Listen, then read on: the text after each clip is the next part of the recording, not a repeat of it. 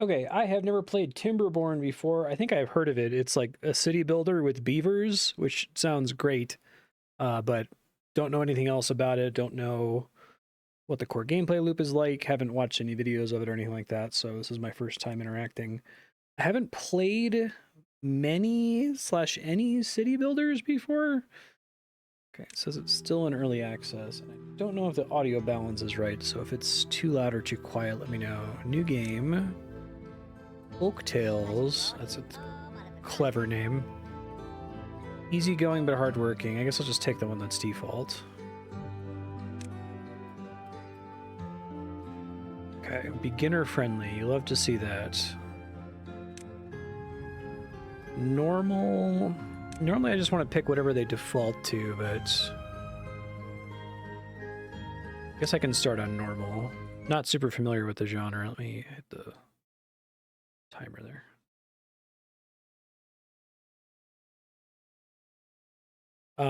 Feel free to weigh in. I guess don't worry too much about backseating or spoilers since I'm not really familiar with the genre. Beaverton. Look at the game is great. So we got all these beaver workers.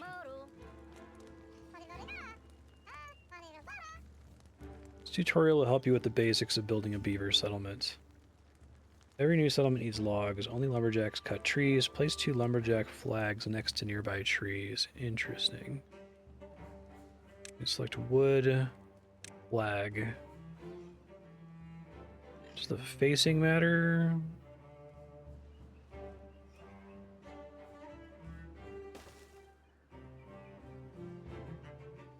Two, it says. Done. Okay. Flags will not be built unless they're in the district's building range. Select the district center to see its building range. You can extend it by building paths. So I need to build a path there. Okay, so where are my paths?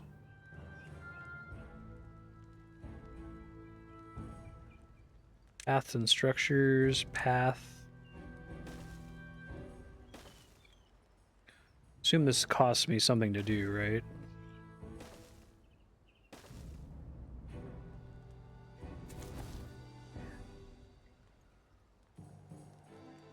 Oh, it doesn't look like that extended. I'm guessing this is supposed to be the building radius that it's talking about.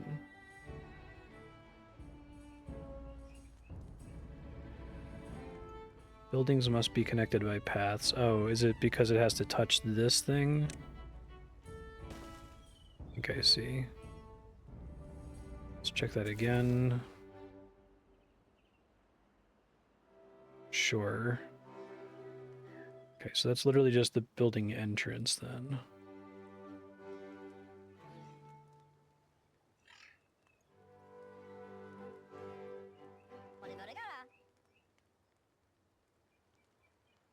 So are they currently building these? I'm trying to see if it tells me when I click on them what their current activity is. Shows me what they're carrying. Okay, continue. Every building with an entrance must be connected to a district center by a path. Be aware that district centers have a limited range. Build paths to connect the lumberjack flags to the district center.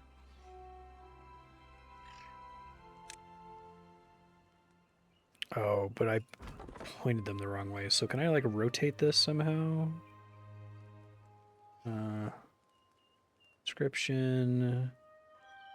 Hide.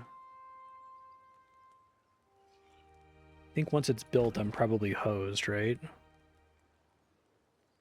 I could probably dismantle it. I don't have a limited range by default. Okay. R. Okay. So that's just the entrance, but these don't have to be like facing the trees, right?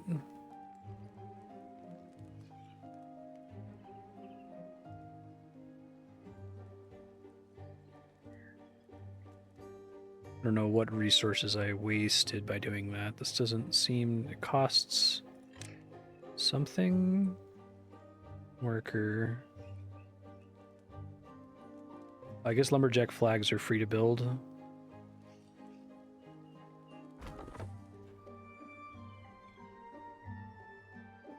Okay.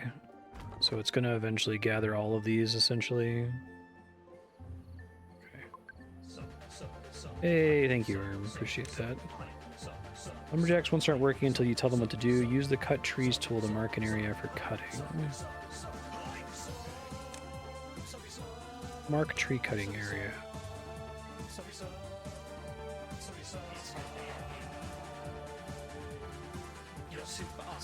Okay, done. Beavers need water. Build a water pump to ensure a continuous source of drinking water. How's the audio balance, by the way? It's maybe a touch quiet. I'll turn it up a little bit here. Build a water pump.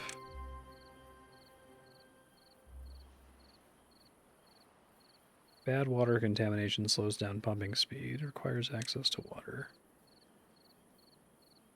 So part of it needs to be touching the water, and then I need to have an entrance, and then the entrance needs to be connected via a path.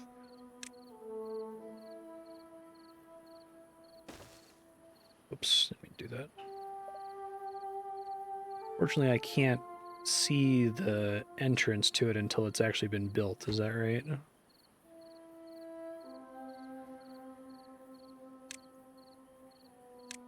So I can't pre-plan my path.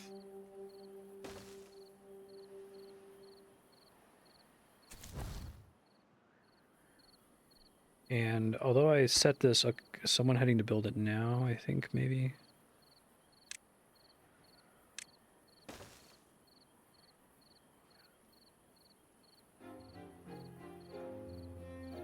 Yeah, I don't see it when I'm doing the path, though, only when I'm clicking here. So if I want to connect with the path, I have to, like, click off or remember where it is, I guess. Okay. I guess they're not building it because they're sleeping? So sleepy.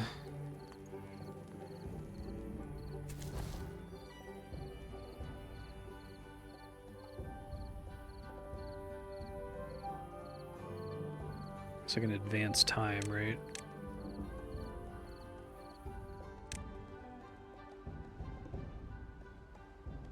Oh, they're probably not building it because it costs logs and they haven't actually started chopping trees yet. Okay, I see. That's cool.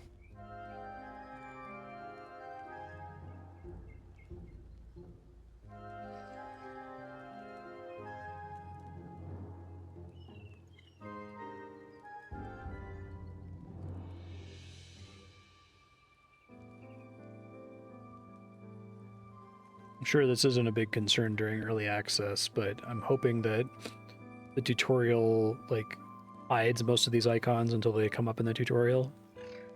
I'm not super overwhelmed. I've certainly played things that are more overwhelming than this. This game seems pretty chill, but... know where a couple places are to look for. Okay. Oh, it's cute. Carrying a little log on his shoulder.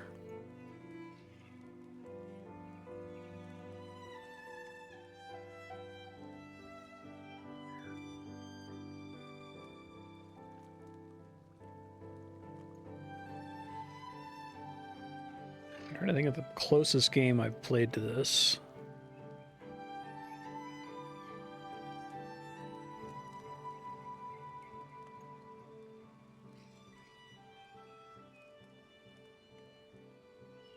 I guess Dwarf Fortress.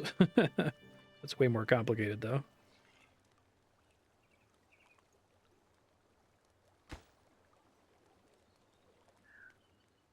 It's still getting built. It's at 26%. So, can I get a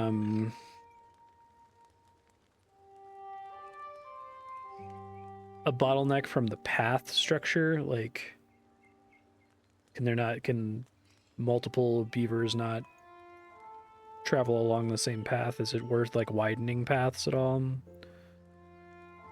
Or even just paving this entire area?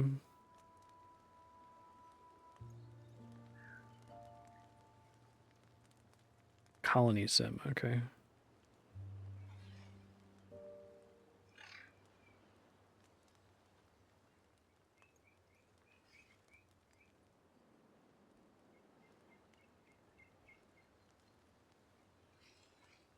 I haven't played RimWorld, but I understand that's a lot like Dwarf Fortress. That's interesting. The store page, the title screen, somewhere else I saw City Builder.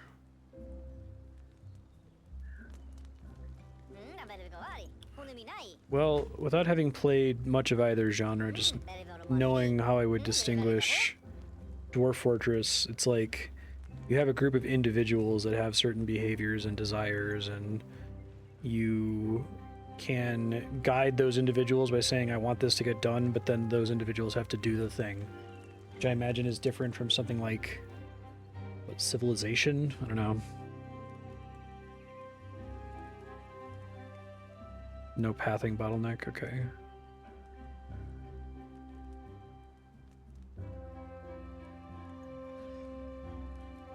Would a more traditional city builder be one where you just say, build this here, and it springs into existence, versus actually having to have workers who carry out those actions?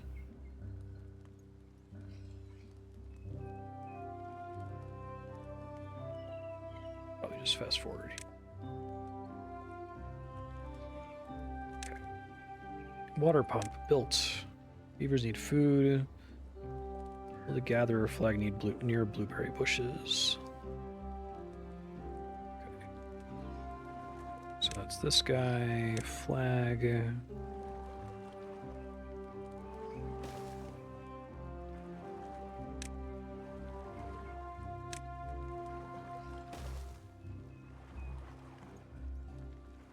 Is there no benefit to just replacing everything here with path? I guess does it make maybe drag makes the game run slower because the beavers have to calculate their pathing over all of those tiles?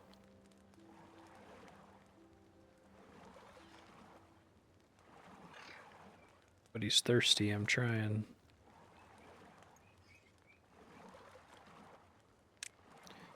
Settlement needs a stable food source. Build a farmhouse to plant and harvest crops. If you're running low on workers, you can pause buildings. Farmhouses have a limited range. Okay.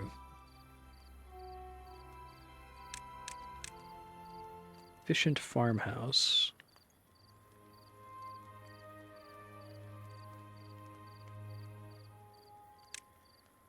It's more workers. Do they need, like, a field for this?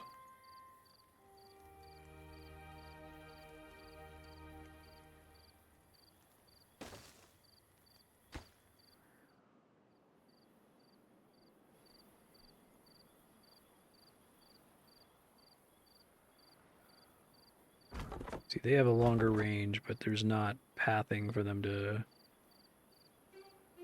So, will they chop trees within the range of this, and then this has to be connected to the base, or do I also have to have paths that run out to the trees? I assume it's the former, not the latter.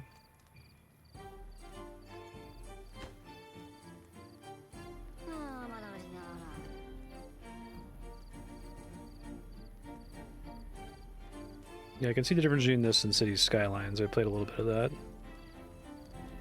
Adding to trees isn't required.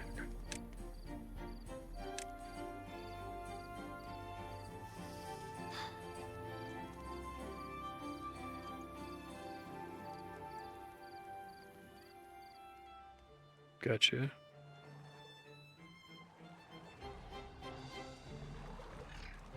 So if I wanted everyone to focus on water, I could pause these.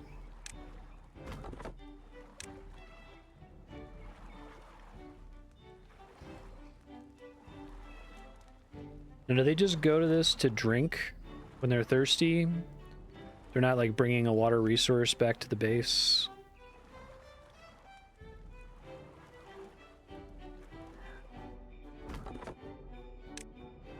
I was worried about so many of them being thirsty.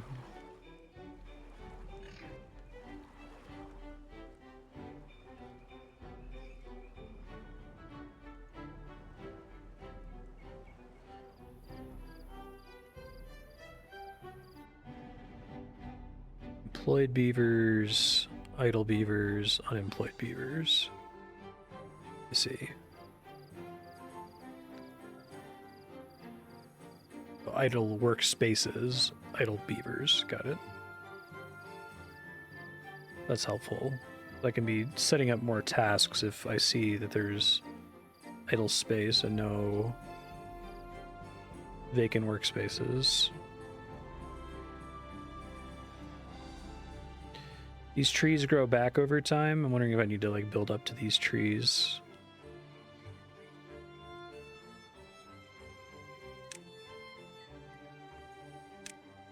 Paths cost me nothing to build, it seems like, too, right?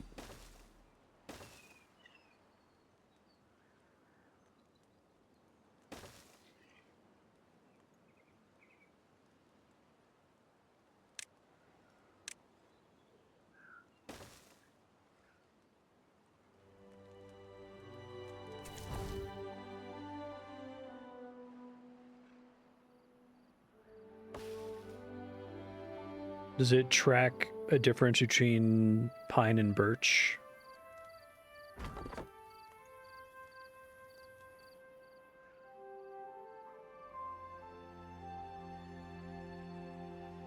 Not at a rate relevant to gameplay. Okay.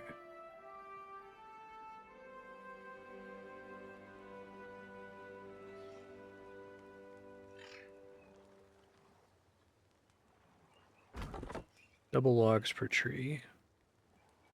Nothing to do in range. Shouldn't it be able to cut all these trees up here? Is there something else that I missed?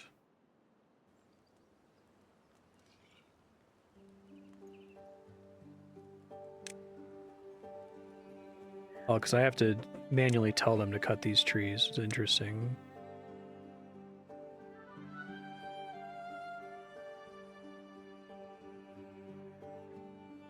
Hey, Trench, how you doing?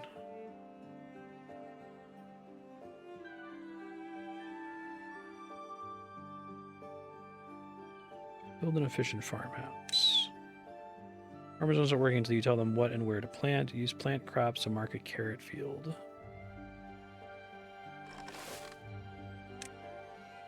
Okay, so I'm used to the designation stuff from Dwarf Fortress.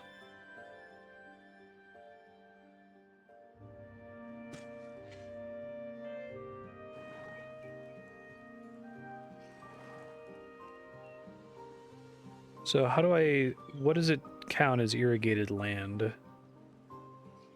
Do I have to do something to make that happen?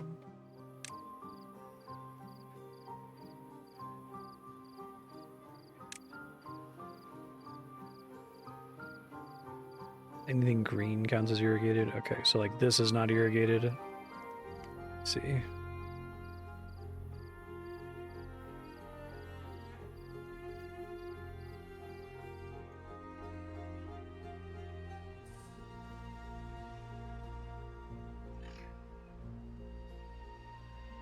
Sure. You can see how the distance matters, and this is wastewater or bad water. Okay.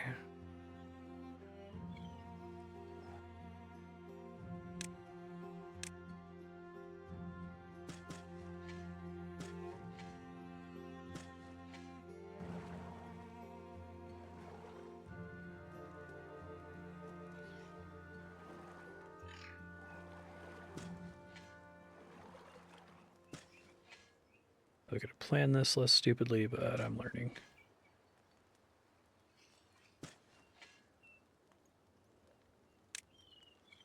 All buildings you place have storage. They fill up quickly. Build additional stockpiles for logs and water. Okay. Yeah, understanding this is slightly simpler Dwarf Fortress is helpful. So we got small pile, large pile, warehouse, tanks.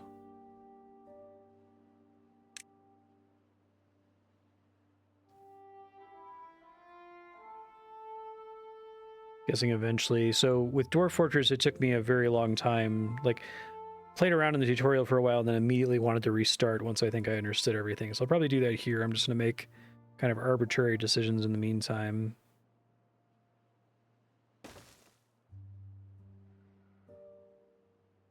So once...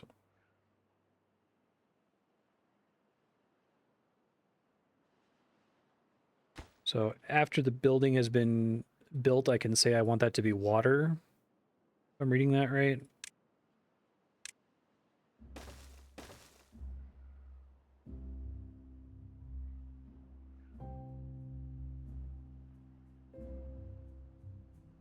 Said large pile has to be wall logs. Okay. Gotcha. We probably want that near the base of the town so that they bring the logs back there and then don't have to like do all the chopping and transport it to build stuff.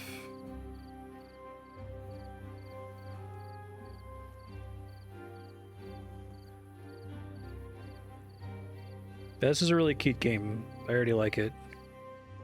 I'm gonna show it to my sister-in-law because she's really into Dwarf Fortress. How far along into early access is it?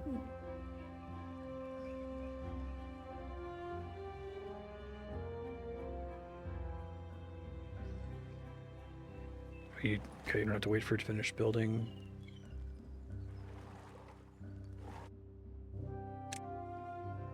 Okay, let's see.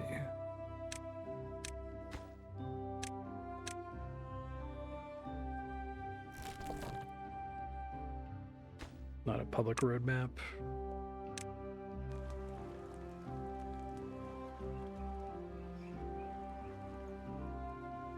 Is it still getting developed?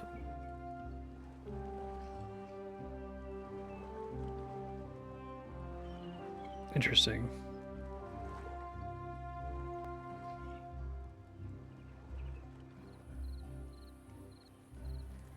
Yeah, this one might be chill enough that it's not necessary. I guess we'll see.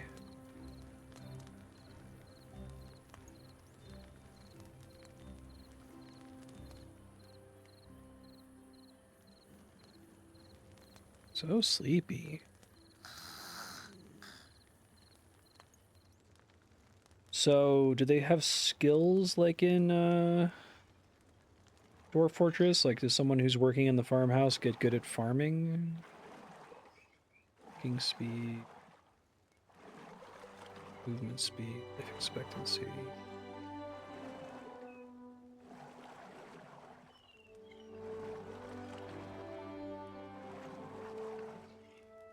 Beavers are interchangeable. Okay. So that's a way that it's been made less complicated than Dwarf Fortress.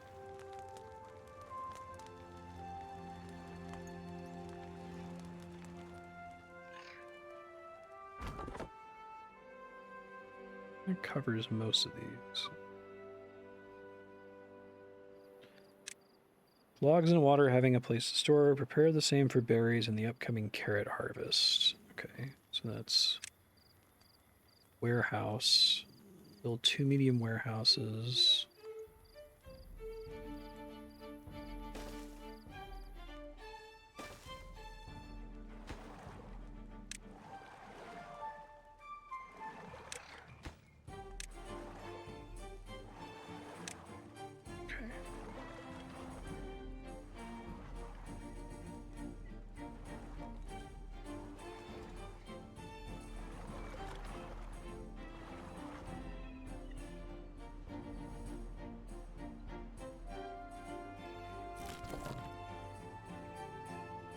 So there's 18 berries stored there. Okay, I see.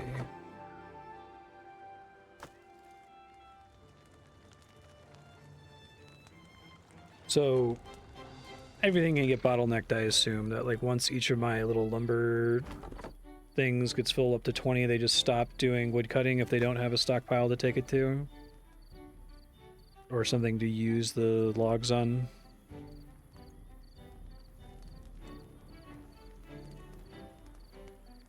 Storage over. Oh, that's great. Yes, I want that.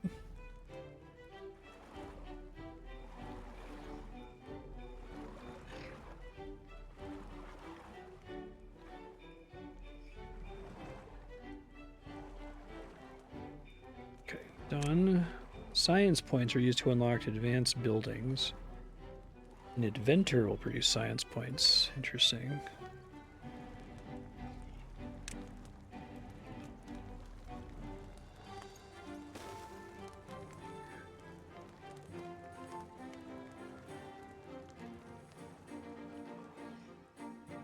Yeah. So should I delete these buildings if they don't have trees, or will they eventually... You said it takes them a long time to regrow. Is this hurting me having the buildings here? I guess it's space that I can't expand my farms, right?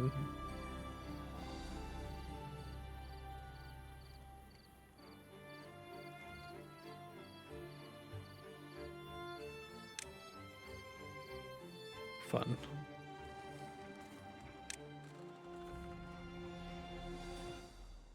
Oh, they still come here and try to work. Okay, I didn't know that. Sure.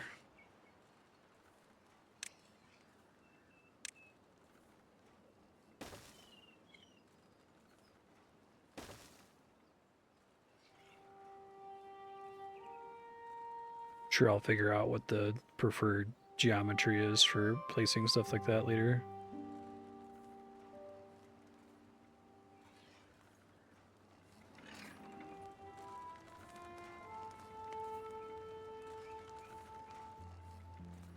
You pay to unlock stuff you have no chance of using. Homes increase your beavers' well-being and allow your folktales population to grow. Build enough lodges to house your beavers. So I should only build something with science if it's clear I can use it right away.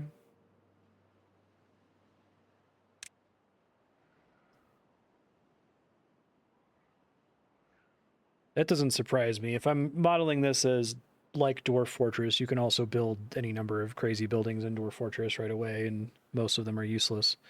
Although I guess you don't need to like research buildings in that. Okay.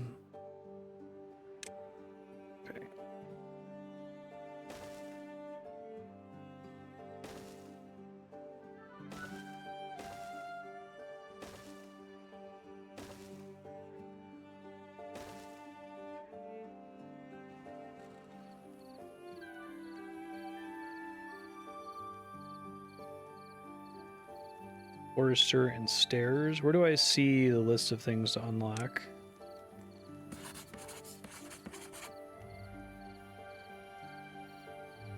I assume the game's gonna prompt me to mess with that soon.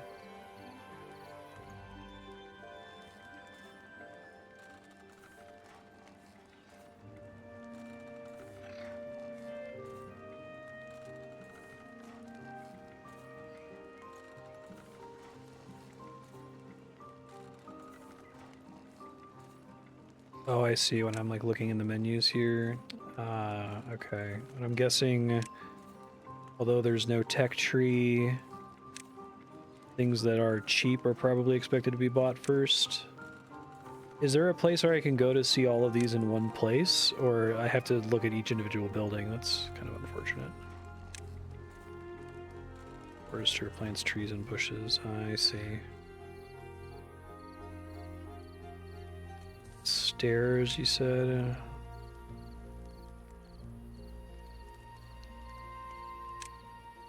Wooden stairs. Ooh, yeah, that's too bad. Okay, thanks for telling me about that. Drought approaching. So that's why you want to store water. Okay. Produce more advanced resources, but buildings require power. Build a water wheel on the shore of the river. Dependent on water flow. Stop producing energy when there's no water.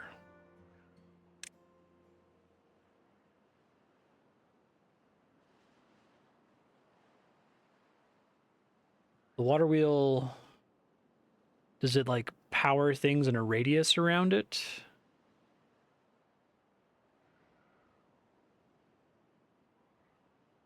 Power connection. Oh, I see. It has a little connection. Green means that it will generate power and it's fine where it's placed.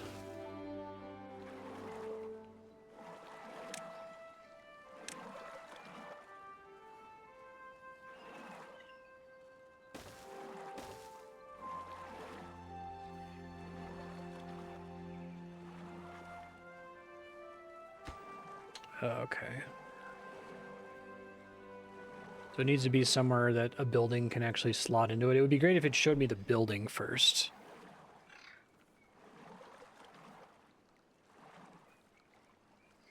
I'm actually going to kill this.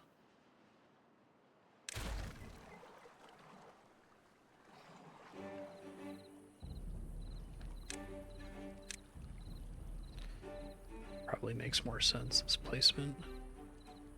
See if I have anywhere else. I guess I could go here.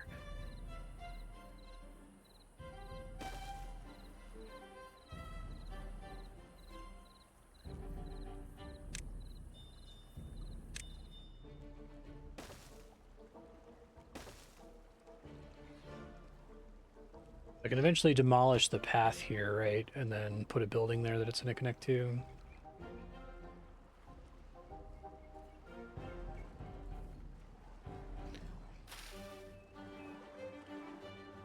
So carrots, I guess I'm trying to like understand this game through the lens of what it has abstracted from Dwarf Fortress. We don't need to gather seeds. That's completely abstract. You build farms and then they go out and they manage them automatically. You don't need to have like water or anything for them. Other than that the land has to be green.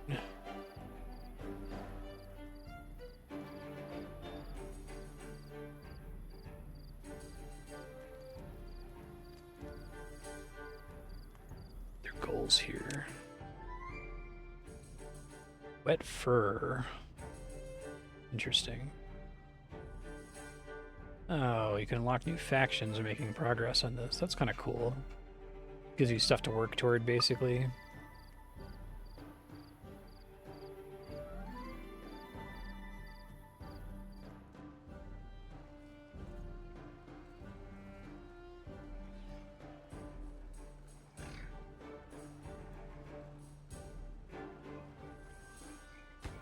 Guys, 52%.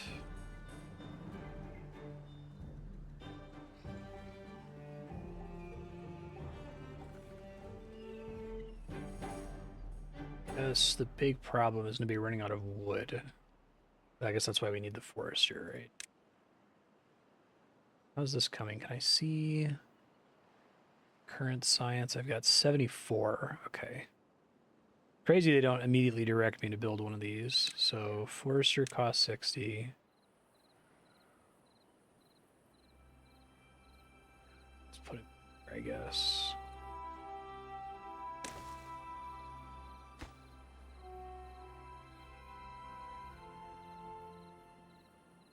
I need planks to use that though, which I think I can already do.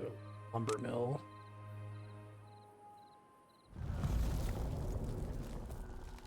Start of the drought. Hey, welcome back.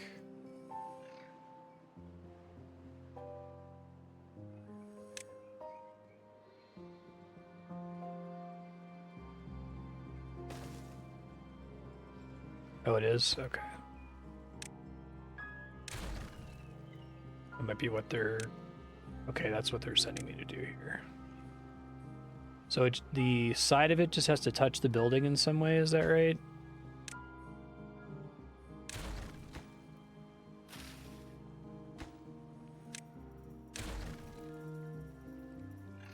Okay.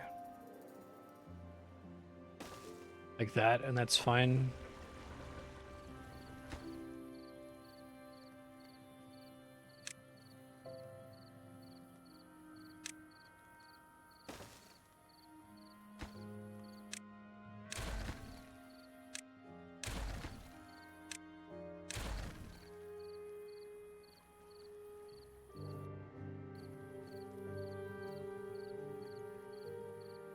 Oh no! Hopefully we have enough water to get us through.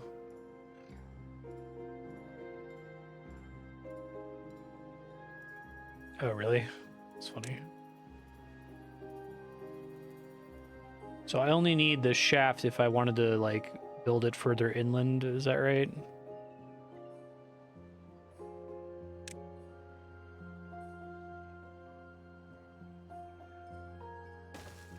That's cool.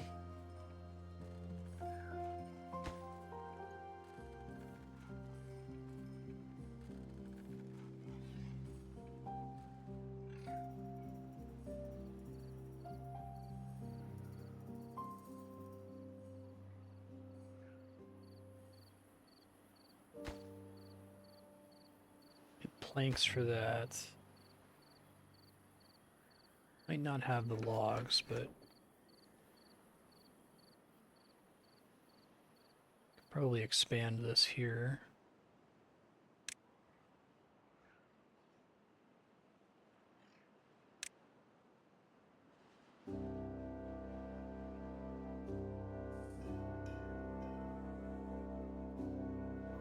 So it starts me with some stairs, but I need to unlock the tech to build stairs to get on these higher levels, or there's other resources.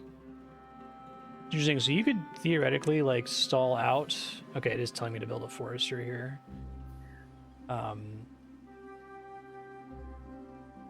If you don't get all of this stuff set up in time and you run out of trees and you've been wasting your logs on stuff.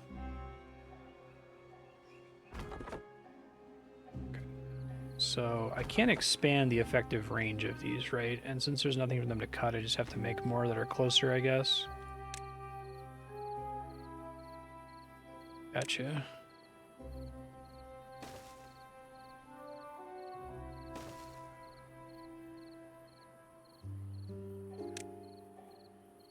The main thing I'm losing by having extra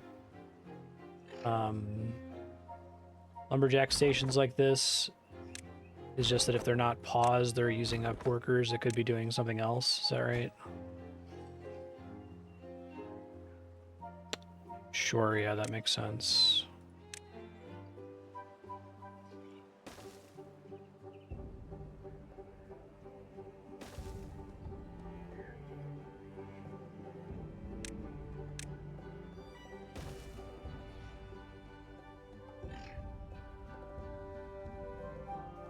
Hey, water's coming back, nice.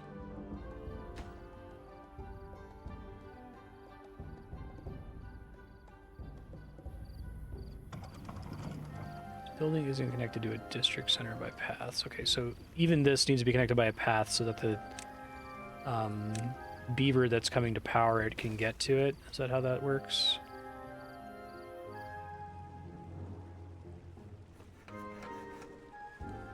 So now we're making planks. Planks are probably going to get brought directly to build the forester. But I could make a stockpile specifically for storing planks if I wanted to.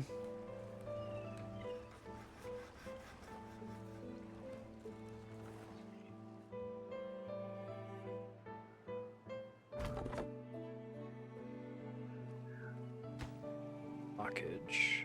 Oh, I see.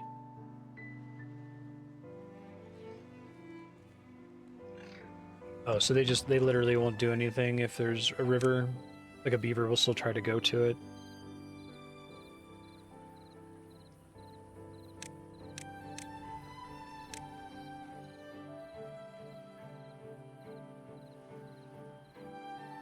Forester builds, you can plant trees, choose plant trees.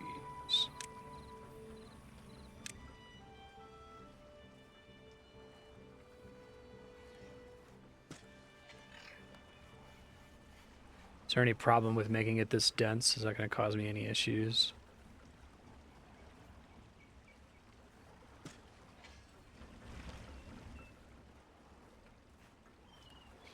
And so, like, farms are abstracted from dwarf foresters, and you don't have to, like, accrue seeds. There's no seeds for trees. Like, once you have the forester up, that's the main thing you need to get more of them. Dense is good. Okay. Sediment is self-sufficient as long as the water keeps flowing. Consider building a dam or placing more tanks to help your beavers survive droughts. Okay, that's cool. So, the main thing driving play here is science, which is accruing all the time. I could make it accrue more. I guess an inventor is a way to spend excess idle beavers to like progress through the tech tree, right? And we said stairs are probably the next most important thing that should be required like right away. So I can unlock that, so that's good. Stairs can take me up onto this like bluff here, I suppose.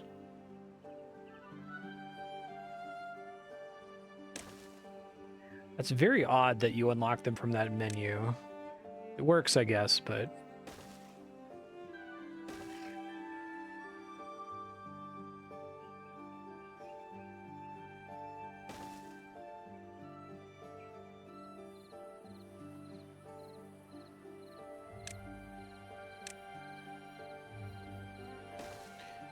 Now, once the forester's up and running, is there really much reason for me to be chopping down wild trees anymore?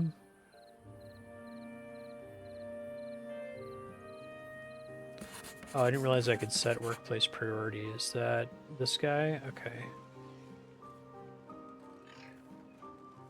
The maximum number of inventors I can have, or beavers in an inventor I can have, is 1.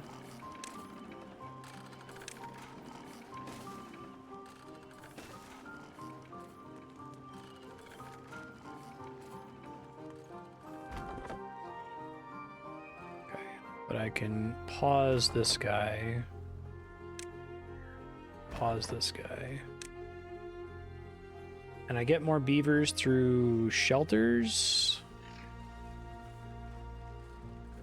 That's where I can see if everyone's housed or not. Has housing. Okay. And we've got beaver children. Logs per day is better for slow growing trees. So I eventually want to do a lot of foresters, right?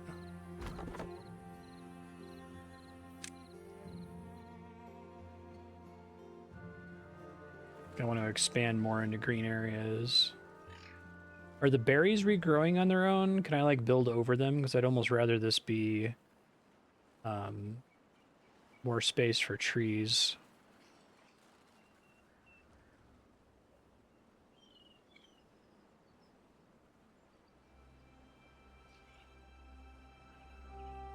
They do, okay. Is there an advantage to storing berries separate from everything else? To make a stockpile of links. I guess buildings should go on non-irrigated land. That's probably the least wasteful use.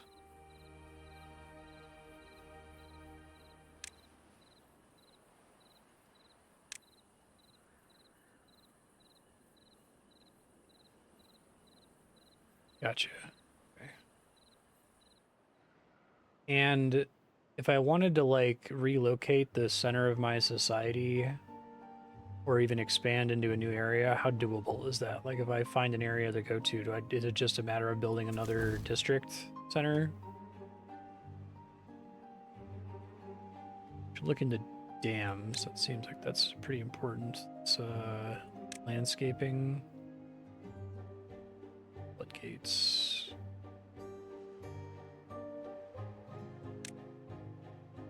I'm just gonna look through all of these really quick. Platforms, which are bridges. Bridge or foundation for their building. Okay.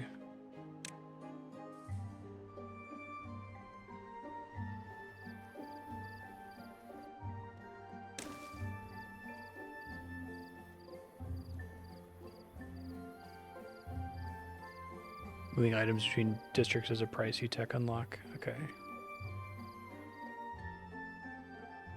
Beavers tend to stay in whatever their initially assigned district is.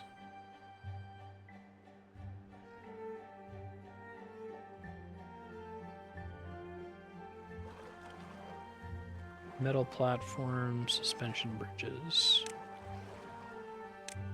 We've got levees.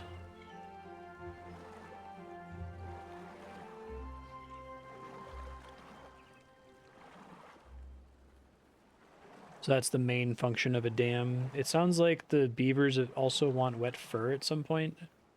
They eventually want homes that are in or on the water.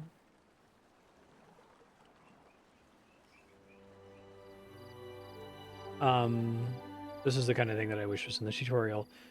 So what kind of structure am I looking with a dam? Am I trying to like build a dam here and build a dam here, and that's going to capture the water in that space? Do I only need like one dam? Okay.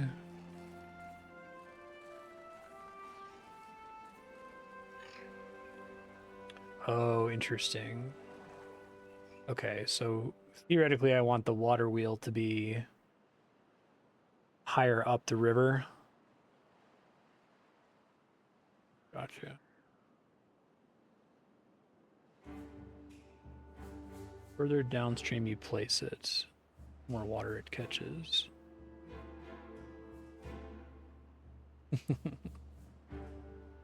Makes sense that they want you to be focused on being self-sustaining, given that you can run out of resources.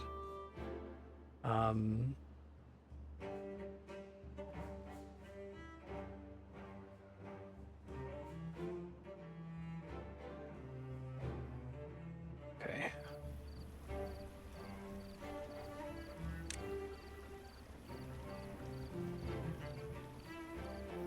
Would I need to have like platforms on to get it?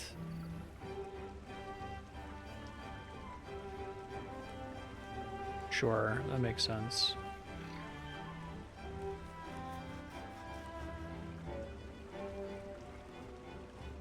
Like from over here, but I have to like get them across, so I have to do platforms to get them over there first, right?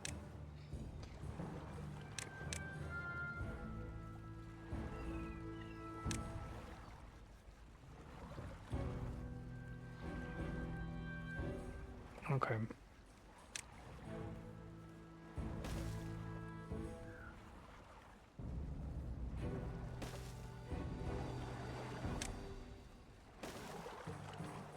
We still need paths in the water, it looks like.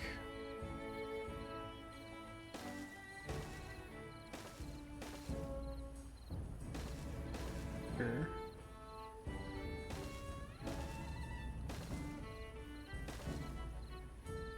And the less green the path is, that's how far the beavers are having to travel. Which isn't great. I guess I could put stairs anywhere, but...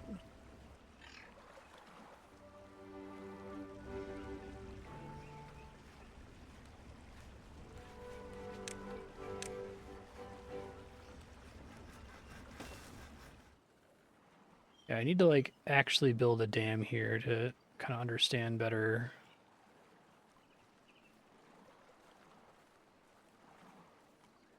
how they're helping me. Like, the structure by itself doesn't do anything, right? It just stops the water from moving. Do I have to, like, build something else associated with it? Or just going to push the water through a tighter space, so it's going to make this turn faster, is what we're saying. Is there 8 logs over here? Okay.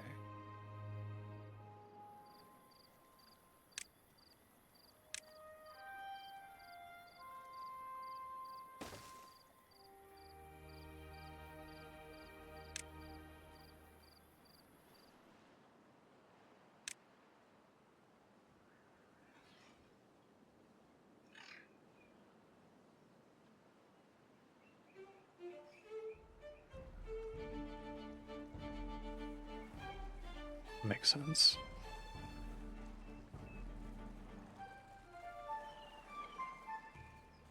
There's just somewhere further down here.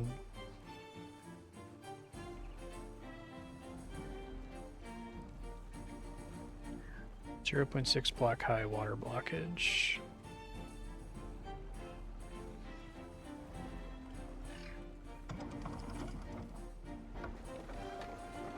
So did this stop turning because the dam construction is in process over here? Waiting on logs, okay.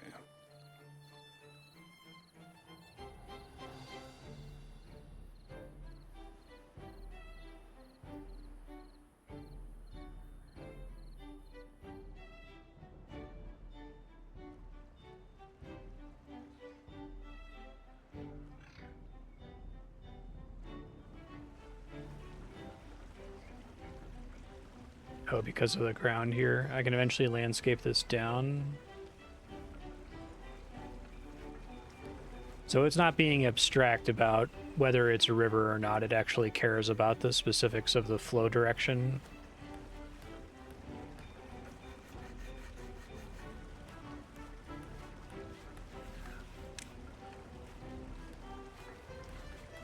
Oh, so if I wanted to turn this into river, is there a option for that?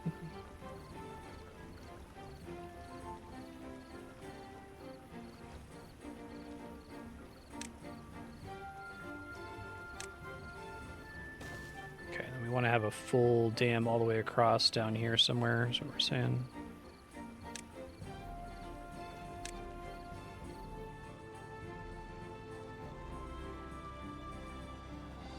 I have to really get through this forest.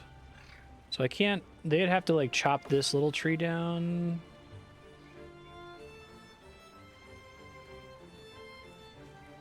I can't really get down there, right? I guess I could make another set of stairs over here to cross over on that side. On.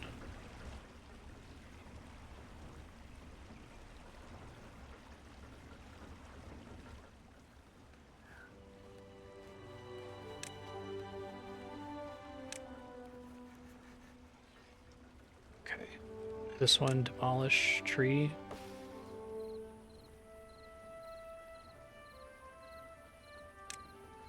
Gotcha.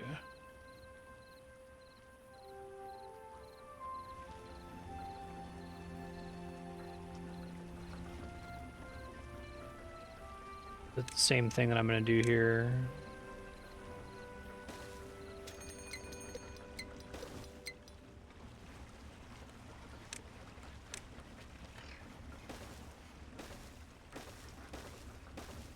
Like that, basically.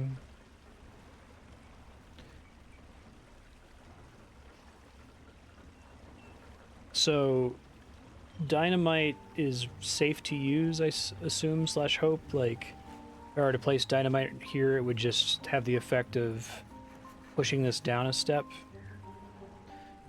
But that doesn't tell me what resource. I have to make an explosives factory, and I have to do a bunch of other stuff first. Okay, let's see.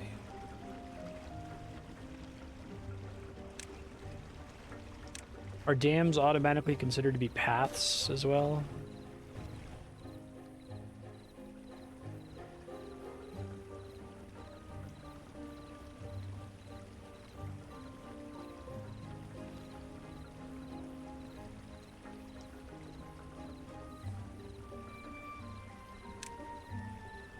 Which I can do while they're still building. Okay.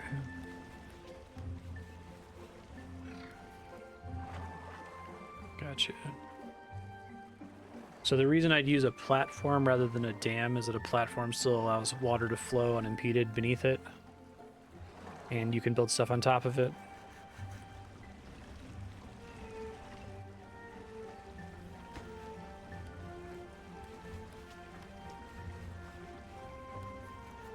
Okay, that's kind of cool. It is neat seeing that they actually bother to simulate the water flow. I wasn't sure with some of the other things being abstracted, but if there's one thing you wanted to not abstract in a beaver game, I guess it's water flow.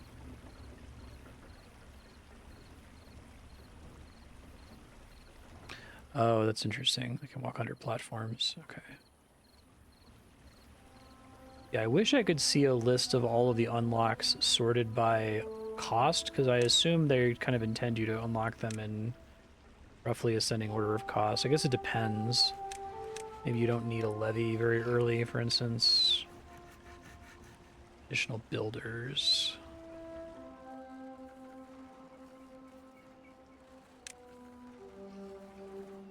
So is the builder's hut if I'm like constructing buildings and I want more beavers to work on it?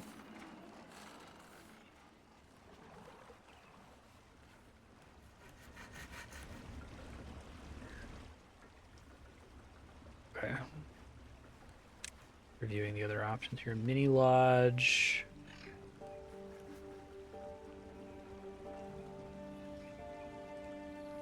It's one.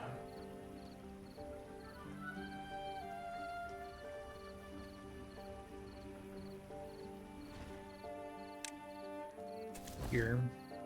Okay. We'd only really have a need to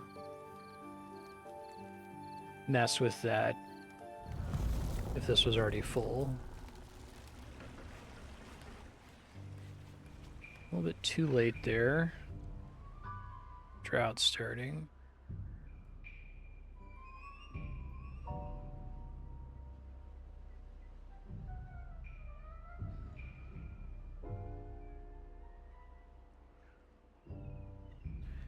I want to kill this guy. So maybe I can just plant something on top of it already.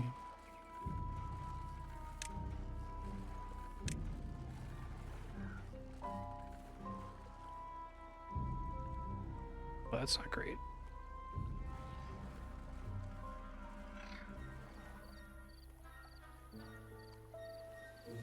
So the wheel basically stops turning when that happens. Nice. I see. So it fell down here and then it pooled up here. So that's what you're saying about building. And bad water is just stagnant water, essentially? Okay, I understand now. I expect I have no water wheel flow because it's a drought, right? And the water is not flowing.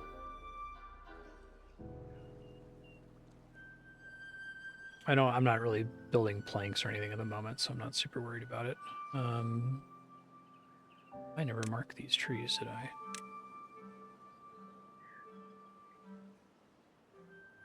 Good. Beaver assigned and everything.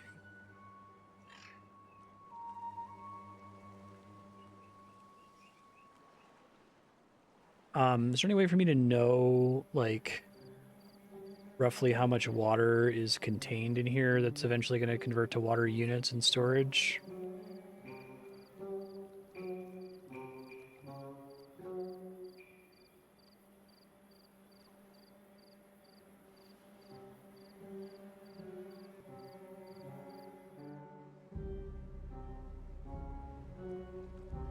Gotcha. Okay.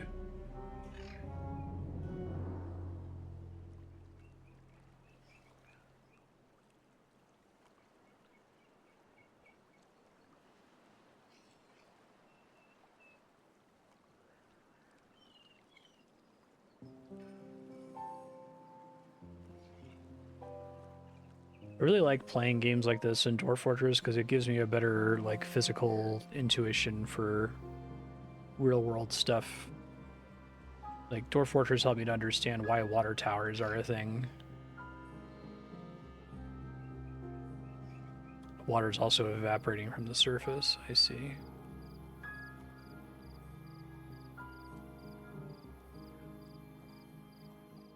But like you were saying, if I had managed to build this dam, like, all the way down here, all of that extra water would pile up on the same elevation once the drought season started. Okay. Cool.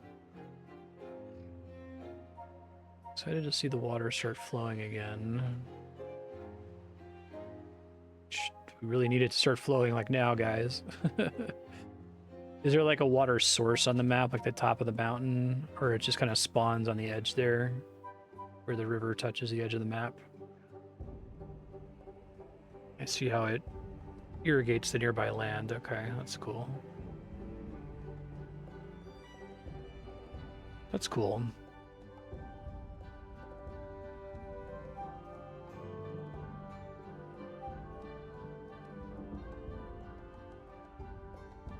These guys.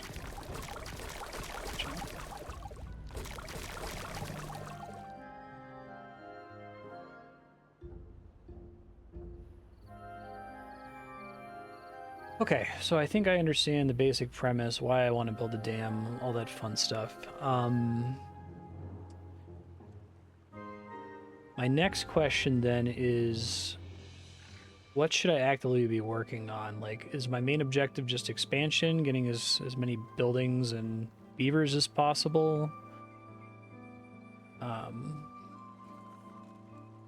Because at this stage in Dwarf Fortress, I kind of had a sense of things to work toward. personal projects, that kind of a thing.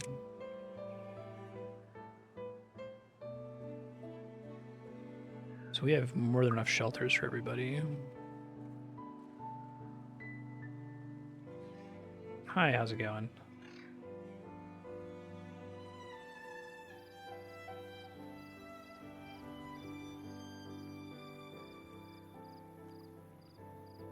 Yeah, no, I totally get the mission define or user defined mission thing from Dwarf Fortress. I'm just curious if there's any recommendations of things I can start working on. Carry goods, carrying capacity up. District crossing. Or that's what you're talking about. If I wanted to build a second district, I would need to build one of these in order for them to share resources, essentially. Oh, why do we have to clean up the humans' mess? They're all dead. Fun. Okay. An interesting setting concept. So, like, something you might do is to just completely block off the bad water source so we don't have to worry about it.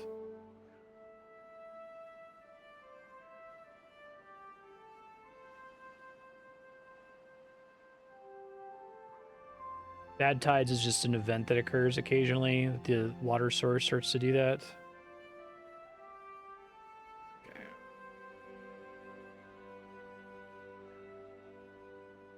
Let's see.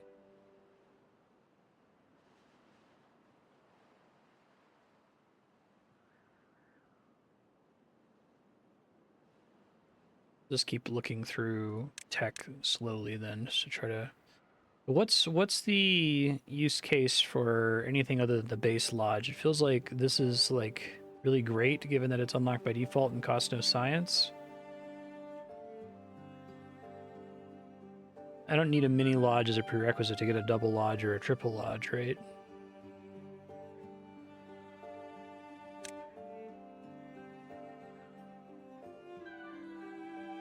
Ah, okay.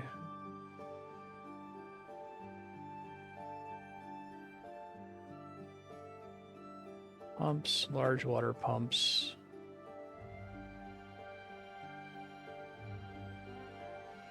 So large water pump effectively just strictly better than the base pump. I do have the science for it. I just want to see what else I should prioritize here.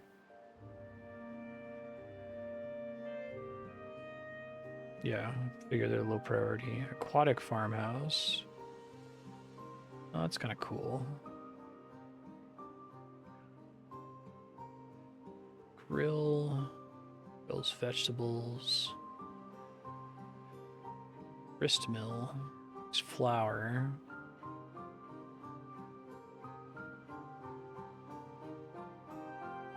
Gears are my next new building material. Okay, is that under...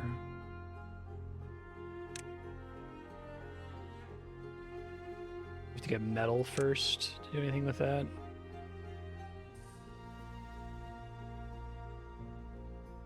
Is there any reason I couldn't do an observatory this early? Is there something else that it requires?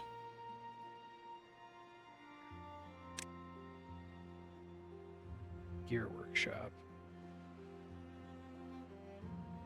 Gears from planks. Okay, so that's an ongoing use for planks. Oh, but it has to be powered. Okay. I need to have another water wheel up here, presumably.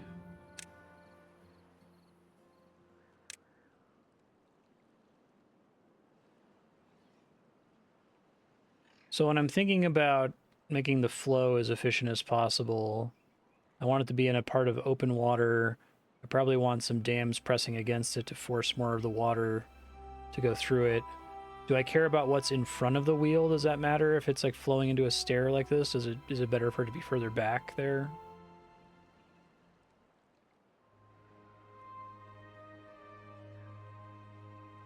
That's probably not a great setup for that.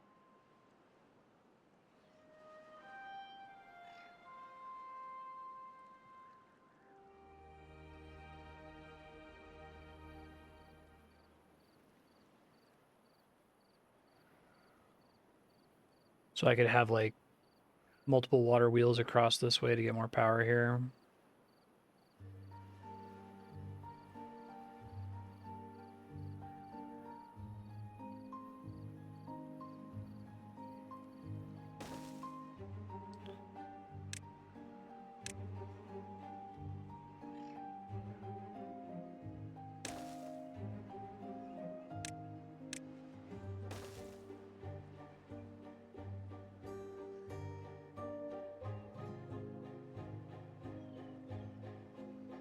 Probably want to build more tree farm, to be honest. Let's plant trees. And you said the advantage of the longer growing trees is that they give more logs per like time step, essentially.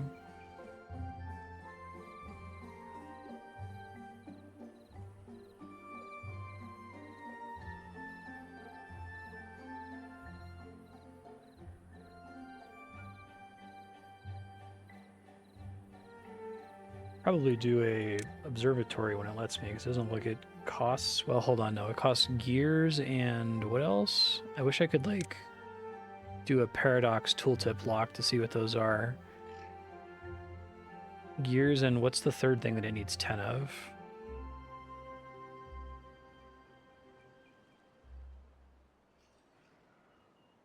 Does pine resin get harvested automatically as part of chopping down the tree? Not getting stored right now. I have to build a tapper shack. Okay. This guy. And that's just about proximity to the trees. So I'd have to designate some of the trees to be pine resin. Gotcha. Okay. So my forester only covers this radius. So I guess something I might eventually want to do is redirect the water in such a way that more of this dead area is irrigated, essentially. Not now, obviously, but long term, that's a thing you can work toward. Okay. So I could just build one over here, I suppose, to walk a little bit, but it's not the end of the world.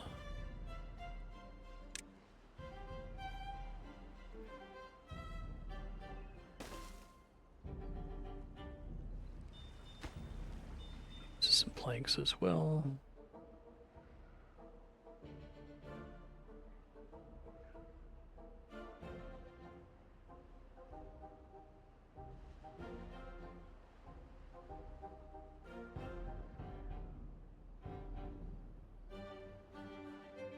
I could give them some more shortcuts via stairs, right? Just to make it easier for them to cross the water. Because I can always demolish those later.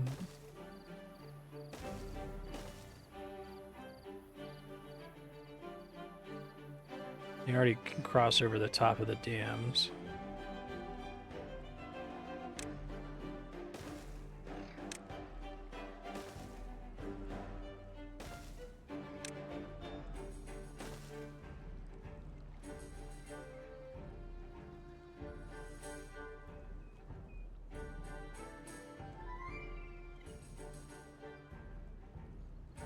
Oh, it's not a full refund. Okay, good to know.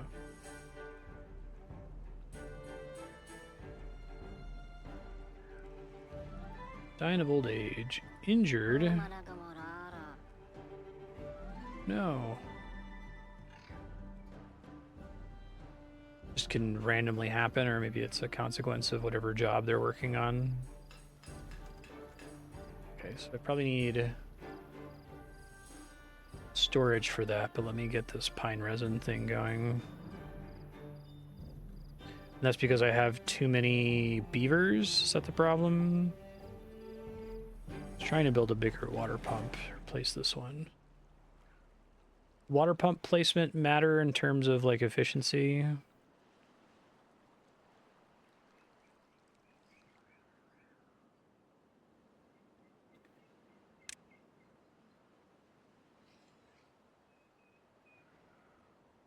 Don't know what you're responding to, call me vid, but if it's in hide, if you type exclamation point hide before your message, chat can see it and I can't see it. You have a fixed efficiency.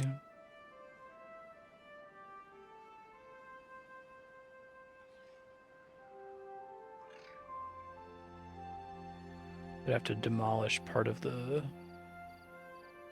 path here, I guess, right?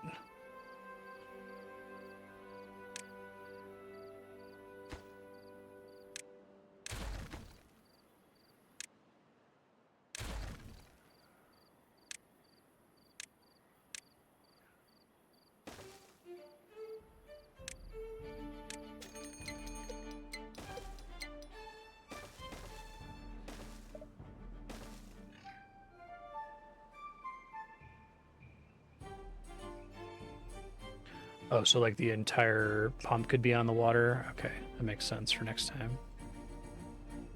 Gotcha. So we can plant some more pine trees over here.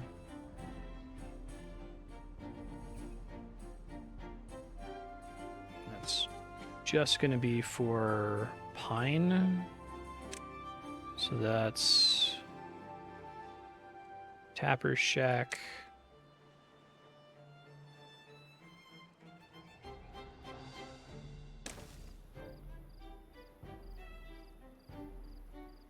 Yeah, if I were to start over, I would place everything much less stupidly, but I'm just learning the game, so it's probably fine.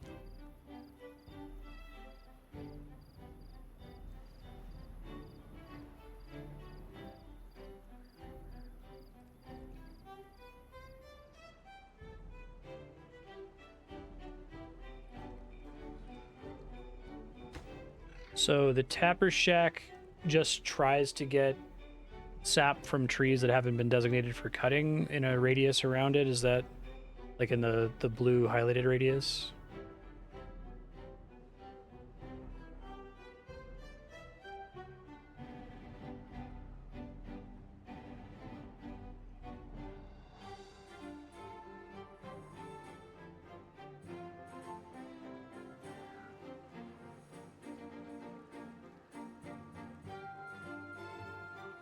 I see. Okay, so I probably need more stockpiles soon.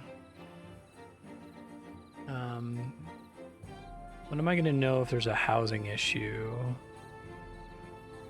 Occupied beds, free beds. So once I see homeless higher than 0, it means build more shelters. Okay.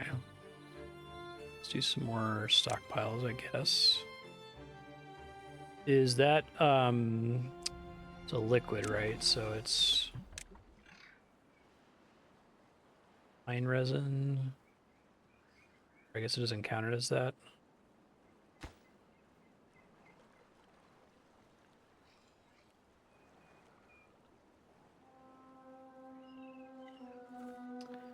Ah, okay. So if I want more beavers, I need more houses.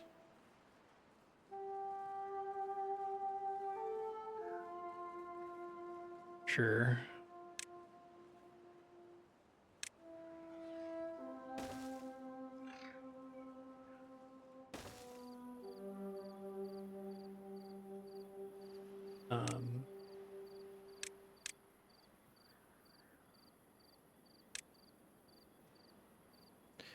Let me just confirm what can go here. So what do I store pine resin in?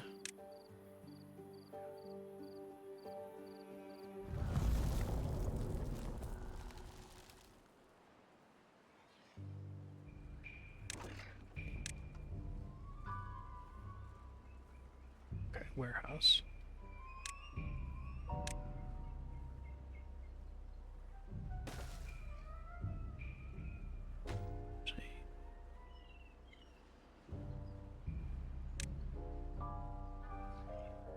Wheat flour, wheat. Hard for me to like eyeball it from here. Here we go, pine resin.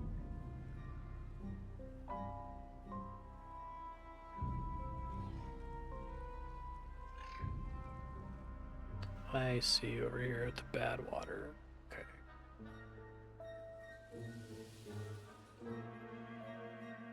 At this point, I don't have a solution to a so-called bad tide, right? And if it happened, my colony would basically just die. Is that a crucial thing to build toward for now?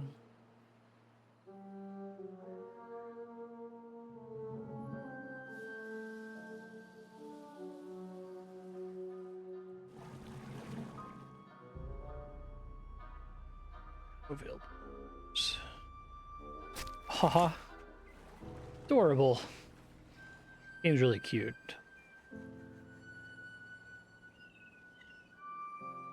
Okay, so this is cycle 3, and I'm in a drought, so maybe I want to start thinking about it on the next cycle then. This guy can go.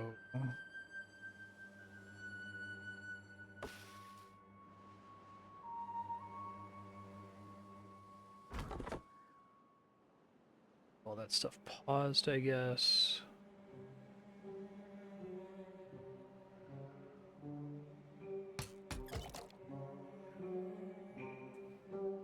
Okay, so now that I have this building issue, maybe it's time to get some more beavers.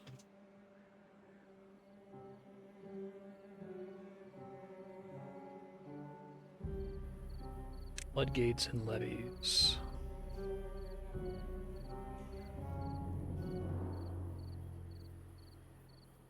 Ah, okay. Levee's like a permanent thing though, right? I don't have any way to adjust it once it's built. So should I just skip over levees and go straight to floodgates?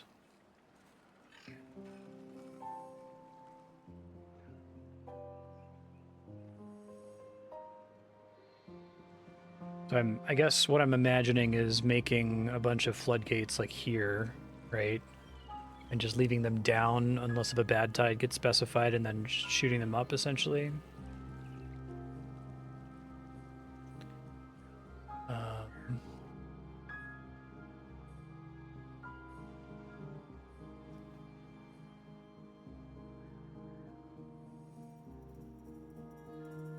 Okay. I hate Serp. Bloodborne with beavers.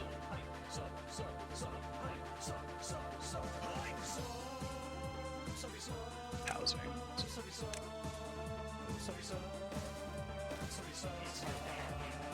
Probably overkill given I already kind of have water storage issues.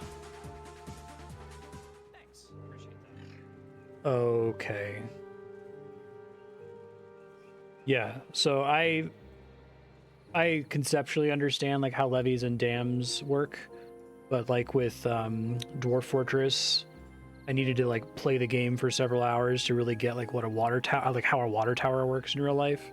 So I don't really have the like intuition for where I would build levees, for example, and floodgates in order to control the water without it spilling over the top and flooding, which I guess is kind of what the game is about. So you have to redirect bad tides to flow off the map somewhere without a water source that doesn't involve flowing past your colony. Okay. So this section of water here, in the way that I've currently built things, this is the danger zone where something bad can flow through here. And it's flowing through here, I guess, from multiple locations, right?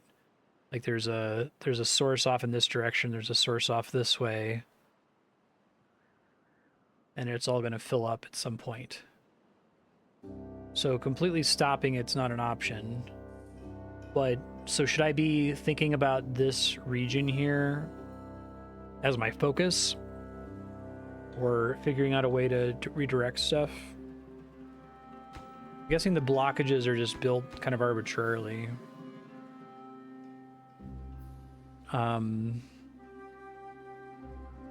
But I guess this probably also just fills with water on its own at some point.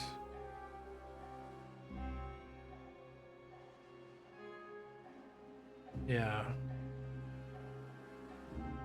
So let me try to like abstractly kind of picture what this is going to look like. So pausing. So if there's water coming from these two directions and it's like in this little pool or lake here, I want to let good water through most of the time when it's good water. But I also just want to stop the water from coming through here at all if it's a bad tide, right? So this is where I want floodgates. And then I have to use levees and other things. I have to demolish this blockage and use levees to redirect the rest of it this way. I guess maybe with a single floodgate. I need to think of it in terms of water pressure, right? And water height. I guess I don't really have to think in terms of slices like Dwarf Fortress.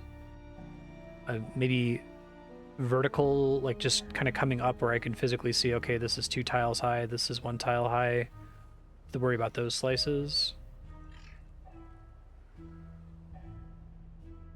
All the way to a map edge. So when it hits a map edge, it drains? Is that how that works?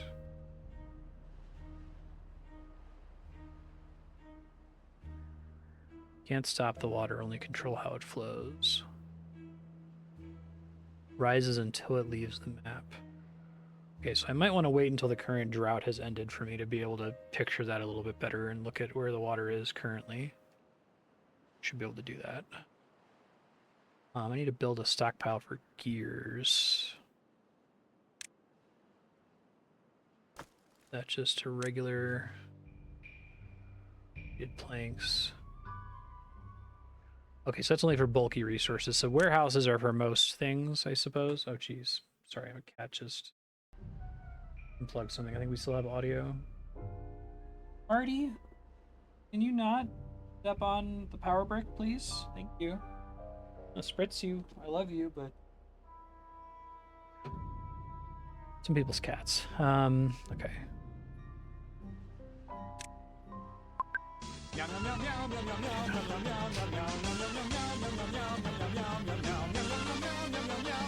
Fortunately, they didn't kill the whole stream.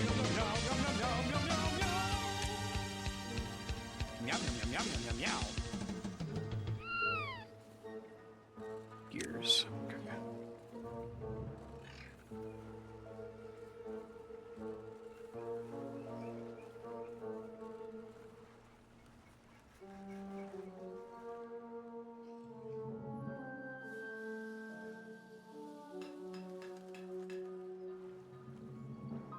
I could have a beaver run it on the other side.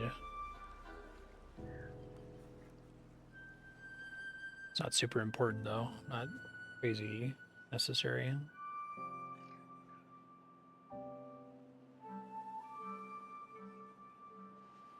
Keep letting this run.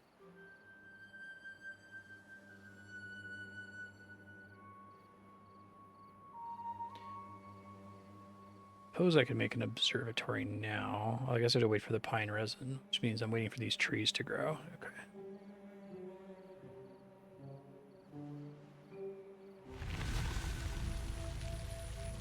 Nope, don't know what's tempting to blurt out, but appreciate staying in hide as much as possible. I am open to some help because this isn't a genre I'm super familiar with, but maybe discuss stuff in hide before sharing it. See if there's consensus about sharing something. So let me watch this more clearly.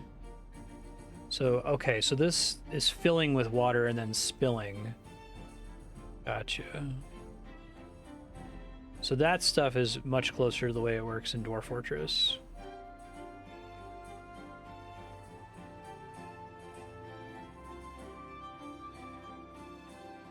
Keep watching the water flow here. Eventually it's gonna spill through the top. I get that they tried to make the dam like look like it's like by professional anthropomorphic beavers. I should imagine that there's like a little hole along the top for the water to spill through. Okay, follow this. It hits this blockage over here. It's still flowing this way. This concept of bad water is like brand new to the game. This wasn't here like a year ago. Okay, so it can exit here.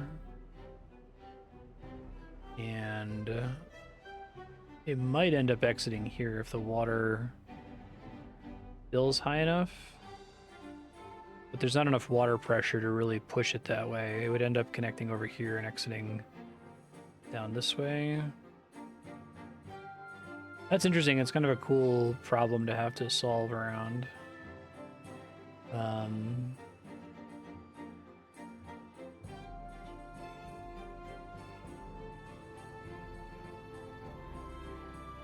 Oh, really?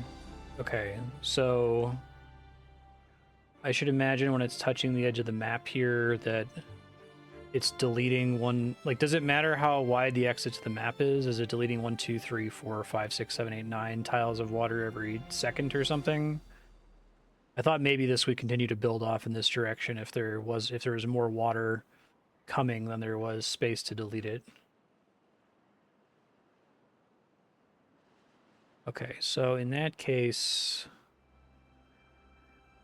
if I delete this blockage and this blockage, it should join the water here. Narrow enough channel will limit the exit flow. Okay. So what I think I do is I build a path this way.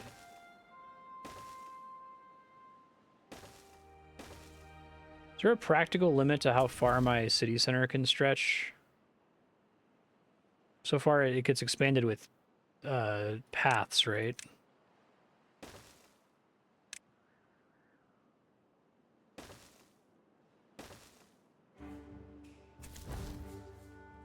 It doesn't... Well, maybe it will after the staircase is built.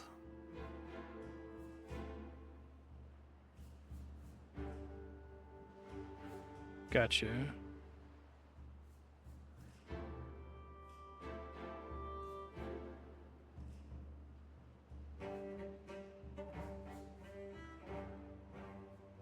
Oh, it's blocked by a trio. It's funny. Thanks.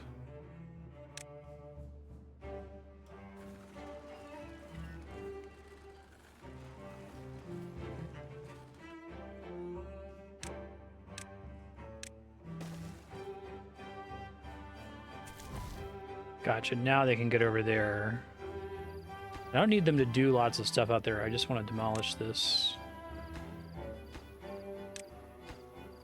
So they can still travel out to demolish from the path and hit those, all 4 of those. I don't have to make the path connecting all of them.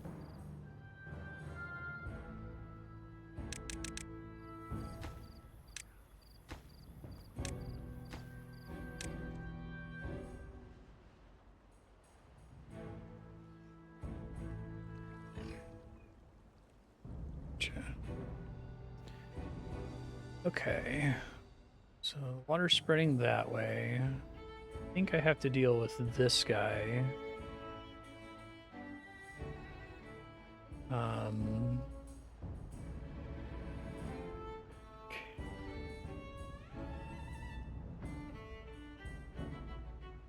It'll take them forever to do stuff that's really far from the town base, but they'll still do it, right? There's not like a distance where they physically can't operate any longer.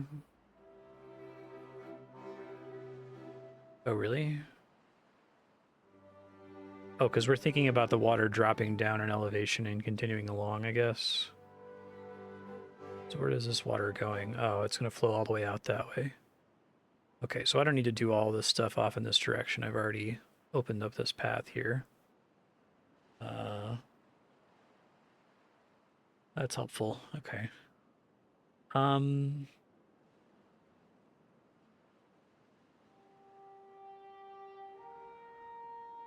just gonna stare at this for a second. So, like, do I even need levees here? Can I just do floodgate, floodgate? I can have a floodgate here and a floodgate here. And I can have it so that this one is as high up as it'll go when everything's fine. And this one's down when everything's fine. And then if there's a problem, I pause the game. How much time do I have to deal with a problem? Like, am I going to be able to get the beavers there to do their work in time? Or is it going to end up, if there's like a little bit of bad water contamination, I'm not like going to die or something? I don't really have an intuition for that part of it.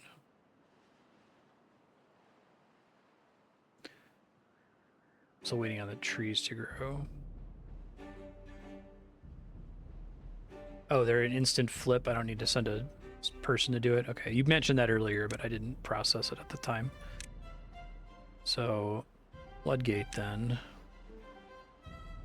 How does the directionality of the Floodgate work? Is it... I can't do them diagonally, right? It's just like the top of the building. This would be blocking the water there. Oh, it's purely cosmetic. Okay.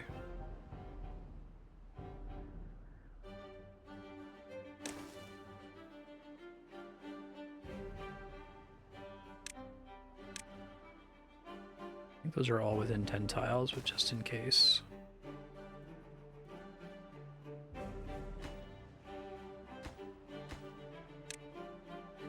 I like that paths are free and insta-build. It's nice.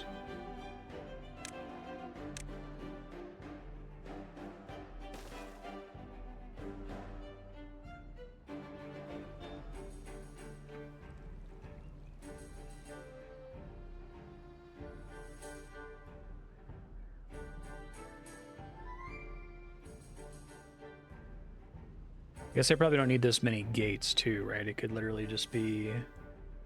Most of it is levee, and then there's a gate in the center that lets it spill. I guess I'm too stressed out about the way it models pressure, if it's anything like War Fortress.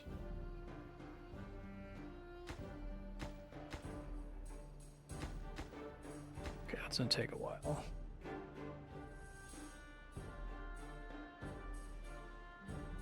Do have a decent number of planks built up. Should be getting resin soon since the pines are growing.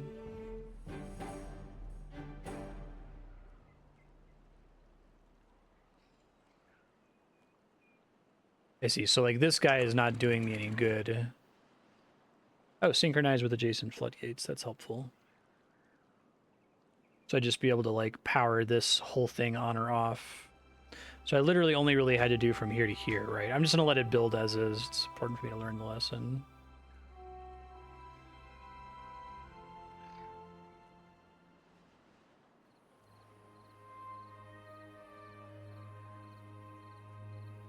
Guess this is costing me resources, so let me...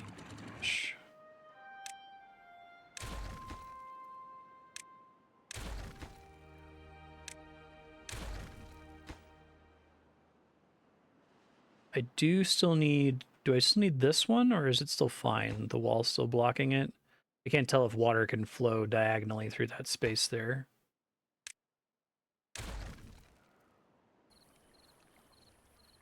Probably don't need this one, right?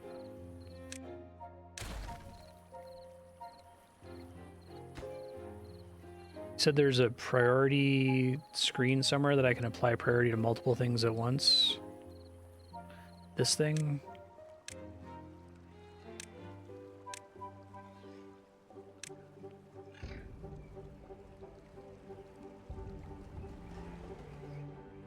That's helpful, yeah. Pine resin, please.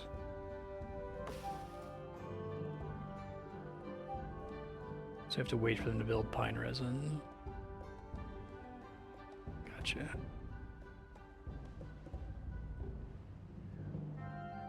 If they dump some junk on the ground because I demolished a building, does that junk get used, or does it have to get moved to a stockpile first? Yeah, that makes sense. I'm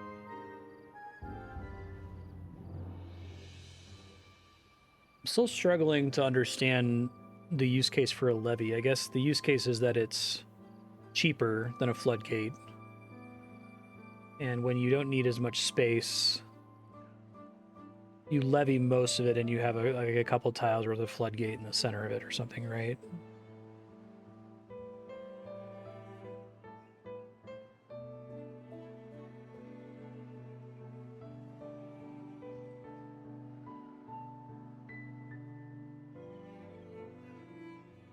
And I could theoretically increase the number of builders here by doing that.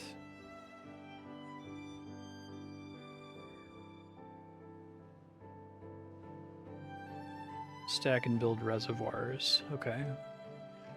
Yeah, I'm super interested to see where this game goes. I see why it's still in early access. Like, it looks like it's pretty fun to just mess around and kind of make a self-sufficient colony and expand and solve some of the problems. But it seems really cool to kind of, like, I thought that the water pressure maintenance in Dwarf Fortress was a shitload of fun. It wasn't super necessary. You could totally play the game without, like, building a well or something. But kind of like focusing on that as your core mechanic. I wonder where else they could take this. It might be interesting to do beaver skills at some point, but I suppose they're trying to keep that part abstract, that they're fine with the beavers all being interchangeable.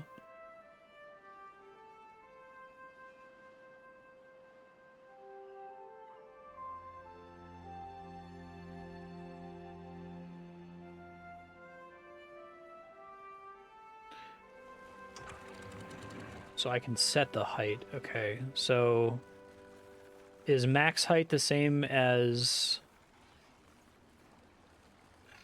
one tile over? I guess I should mess with it. Figure it out. Max height means no water will pass unless if it's flooding, and unless if it doesn't have anywhere else to go, basically.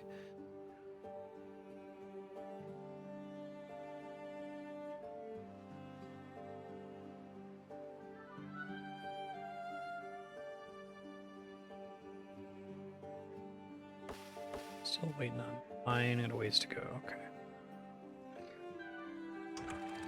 So let me try messing with this. If I turn this all the way up, no water. But then the water here stays at a certain level because of the dams I built down here.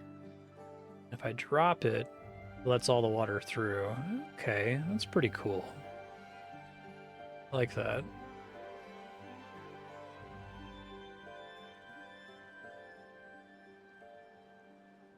So the water pressure simulation, I can't tell if it's like about as robust as Dwarf Fortress is, if it's more robust, less robust. I'm wondering, like, can you effectively force water up? I feel like there's no reason to do that, but...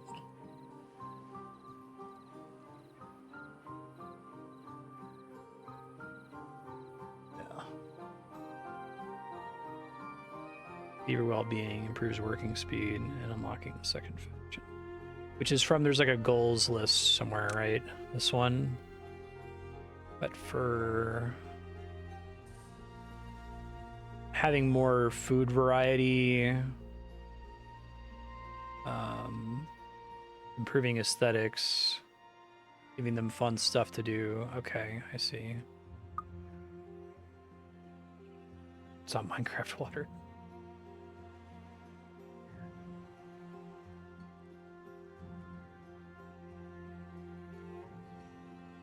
I see. So I do really want to build my observatory, but I'm gonna, well, I have to wait until I get the pine resin, but that should be soon-ish now. Getting there.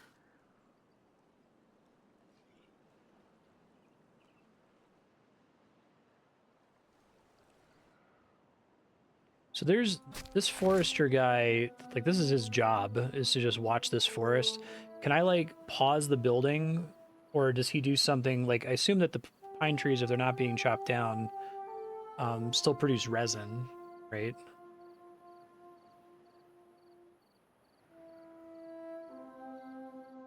Tooth grindstone, is that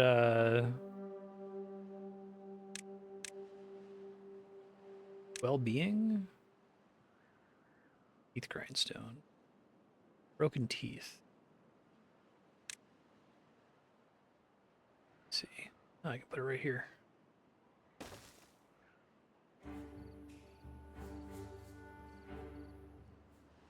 Okay, so I can just pause it.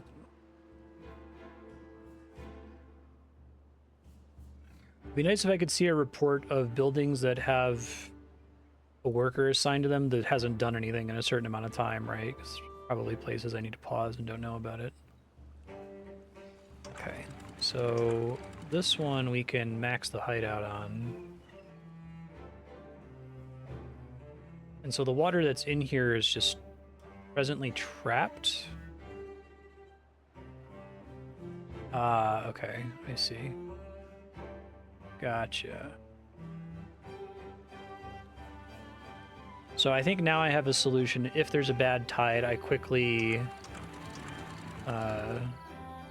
drop this one to 0, raise this one to 1.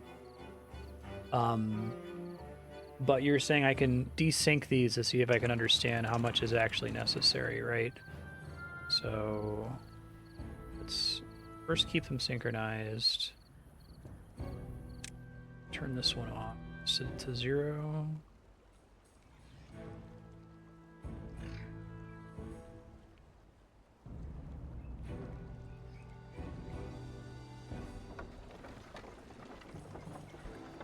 Wish I could like click on a tile of water and see like what the flow rate is. I guess I could maybe infer that from power generation on a water wheel that's nearby.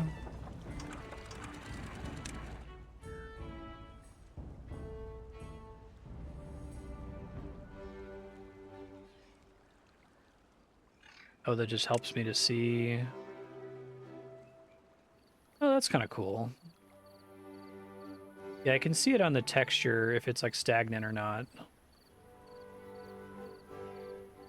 I'm interested that they did bad water as opposed to stagnant water. You think if you have like a pool where the water is not flowing after a while, it would turn into bad water. Maybe that's kind of the objective eventually. So 2 might even be enough, to be honest.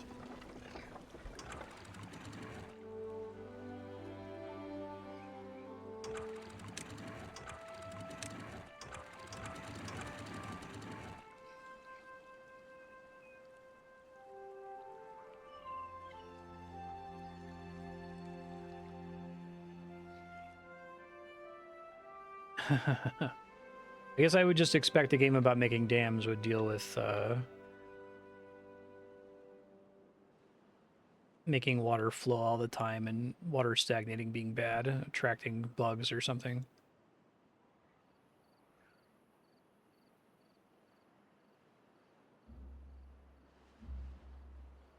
Okay. So I think I have this problem solved. I'm ready to go if I get the alert. That's great. What's this pine resin thing coming? Ah, so when they turn that color here, that means they're ready to be harvested for pine resin. Which theoretically should be happening. Oh, it's getting stored here. Okay, so I do have some, so I can probably do this now.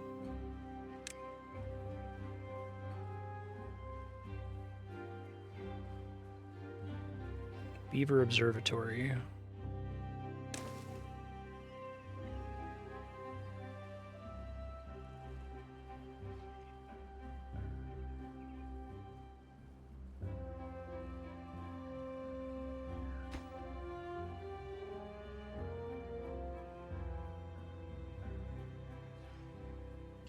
Oh, it does?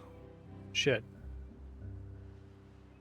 Missed that part. Where does it say that? This 200 horsepower? So if I demolish now, I get a slight refund. Okay. So in that case, build it somewhere else. I would essentially need multiple water wheels. Oh, okay, that's good to know.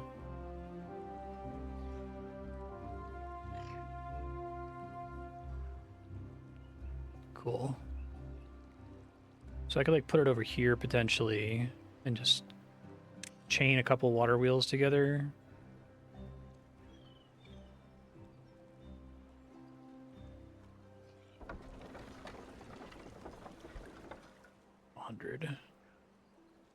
Yeah, that makes sense. So if I had some built like right next to a waterfall, it would be a little bit better, presumably. Is this having any measurable effect on the water flow that it's passing under these? I get that damming behind the water wheels is bad, but I'm wondering if water wheels are bad for more water wheels, you know?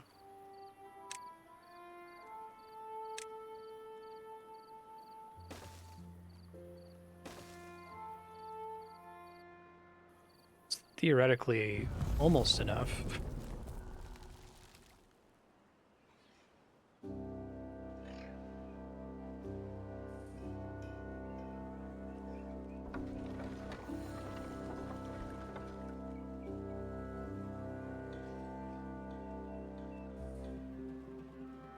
Okay, let me demolish them.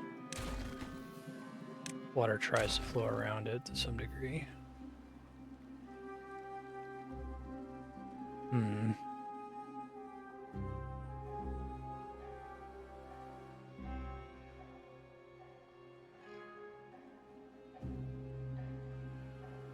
So I don't think I've hosed myself completely, but I'm trying to think of what the best way to build that then.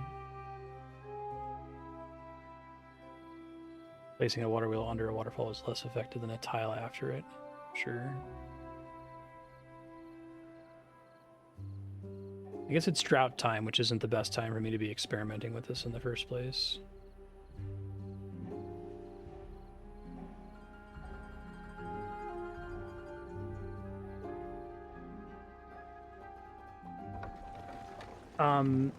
There's no way for me to know historically what the most power has been from a water wheel, right?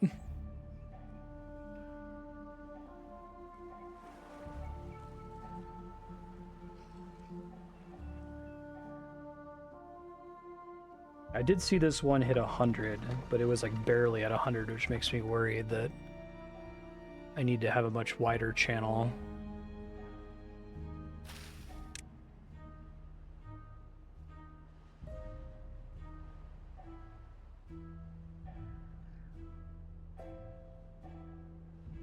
That just affect its efficiency. I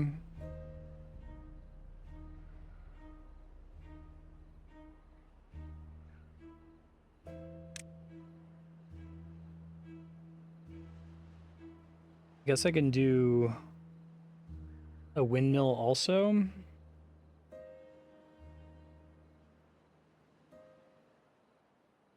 Okay.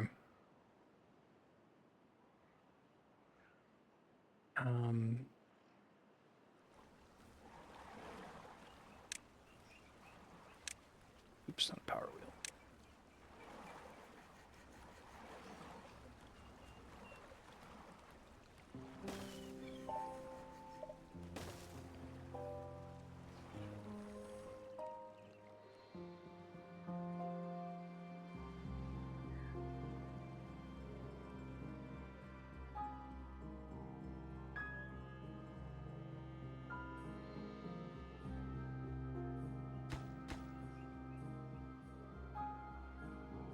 Let's get it ready for when the drought passes here.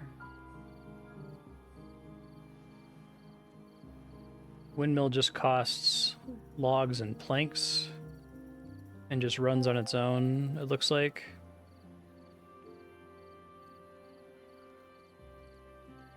Oh, that's kind of cool with the gravity battery. That sounds really helpful.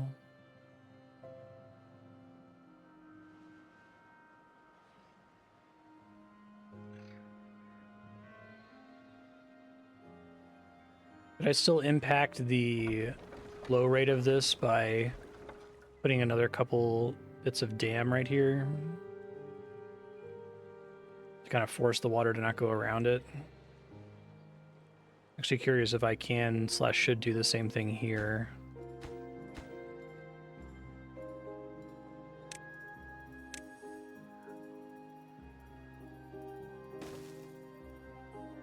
So I don't need that part of the water anyway. I don't know if that's going to make it completely stop turning. Levees are cheaper. Because... okay.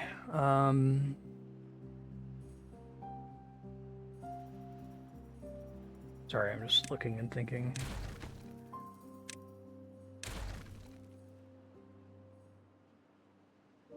So if I had 4 levees here, the water is still going to be forced to flow under here. If it spills, it's going to spill over into here, and then the dam will let it through and on its way out. Is that right?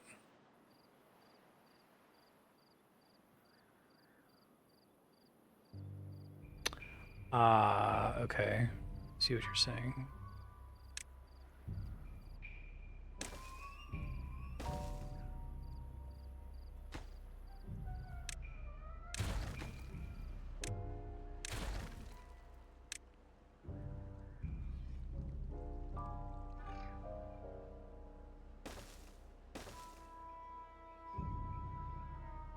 If I delete one, is it going to be the one that's preferred closest to the wheel?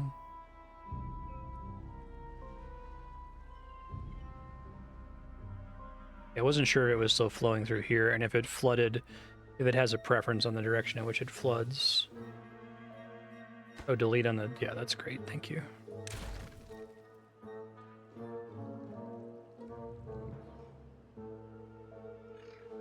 I'm just trying to understand how much water's flow is impeded by having to travel underneath one of these things. So, like, if I put 2 levees here, that's probably okay because there's a much wider space for the water to travel. Okay, could do that.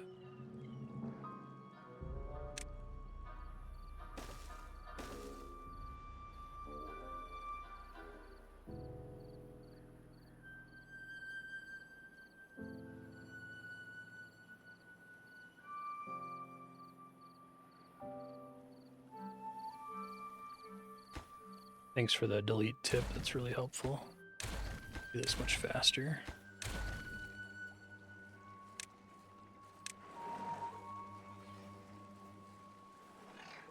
Just have to touch any side of the building to be valid.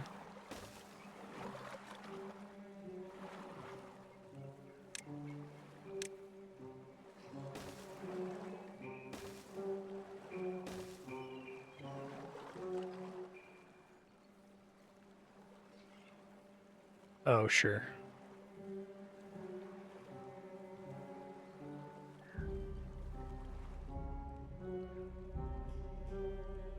I see. So this drought was a little bit longer than previous ones, it seems like.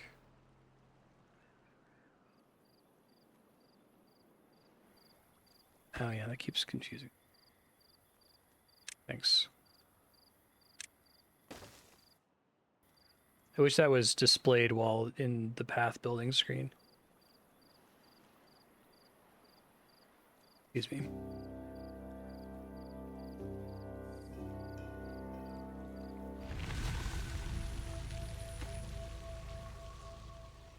So is this one connected? I don't remember if it was the right color before.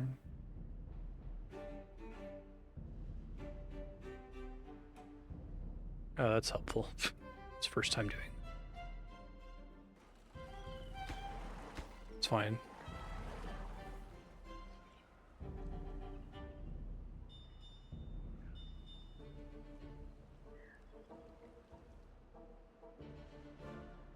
Okay, the water should be coming back now in theory. So does a Badtide last like an entire season, or does it like chart as a section up here and then goes away later?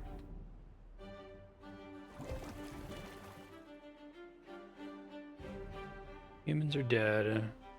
So you're collecting like radioactive water to make other stuff. That's kind of cool that it's itself a resource.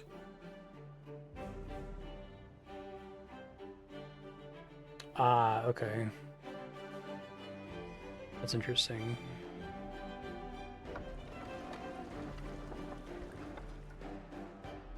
Hey, that's good to see. Love to see it.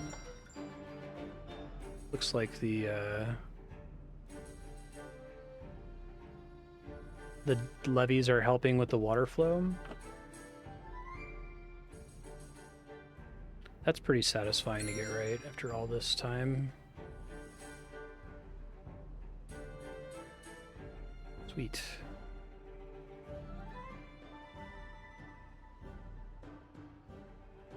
I'd be able to tell if flooding was going to be a problem pretty quickly.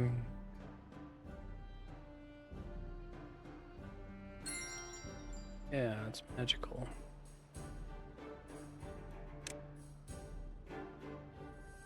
paying for the science cost pretty fast.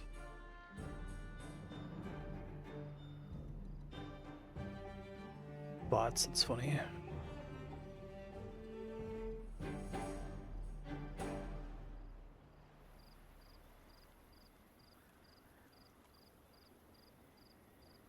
Okay.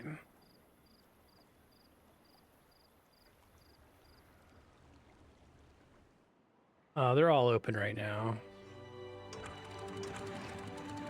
Figured since I already made them into floodgates, it doesn't really matter. Oh, is that a visible value? It's not.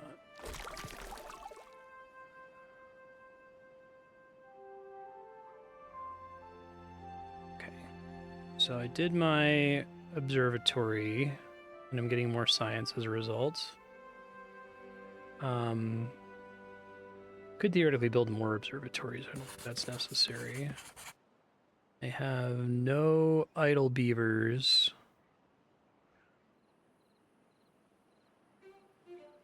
Just fine. 5 children. Try to work on making the beavers happy by giving them like more things to eat and not just carrots all the time forever. I could try to work on healing injuries.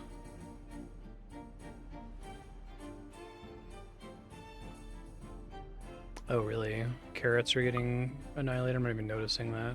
Okay.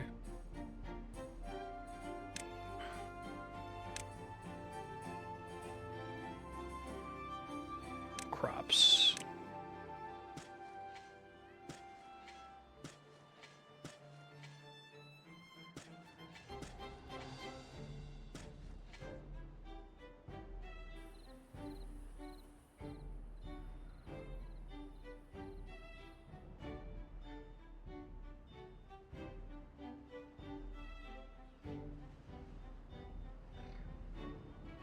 I see.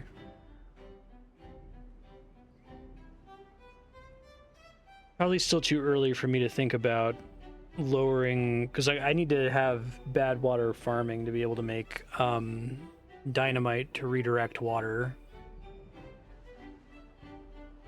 to maybe irrigate more of this area, right?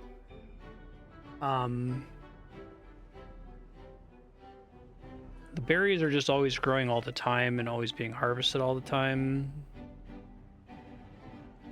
Looks like I can make a potato farm on the other side of the river, potentially. Can I only gather metal from, like, specific places on the map? I haven't noticed anything that looks like it would be like a mine or the equivalent.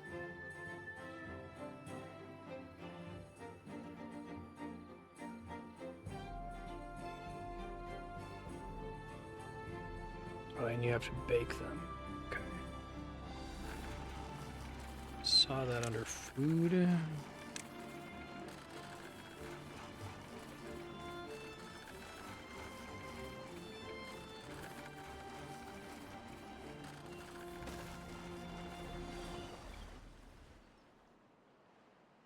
Oh, that's fun. You're like gathering the metal left behind by the extinct humans. Like this thing. Ah. That's cute.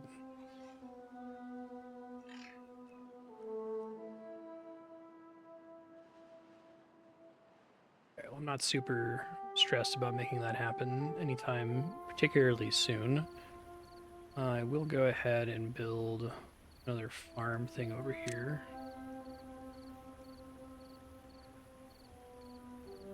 Aquatic farmhouse is worth building. Oops, that's the aquatic.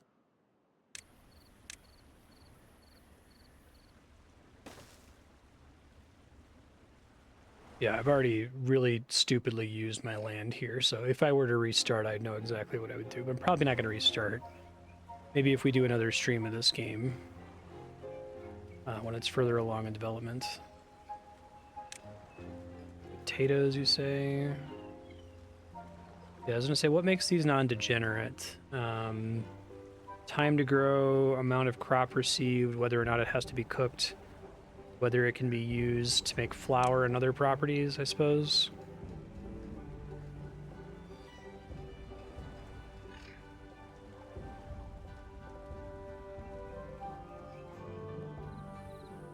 Okay.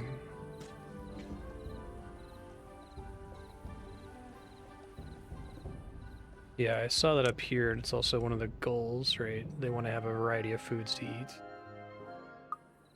What is sunflower seeds, or just kind of a different output over carrots, other than being a different unique crop?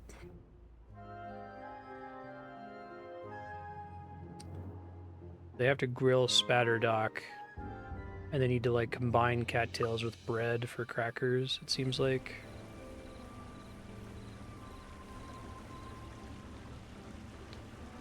That's kind of cool. Does the aquatic farm have to be on or submerged in the water? It also has an area of influence like every other building. I guess eventually you want to have as many of your buildings on the water as you can, huh? Sure.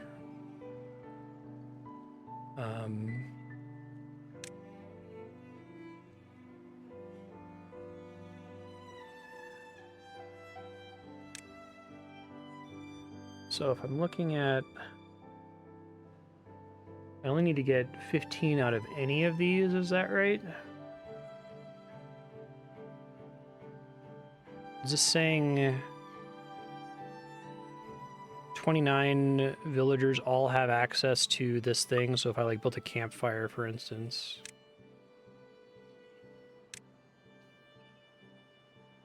Hold on.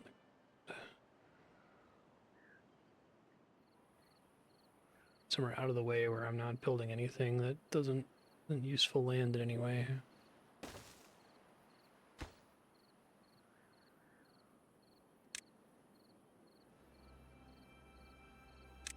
Must be placed atop other buildings. Oh, that's cool. But it's still, so the arrow has to be pointing at the path that's underneath it for that to work?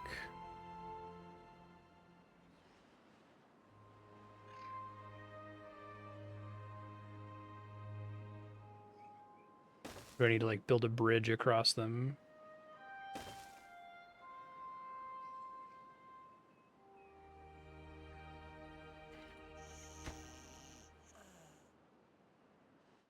So can I have a platform here that would bridge them essentially without getting in the way of the path that's underneath it?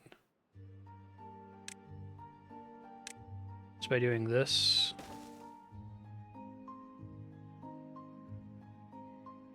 But they need a way to get on top in the first place, right? There has to be a staircase somewhere.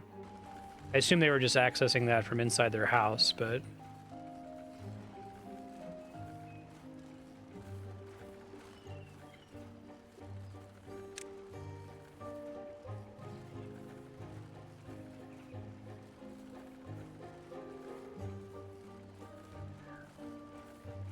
Let's see.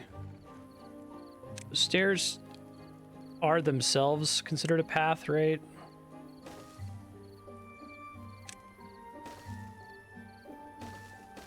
I see.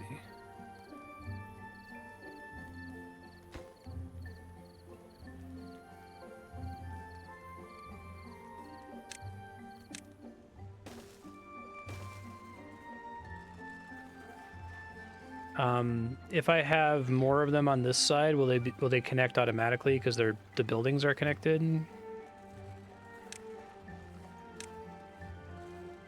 Like this.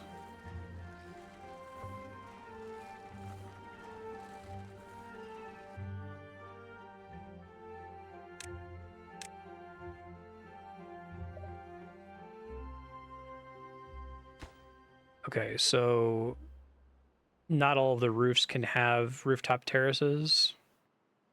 Gotcha.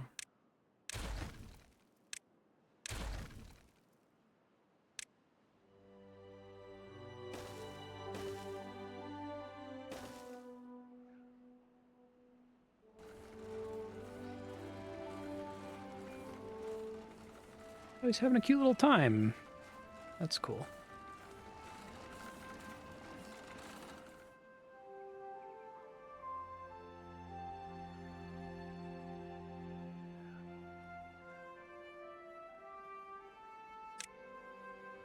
I see. Campfire, rooftop terrace.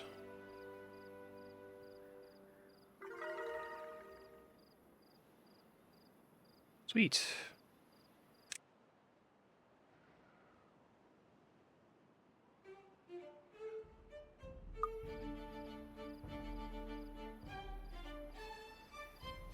I see. Okay, I wasn't sure if the terrace itself counted as a walkable path and I could just have them connecting each other there, but I guess I can just have it on these buildings. That's fine.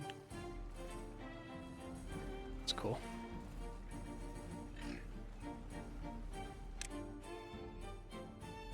One, two, three, 4, 5. Is it giving it to me for this technically? Oh, it's you could get partial success and it's rounding it up to an integer. Okay. So I only have 0.4 on wet fur and 0.7 on campfire. Now, does that mean I need more campfires to satisfy everybody?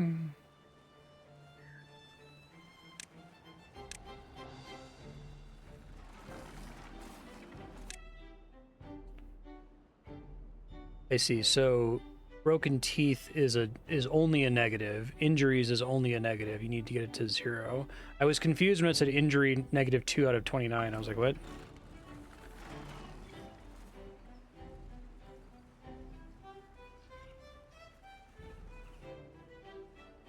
Ah, okay. Might be able to mess with it later then. So it's based on distance from their houses, essentially.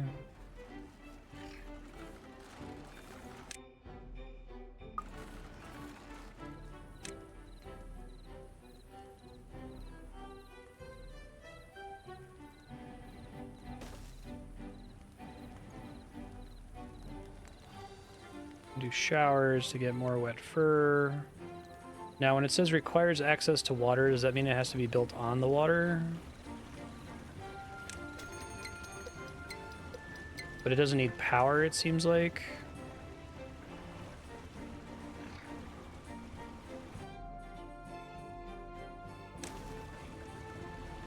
Oh, I see their workday.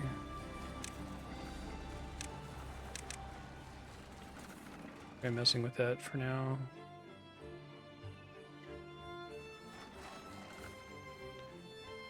I have injuries at the moment, but I might build that later. Contemplate nature is another thing that they want to do.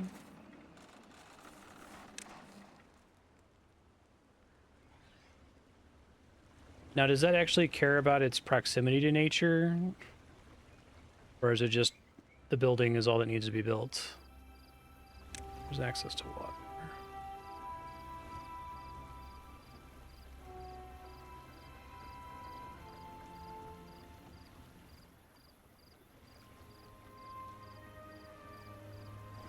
So I can put that somewhere where it's not super in the way.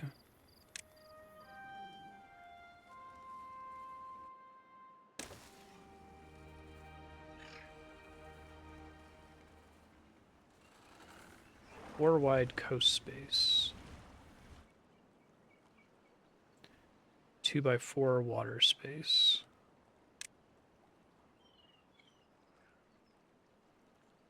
Let me find somewhere to place it that makes sense. Oh, I almost had it. So which parts are on the land, I guess? Oh, like this, kind of? Okay.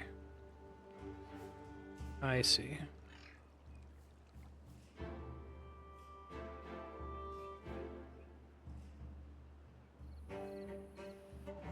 See ya, call me. Have a nice day. Thank you. Thanks for your help.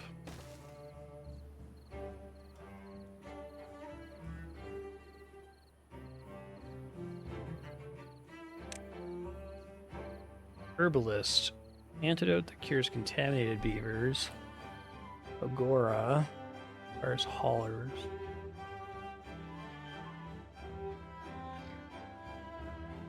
Carousel. There's power. Okay, I need to pay closer attention. So this is turning something. This requires something to work. Need essence. Okay. Dance hall is going to require stuff I don't have access to yet.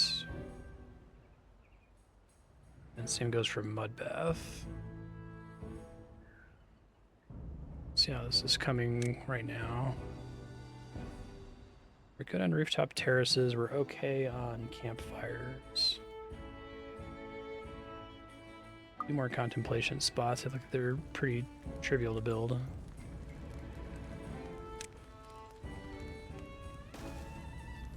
Fill in some of my wasted space with them, I suppose.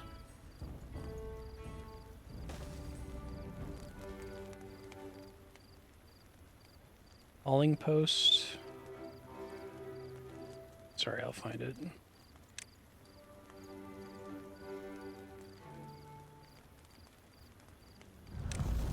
Just having one, this applies to the entire, like, community, essentially.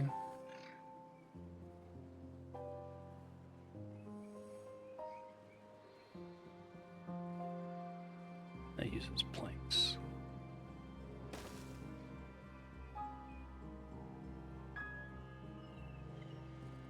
Okay.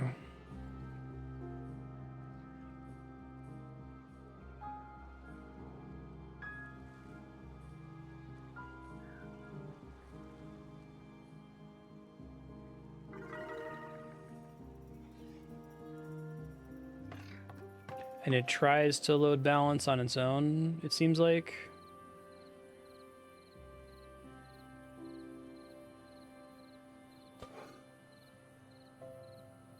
Select recipe. Grilled potatoes. Ah, okay. Probably need more storage for some of this food, right?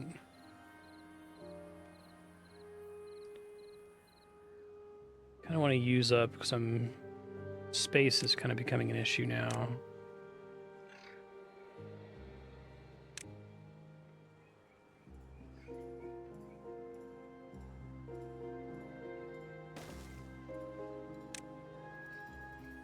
Grilled potatoes.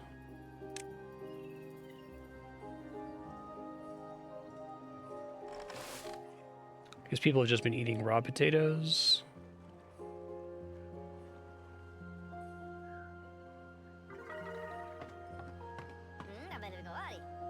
Gotcha.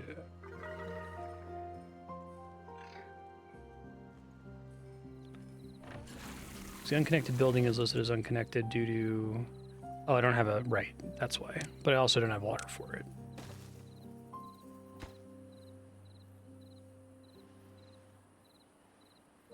Wonder why the raw potatoes have they just been rotting because I haven't had storage space for them? I'm wondering if I only need to have a warehouse for grilled potatoes and that they'll... Naturally, this will build up to 50, they'll all get grilled and then stored.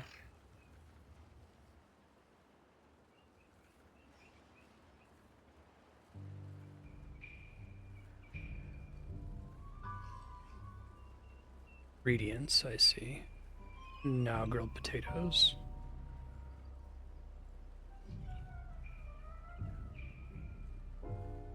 Do the grilled ones get stored in the okay, it's 120 in the grill, which is pretty close. I see what you're saying.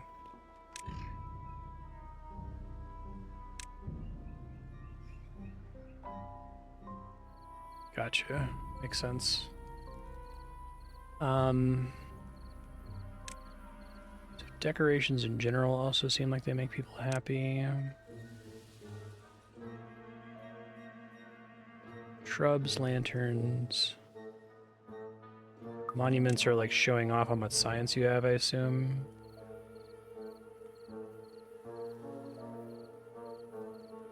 And it's also dumping excess resources. Yeah, I probably need to get... So it's kind of interesting. It's like Dwarf Fortress, but building up rather than down, primarily, right?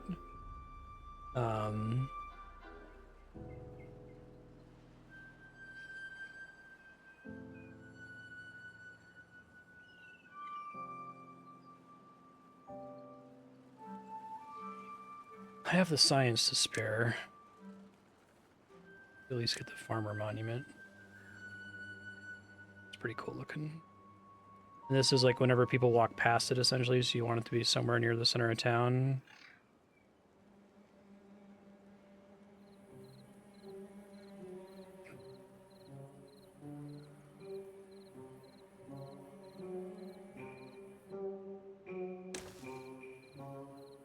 I need 200 wood, which is going to take a minute. Could switch these guys to being chopped just to get some more wood here. Don't really need pine resin that much.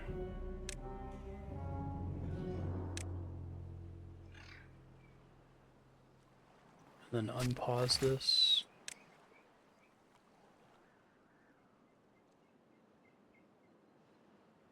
Oh, sure. That makes sense. Good call.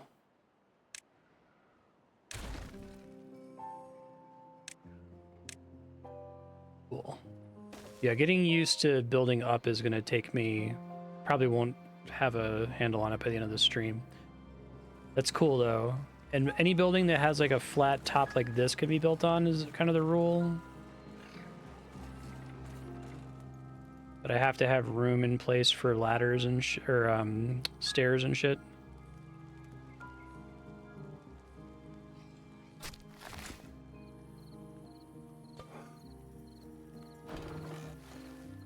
Yay.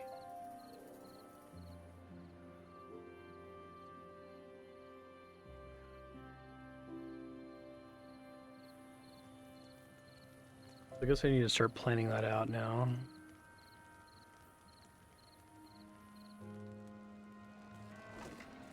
I see. I kind of thought ahead when it came to building the roads and pattern here for the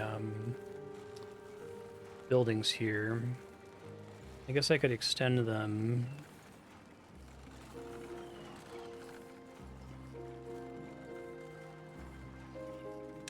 So stairs are a little bit janky, right? Like, that doesn't connect to a path. That is the path. So I'd have to have like a platform in front of it here. And then I could build a second floor of stuff from here, connected by platforms.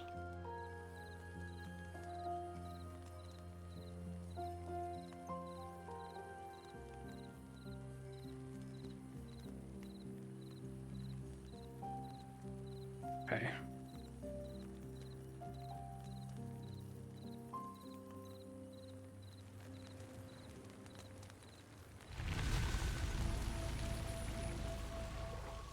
Okay, Drought ends.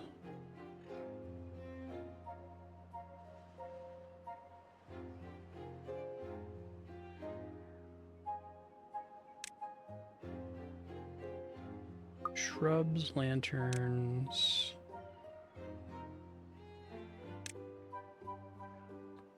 This is all based on them walking past the thing, right? Uh-oh, hurry up, water.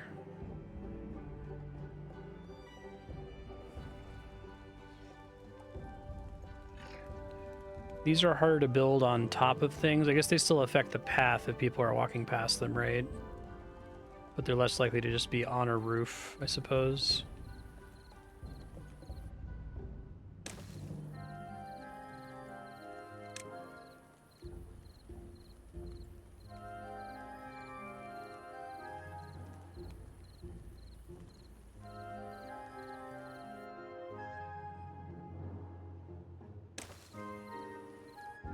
So they'll like still walk through the platform basically. Okay, I understand. I didn't even think about doing that.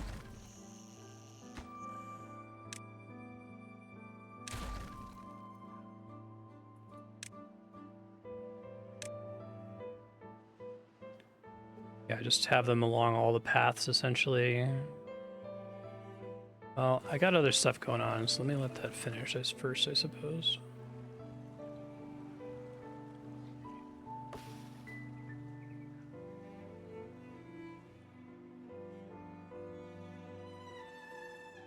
Great.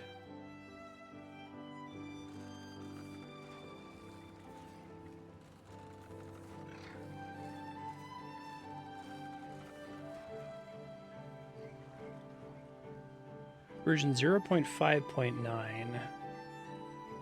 Okay, that helps if that's the way they're thinking about version numbers. Because maybe they'll just jump to 1.0 though.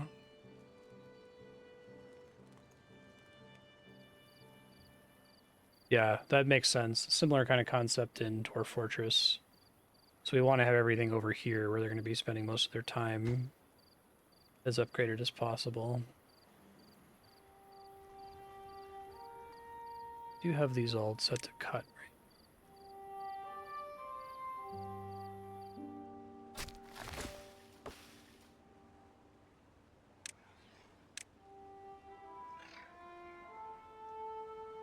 don't know if that works for tree chopping.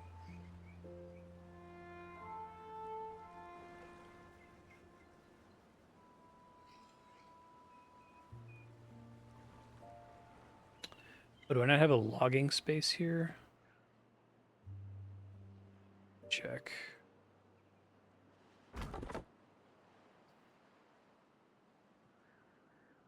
Yeah, that would track.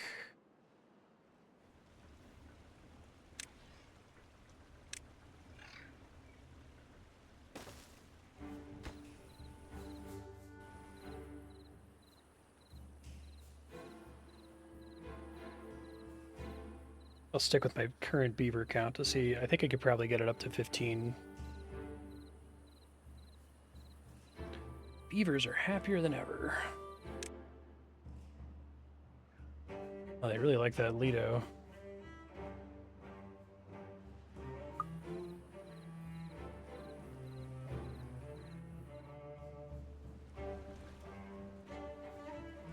Oak is going to be more helpful long term. I guess I can keep this as a pine tree since I can hot swap to resin if I need it.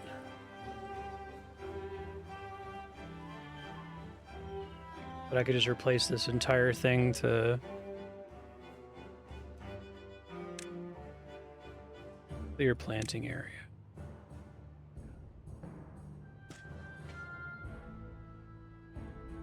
And do I have to like destroy the ones that are already being grown here? Sure.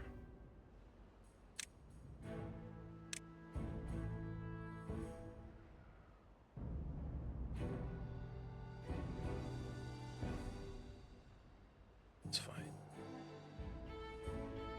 It's okay.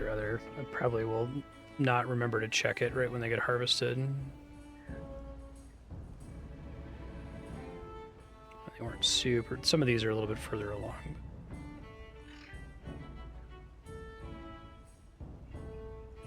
What am I wasting primarily? Time?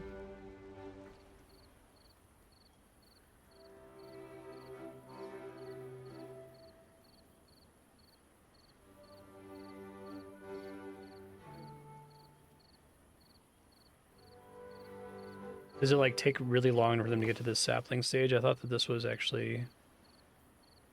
Yeah, oaks take ages to grow. Okay. Well, I was going to keep them chopping these and replanting these indefinitely. Oh, wow. No kidding. Okay. I can turn this back on, I suppose. And this. Get some more stuff in the short term.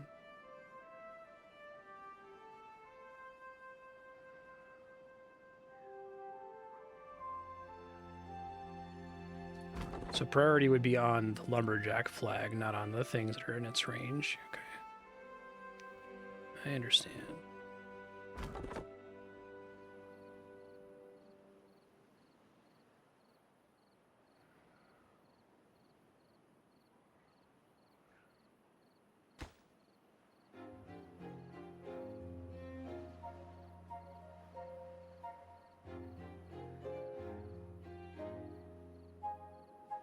I need planks at the moment, so I'm gonna pause this so I'm using all my logs towards other stuff.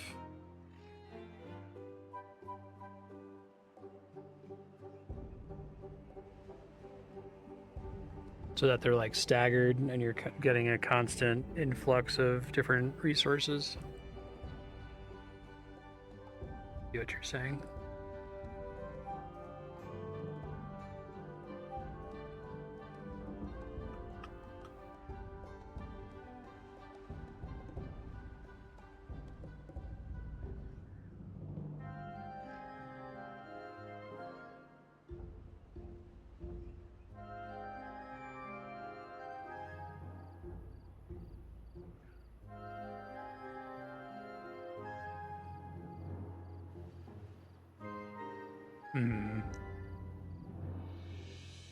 I'll probably build some. So what's the fastest tree?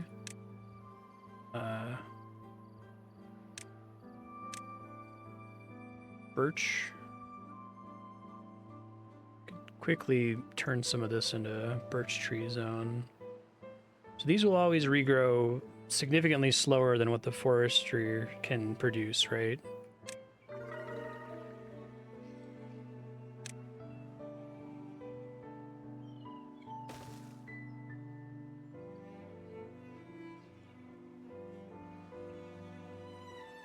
Hey, wow, that's cute. Oh wow, it's already worth a lot just if some of them partially see it. Interesting.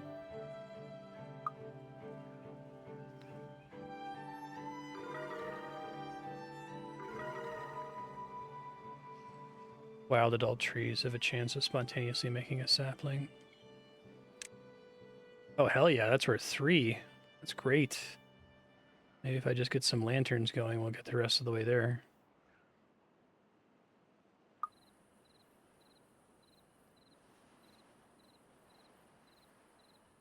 It says shelters aren't perfect. I guess I can build one more.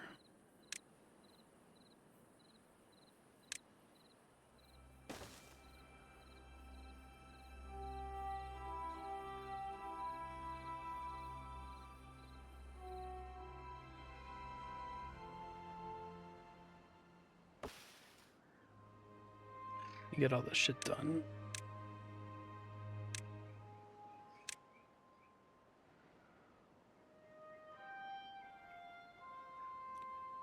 Oh wow, what's happening to water? Just natural usage is spiking, essentially.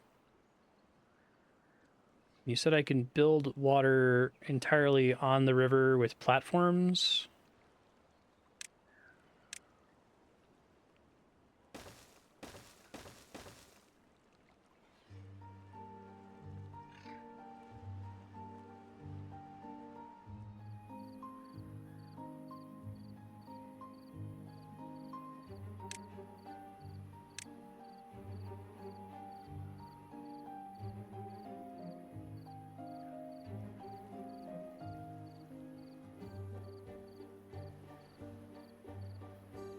Oh, I can? Okay, that's helpful. Thanks. Amazing. Yeah, if I started over, I'd know a lot. I'm probably going to take a solid amount of time to leave future Marstead notes here, because I think I have a lot of ideas of things I'd want to do differently next time.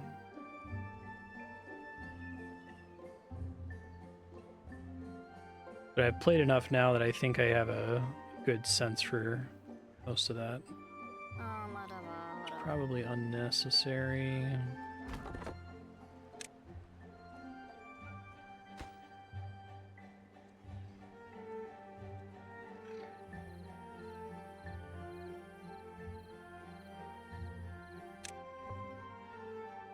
Oh wow, the thirst penalty is huge. Okay, well, hopefully they finish building that thing soon.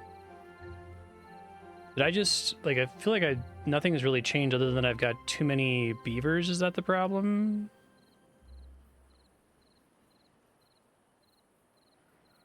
That suddenly I just was running out of water?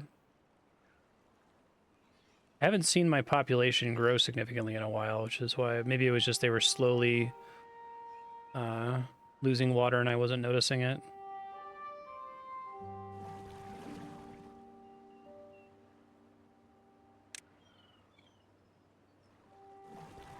Guess these all need to be like #1 priority. And they'll stop working there if the stored water is full, is that true? Or not necessarily?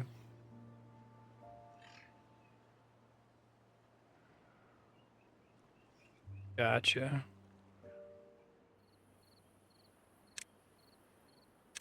Yeah, it's very Dwarf Fortressy. We're like, what the fuck? Why am I suddenly... Why is this happening all of a sudden? People are like, I've been noticing that for like an hour.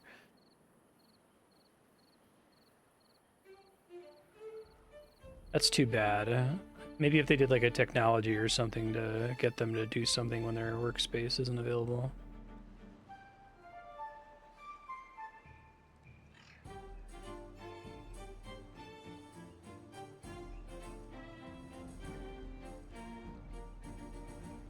Assume it's going to take them a while to catch up here.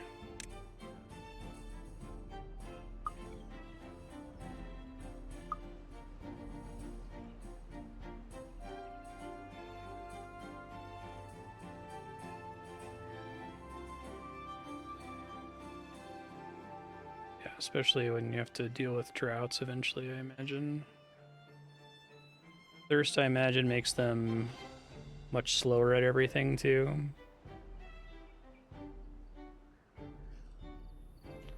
Kind of want to pause everything and just get them to do nothing but water, but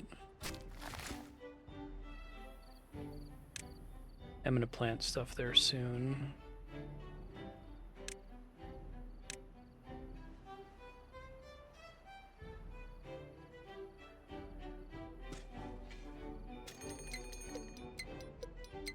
Badtide is approaching.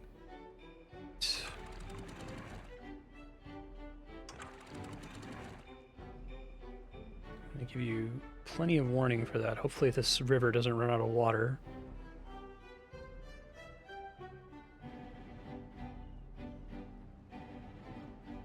Not yet.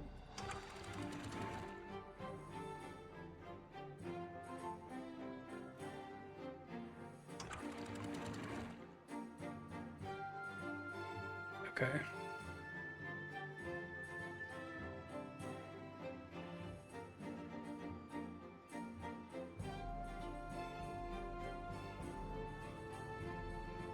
Not catching up on thirst, which really makes me worried. Is there anything I can do in the short term to help with thirst? Oh, this thing, 2.3 days. Let's see it.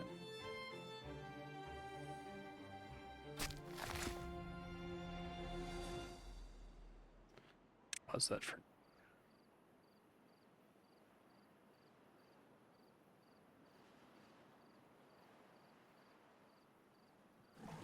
Let's keep building them and calling them high priority. Okay.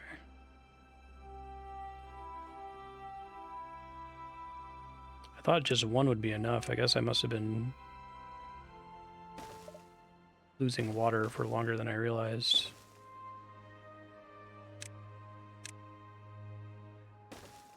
I was going to build a large water pump, but that requires gears and refined planks, is that?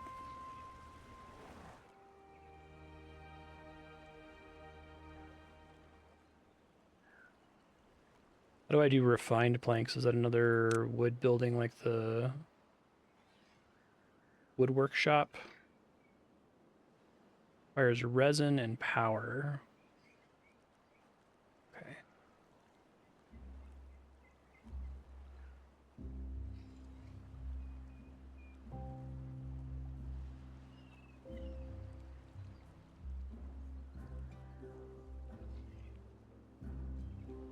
I might end up ditching this dam and damming further down here. I guess I'd want to fully build the dam before demolishing the old one.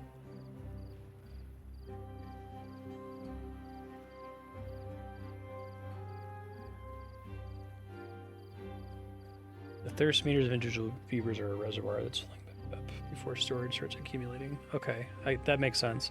I wasn't sure if thirst was like a status that was healed by having a single gulp of water, but they all have like a invisible meter.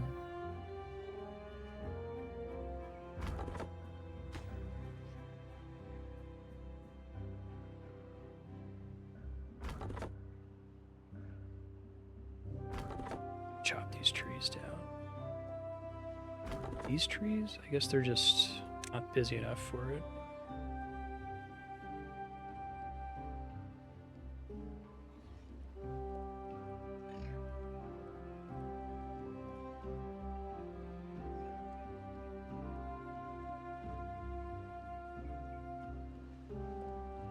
Okay, we're finally starting to build water storage. It's getting drunken really quickly, but beavers aren't completely paycheck to paycheck on water at the moment. If I close it as soon as this says 0.1 days, probably.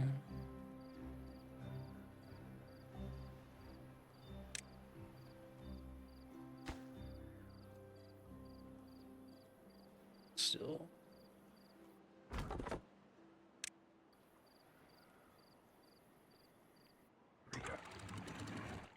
Close. Open.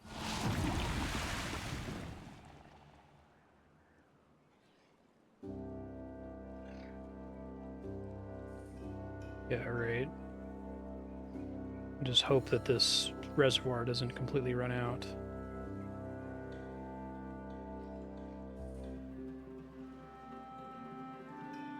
So if this is downstream, that's not really practically a problem for me. Oh, no, maybe it kind of is. Can it build up against my,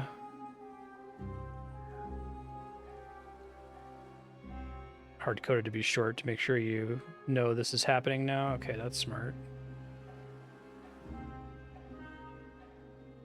Do I need, like, some emergency levees?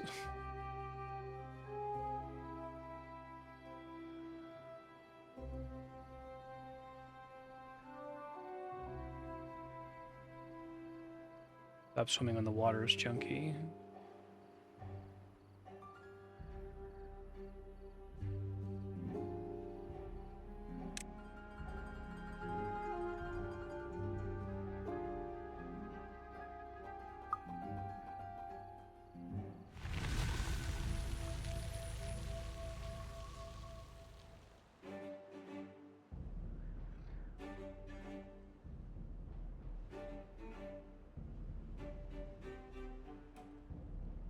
I can make a floodgate higher than a dam, but a floodgate raised to halfway is essentially a dam, is that right?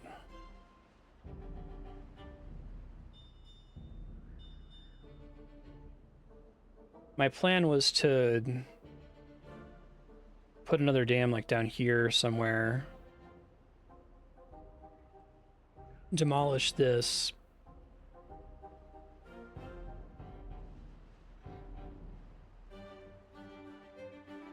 Oh god.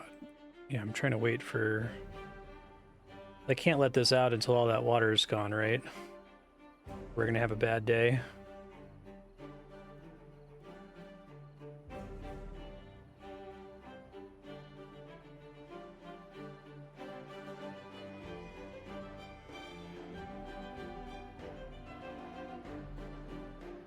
Gotcha. Pumps do filtration, so if it's like not super dense, it's maybe acceptable to let a little bit through. Gotcha.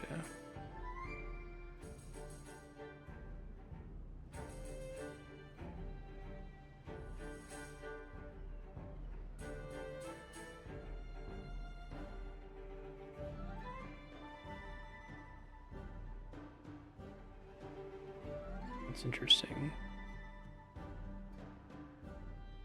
It's mostly clearing out here.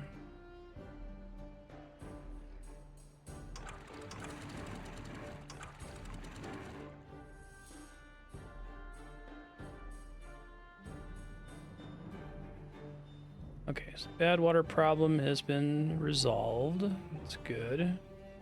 Start building new dams down here.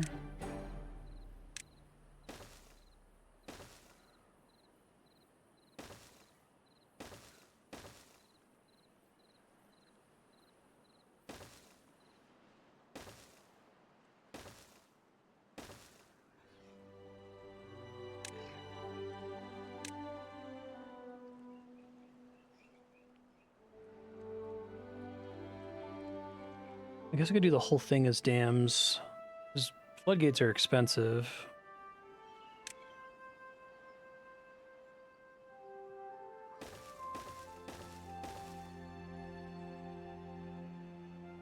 Shoot.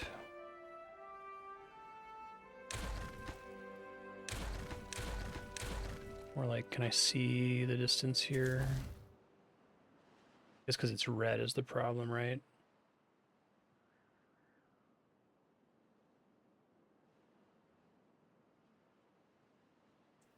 Staging things, sure.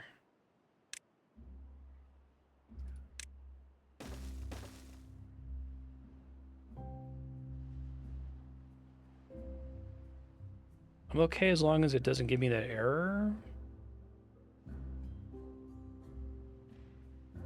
Oh, so eventually I'll have the paths, so it's not... It's giving me an error now, but it's gonna be fine. Okay, I see. It's warning me that the path doesn't yet exist, right?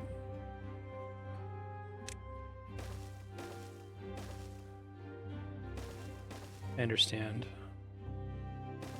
And I don't need to put one down at the bottom, I don't think, unless if I wanted a path for a beaver to fit through there, because water can't flow through diagonals.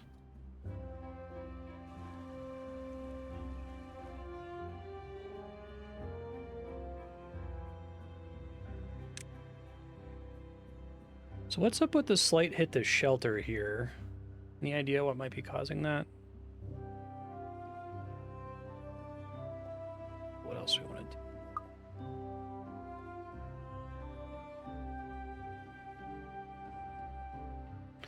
Actually, I could just leave my old dam where it is, right? That doesn't really cause a problem, because I'll still have a built-up reservoir to the same height here. And this still functions as a bridge, which is helpful, theoretically. Okay.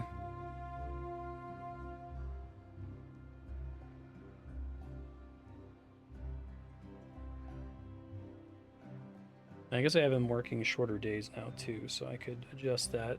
I need stuff to get done.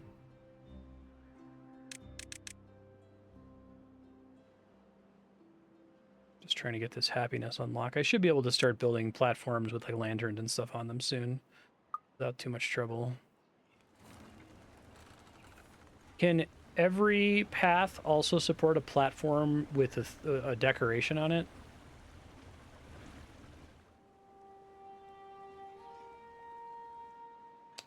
Oh, sure. So I would have to have a pump down here to do something with this water.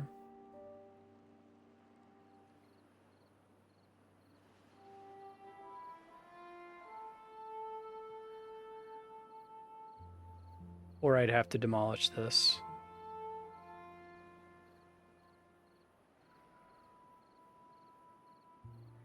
Yeah, that's an interesting point. I wouldn't have thought of that.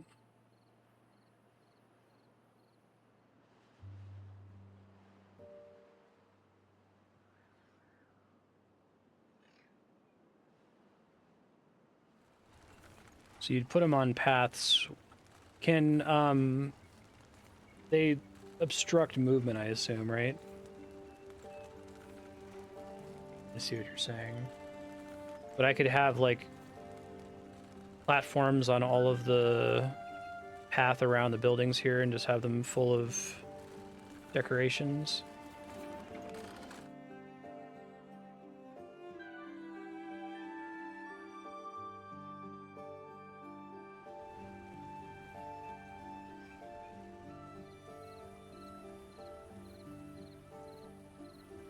Gotcha.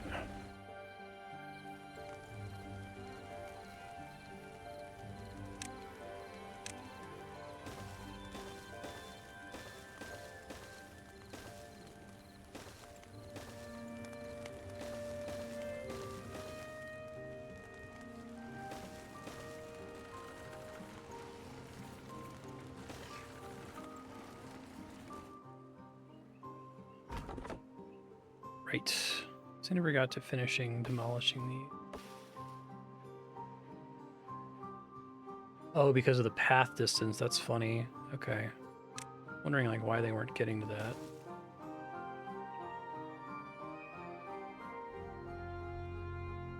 I don't know why the pine trees got built in the first place there. Okay, so plants.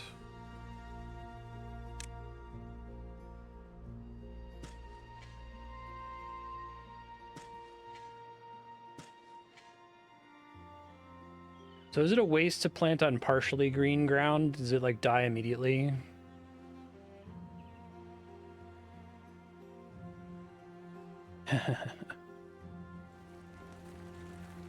It's gonna be a video game, that's for sure. Right, I can pre-build these. Maybe I want to alternate these.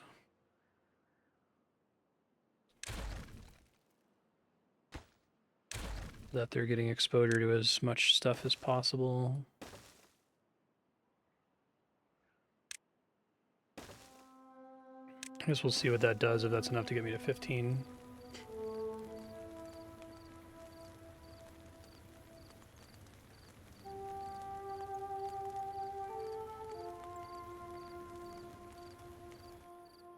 Okay, so that'll just literally get canceled.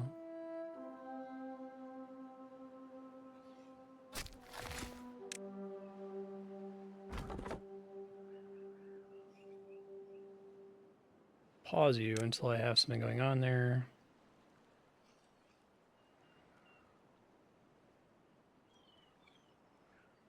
Gotcha.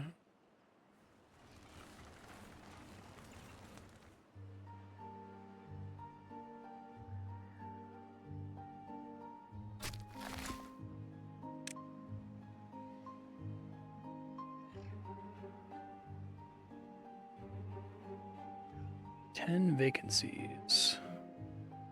That means I'm telling the beavers to do a lot of things and don't have enough beavers to fill all of them.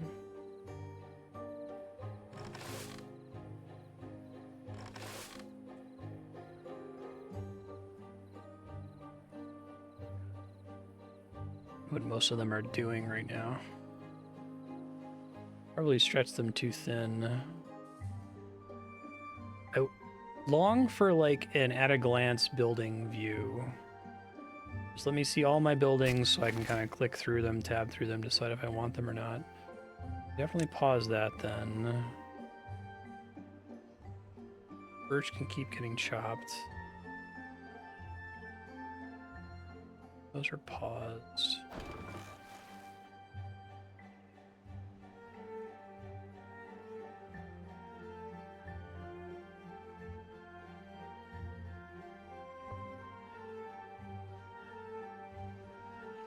Does such a menu exist? Ah.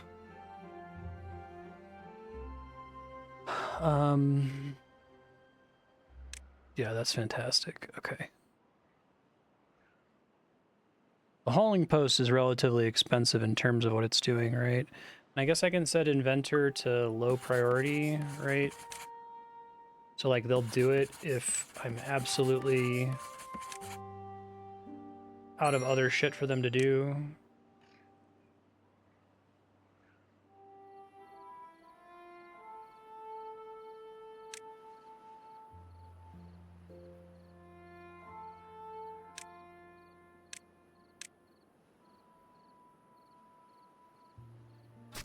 Glad this exists.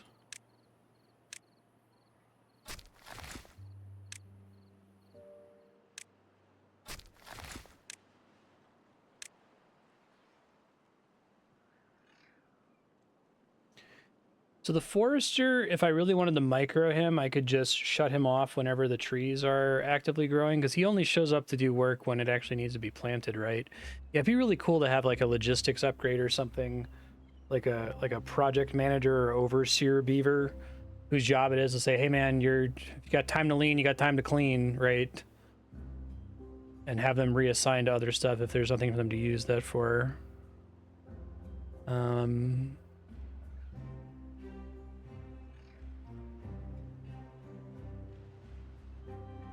Sure.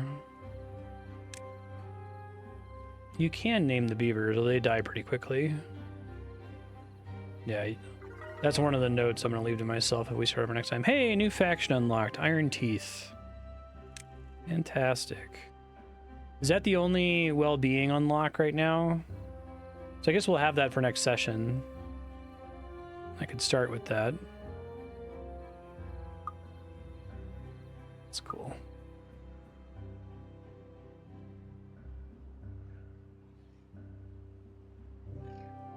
True name lineages.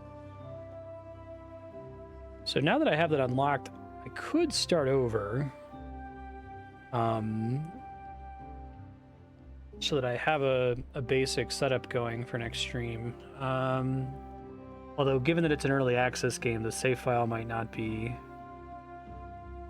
compatible. Or powered buildings. Power's hard to get because they don't get windmills. Interesting. That's good. I enjoy it. I keep looking at these buildings here. Mills paused.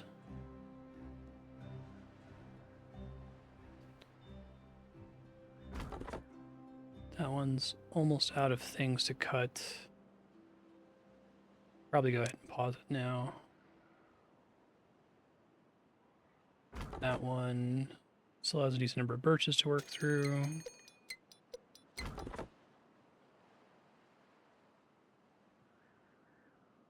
Another Badtide coming, it looks like.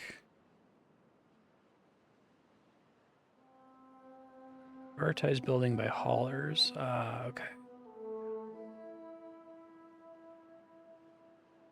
So explosives is specifically going to require me to harvest bad water.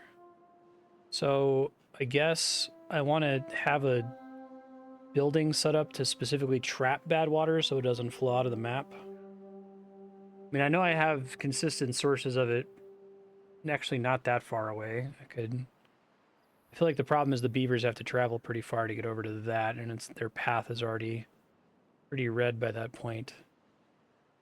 I don't know if it's probably a better idea to try to capture something up here or just send them over there. Do they need a lot of it to make dynamite?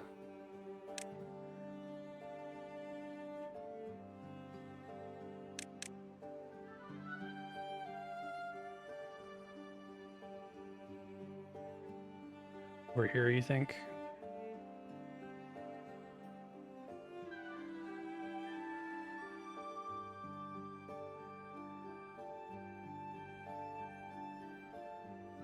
That's water processing, and it's bad water pump.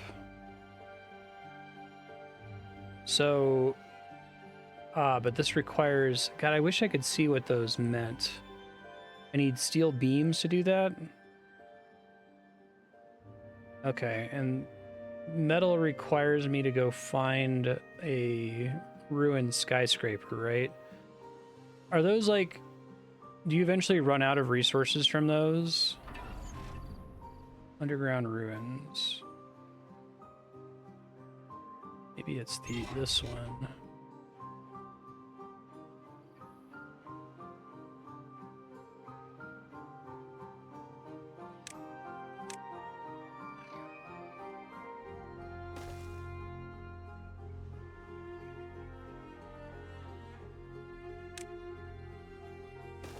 I see. So you have like easy short-term access versus long-term.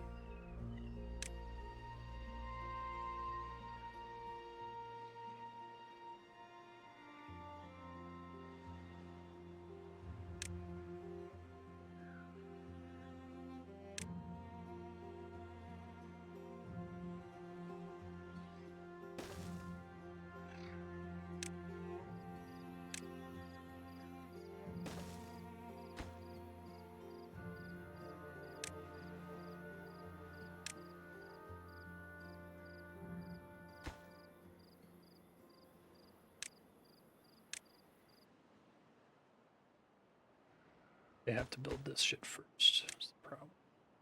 But I deactivated planks, right? Turn that back on. Shit, let's go.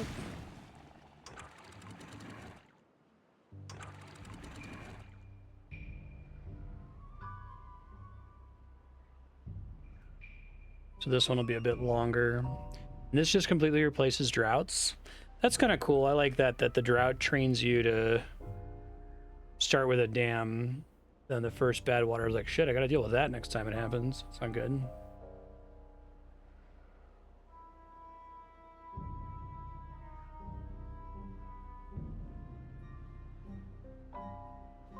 What this does, it just makes all of the normal water tiles produce bad water for the duration.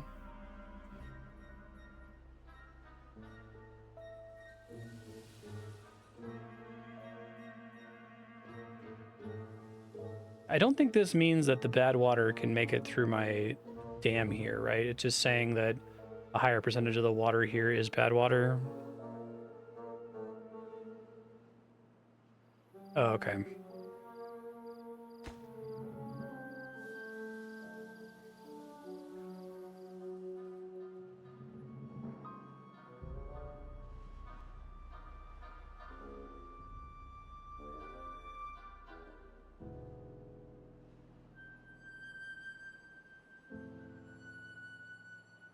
sure. So this is going to take longer to clear out too, right? Which is not great.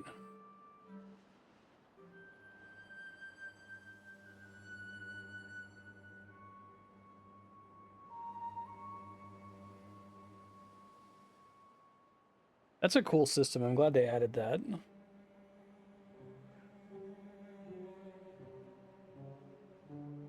It's like the equivalent of getting invaded in Dwarf Fortress.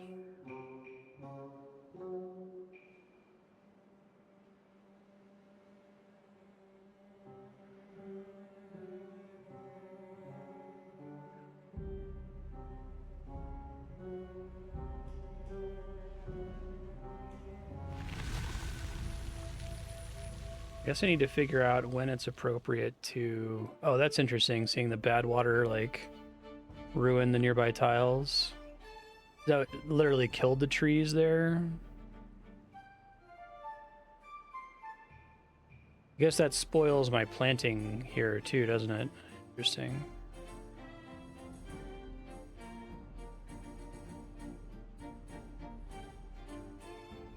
Okay, I probably just need to deal with this now.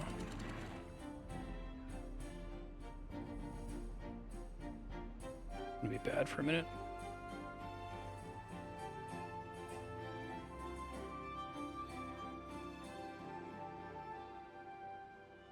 I like how the whole screen kind of turns.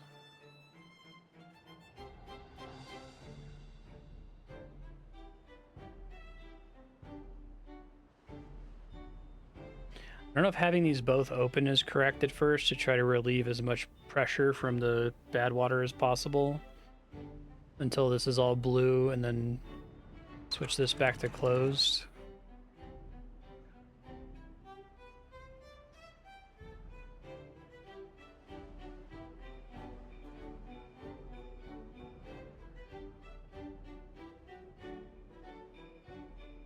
We're all blue here.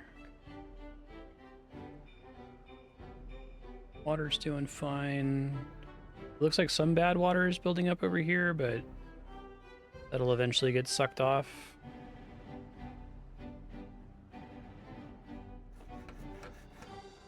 We're doing planks again. I don't know that I'll make it all the way over to the skyscraper, but I'll try.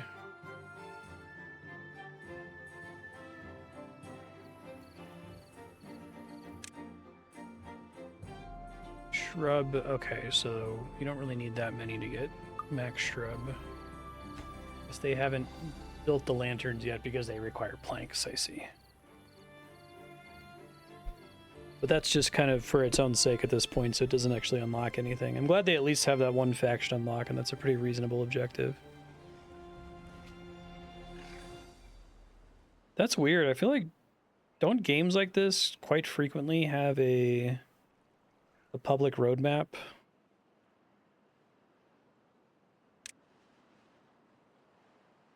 Okay.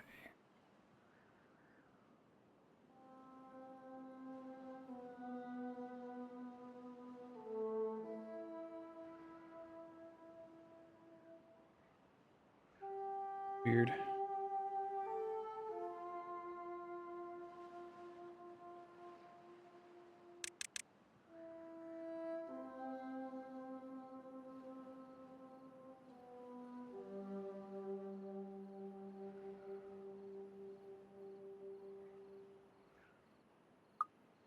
It's like I want more beavers, but I don't. It's a really interesting balance to be at.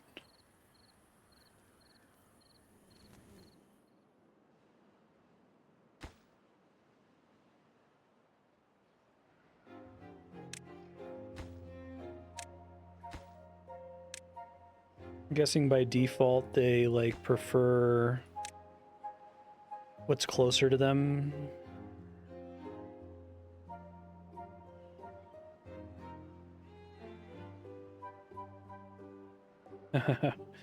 Yeah, it's kind of a mathematical problem with Twitch. With this automatic mom and pop shop stream versus big stream problem. Or even the like most well-intentioned creator who has the best community, who all types, you know, reasonable, impassioned text that they earnestly want to be read and discussed. Eventually the chat just mathematically is moving too fast. They can't read it. It's too bad. Yeah, can I support more beavers now? I've seen what's happened when I've tried to get more beavers. I don't know if the game, if it's capable of providing me that in the form of like graphs or something, because like in Dwarf Fortress, it's completely vibes based. But Dwarf Fortress is nice. I guess you have it here with the verticality of building up. But I like that in Dwarf Fortress, if I feel like I fuck something up, I can just go down one level and kind of start over there and abandon my old shitty farm, right? And I guess you probably can do something similar here by building up. Yeah, I suppose if all the water is full and my food storage is full, I'm probably okay to just move on. You don't need to be here. Why did I not pause that forever ago? A fool. And that's the problem of pausing that. I let all the trees get chopped down and then didn't have a guy to come replace them.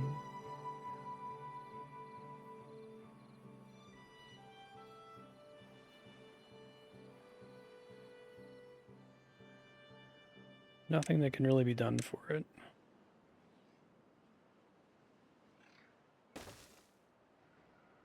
You suddenly go from a happy beaver town to everybody's dying of thirst immediately. I do like the way it tries to load balance.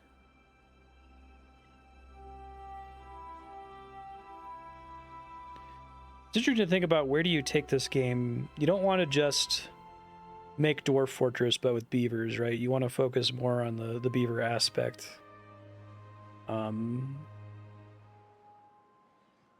They probably couldn't do the like emergent narrative thing by having individual beavers have desires and hopes and dreams and stuff that they want to do, especially since they seem to live for a lot less time than dwarves.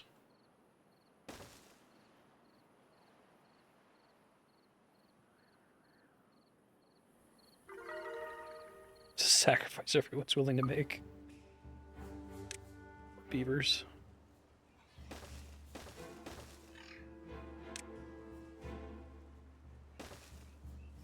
Oh, is that? Oh, it is up. So can I build the platform and then build a staircase on top of it? I think so, right? I just have to delete the path that's there.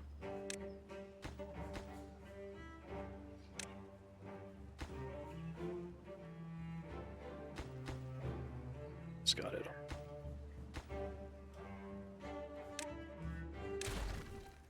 It's the railing that I'm clicking, okay.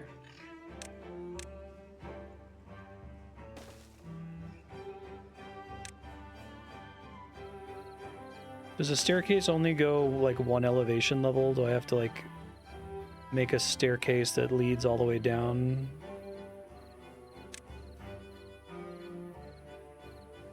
It's funny, I wonder if it's just that I played too much Dwarf Fortress, because now it's like hard for me to think about height. Easy for me to think about going down in slices. Can I make this go up an elevation?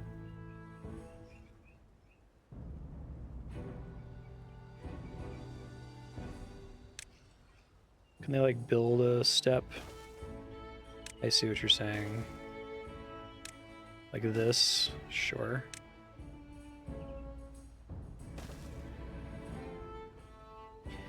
And can they gather from this directly? Is there like a scavenger flag? Okay. And then I just have to mark all of this for scavenging?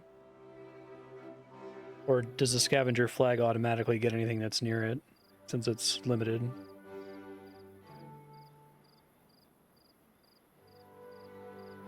They can build platforms and stairs infinitely downwards. Okay, thank you. That wasn't clear. Build up one level. Sure.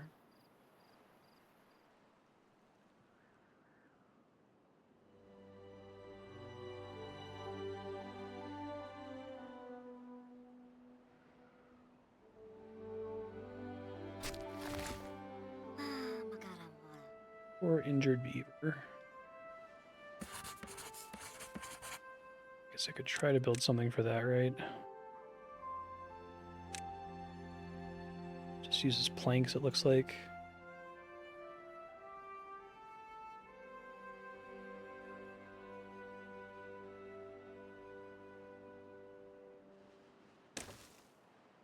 Come rest on the roof.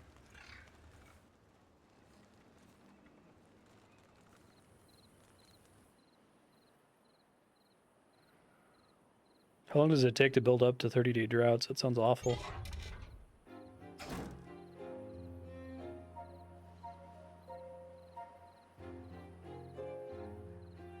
So this is kind of wanting me to have 2 districts so that it doesn't have to path so hard in the dark red.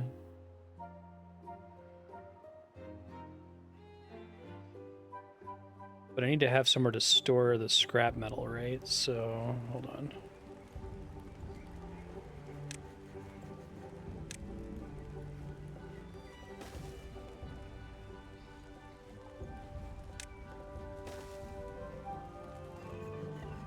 So I can put one...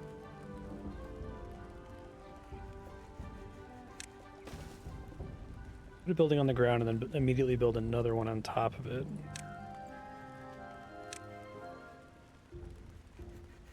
That one still needs to be able to reach a path somehow, which is going to be kind of tricky. Oh yeah, that's really tricky to think about, because I still, How do I stack them on top of each other in a way where they can still get to the entrances of both of them is the problem.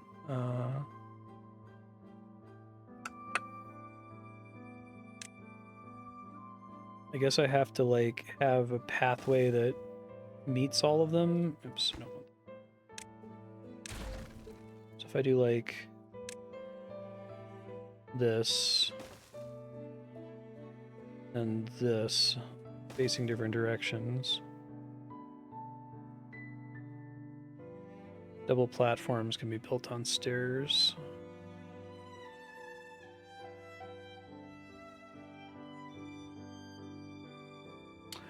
Oh. Interesting. All right, well, I'll do this the stupid way for now. That'll be another note for future me.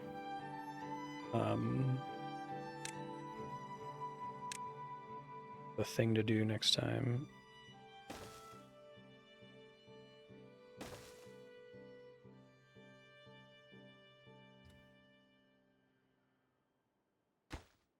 Okay. Paper. Which one of these is scrap metal? Jeez. Books. Oh, is it a stockpile for scrap metal? Probably.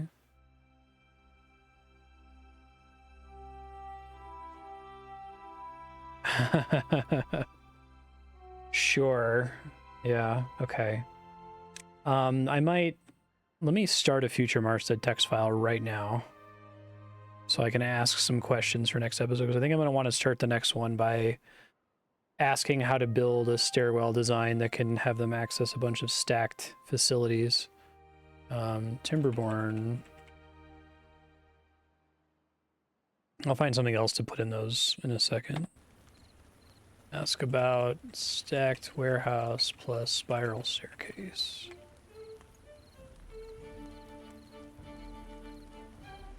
Let's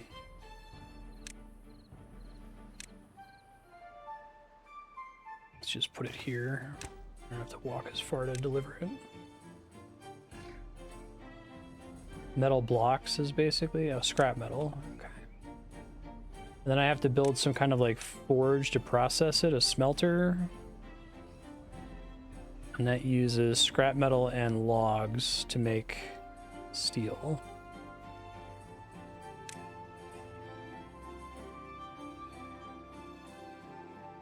Yeah, thanks for sharing it. No, this is a perfect length stream for me to get what this is all about. I'm guessing there'd be no reason to really add it again until it comes out of early access, which could be like years from now, right? But I also don't want to start playing it then and completely forget everything that's happened. So I am going to want to like talk about it a little bit at the end here.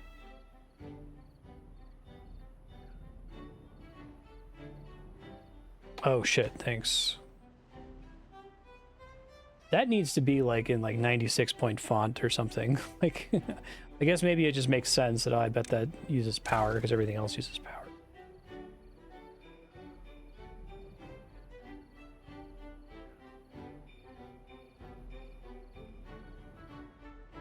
Yeah, I already feel like I have problems in terms of like space to do stuff. That's just because of the way I built things to begin with. And because of how dependent on the river shape this game is.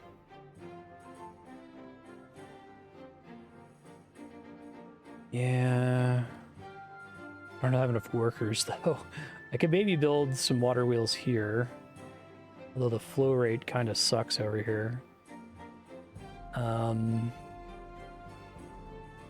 just do it.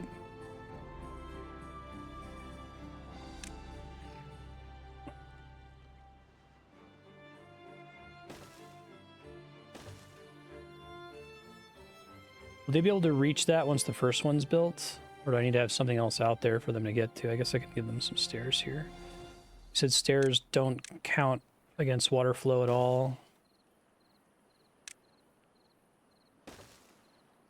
Paths presumably don't count.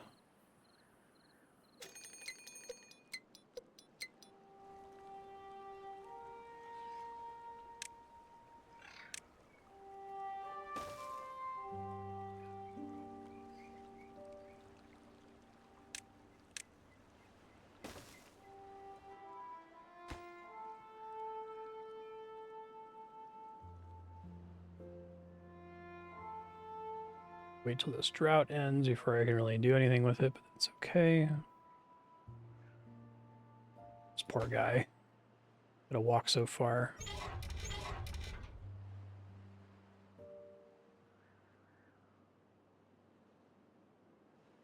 Oh, that's pretty cool.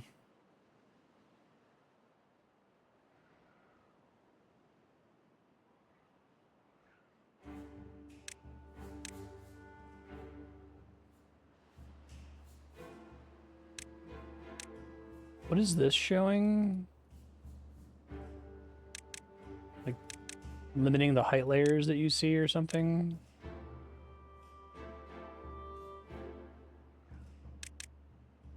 Let's see.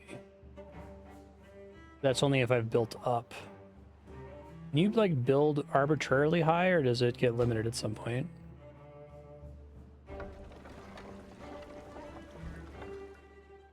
It's actually pretty good.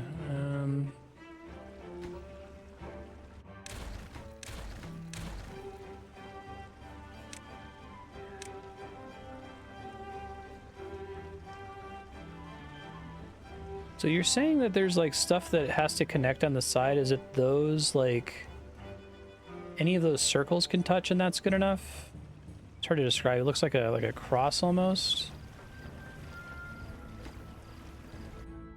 It's supposed to be like an axle hookup or something. Okay, I think I see it.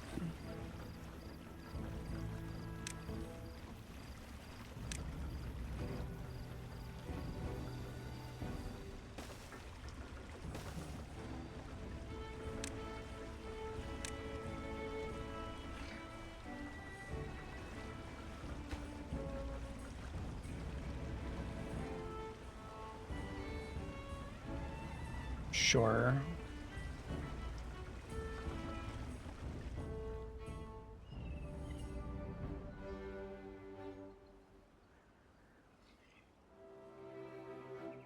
I really like aesthetically the choice of scrap metal being from ruined skyscrapers. That's really cool.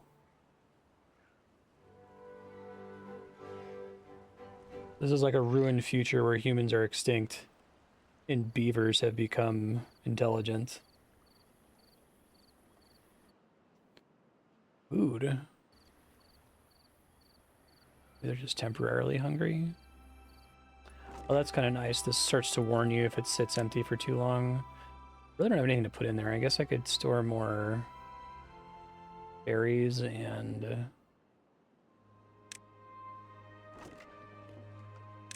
carrots, perhaps.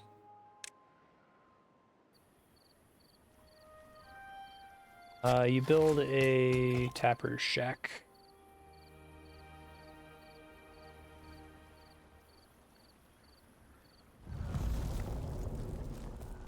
Womp womp. Literally just scrap metal.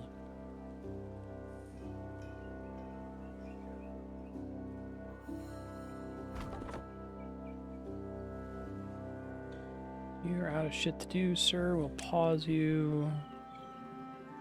Might want to go ahead and start planting this soon.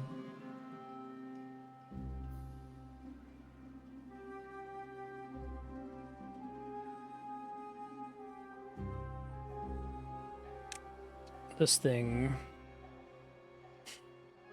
the second from the right, under wood here.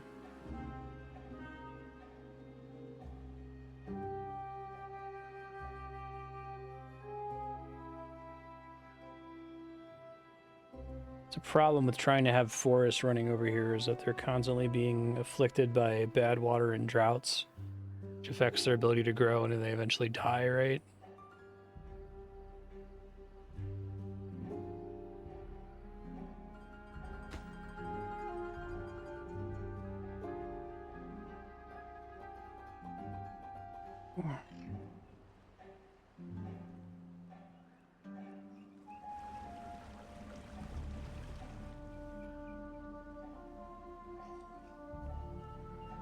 Oh, sure.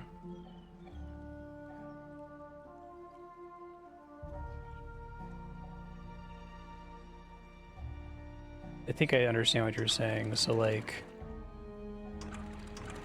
as soon as the drought starts, raise this so that there's a little bit of water here that I can lease out later on.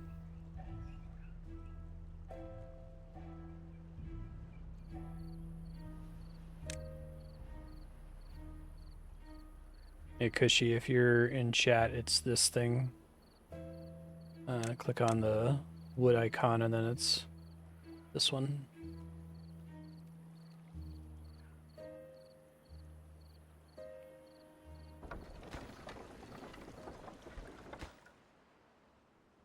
$50 logs. And log count's way down. For reasons. No problem.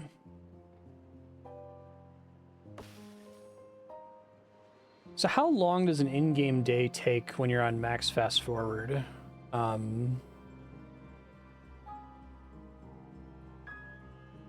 you said we wouldn't be done with the oaks by the end of stream, I didn't really believe you. Like, it can't be that bad, right? It'll be ready within like 30 minutes or something.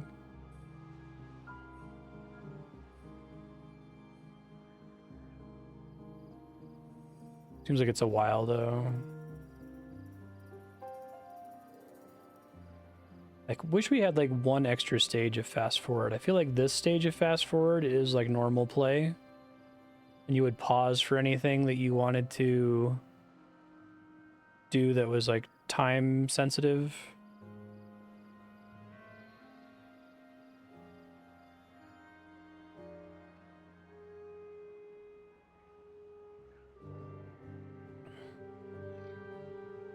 So trees can kind of survive a drought and bad water, but eventually they get to a point where they get in trouble. I guess I could further dam this lake. So I have another little reservoir here.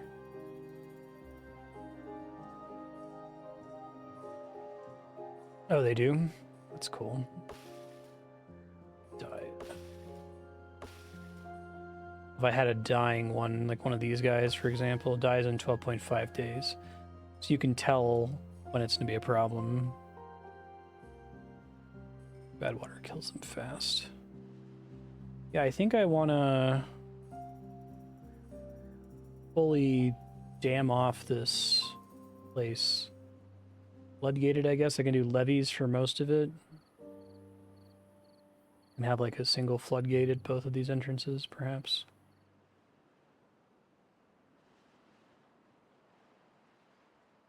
I see. That's cool.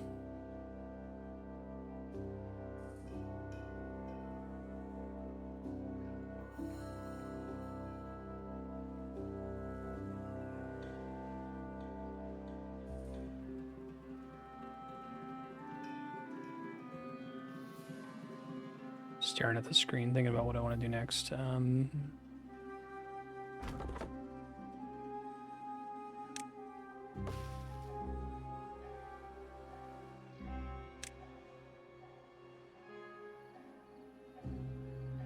why they're not chopping these. They should be in range, right? Too far from the path, maybe?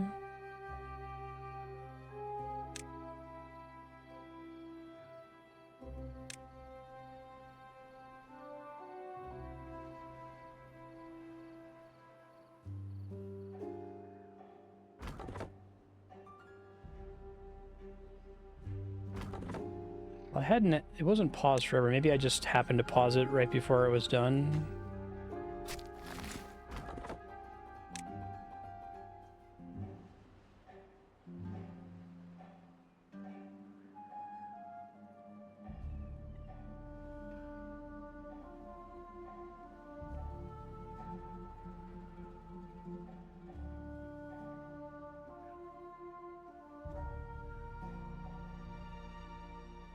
These guys won't start planting until this is all green again, right?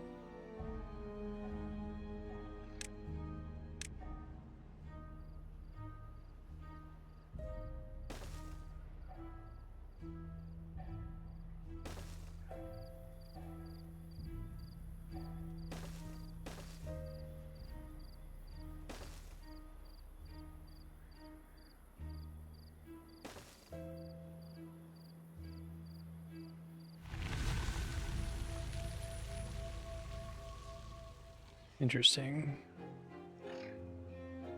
Okay, so I think probably 2 floodgates is sufficient, with the other 2 being levees.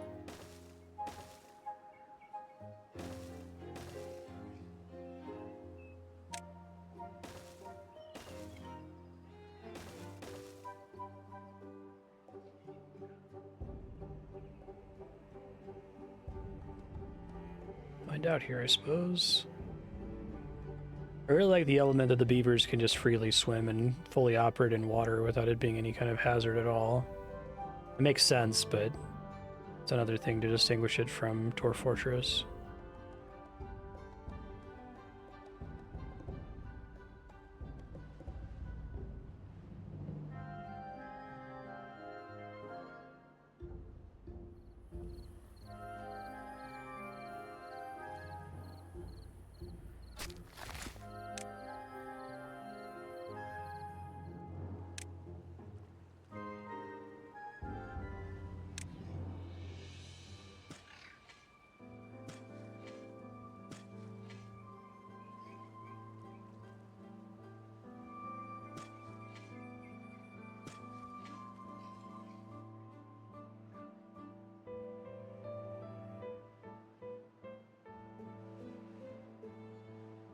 Smelter's working. It's accruing metal blocks. It was doing metal blocks for some reason. Something required metal.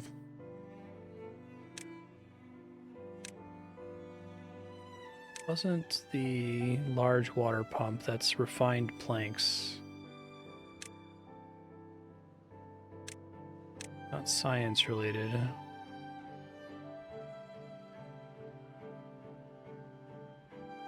Bad water pump, thank you. I'm like, what the fuck am I doing with my life? Okay.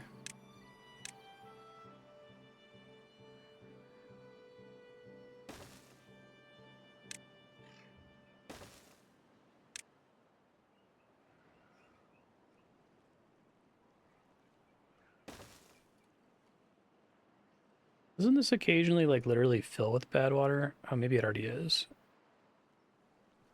So does the pump have like a big drop here? How do I deal with the drop? Is that just building platforms?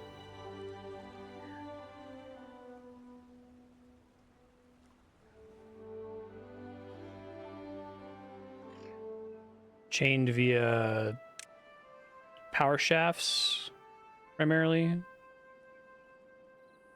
But shafts take up space, I take it? Can they like be built on stilts or something?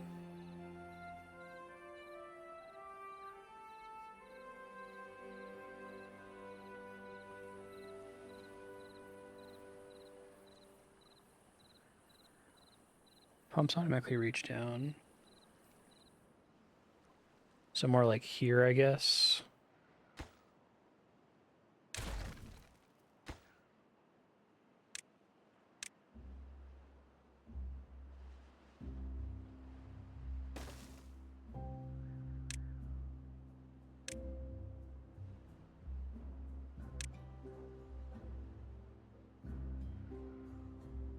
It'd have to be like that, right?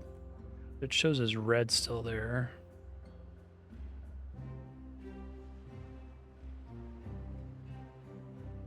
Which part? Oh, I see. That part has to be in the water.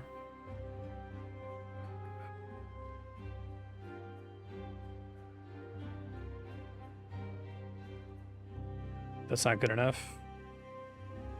Yellow's not good enough, that is.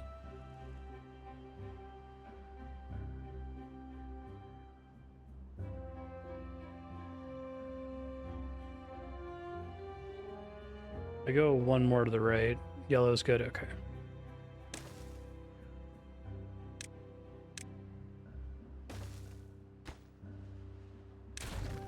No, I can highlight, delete.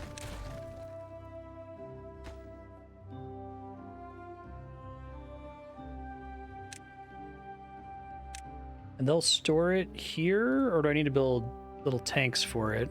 Probably need to build tanks.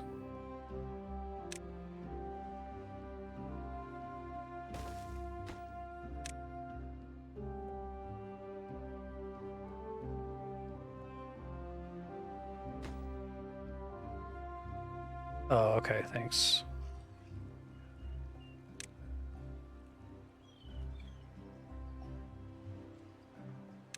Bad water.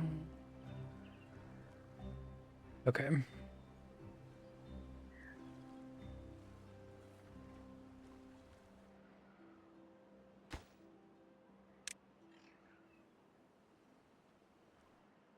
Logs remain a problem for now until all this shit gets built and harvested.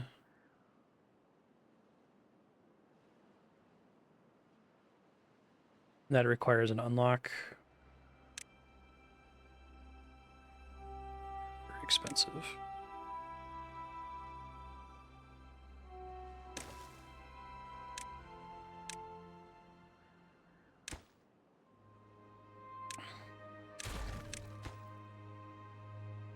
Planks and gears.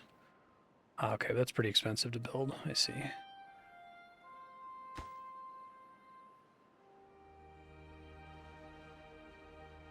Hey.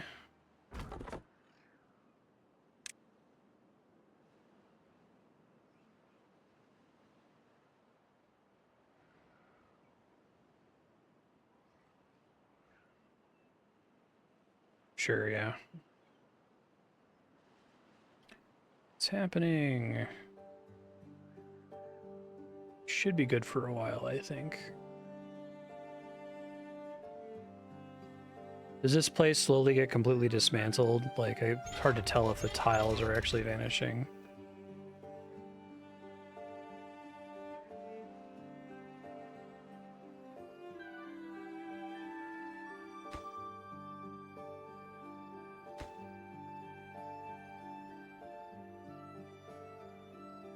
Probably end up wanting to make more planks.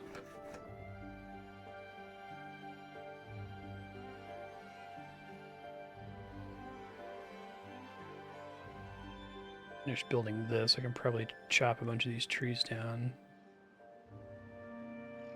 That's really cool. I like that.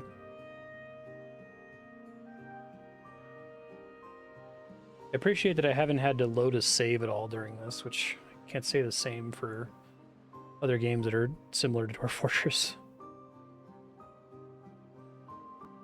I guess I probably would have had to if you hadn't given me a heads up about the Badtides. Although maybe I could have bounced back from it.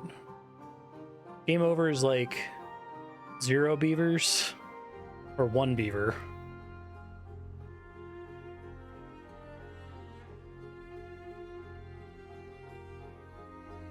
Sure. Yeah, I agree that you should be required to unlock those. Like, even if those are the only 2 in the entire game that are required unlocks. I wish there was a screen like this for science unlocks.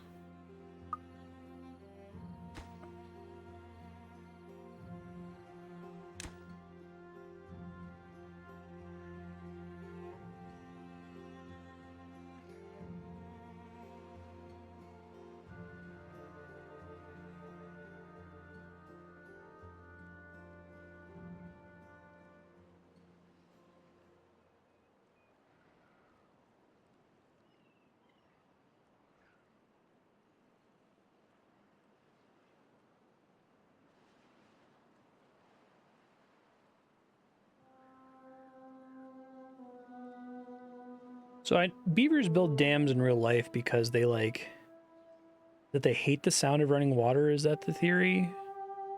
But like, what is the survival benefit? I know it has huge benefits to like the local ecosystem.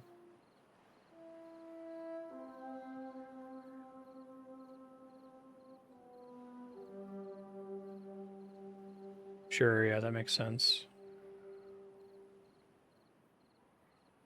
I like that it's drought season instead of winter.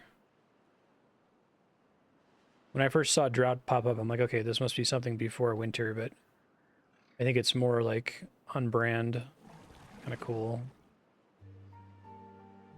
Okay, so I have bad water now, so I want to do explosives factory that costs, it just turns bad water into dynamite basically. But it's powered. I caught it. Can bad water turn power wheels? Is there any compelling reason not to do that? I guess I could connect the building right to this one and then they can share power, right? Is that, am I understanding that right?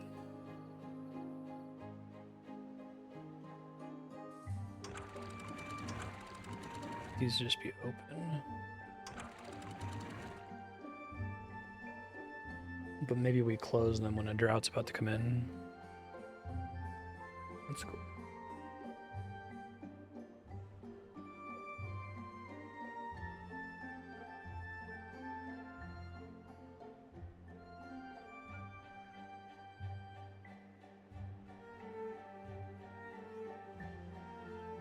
Iron Teeth, get a building that forces bad water to keep flowing in droughts.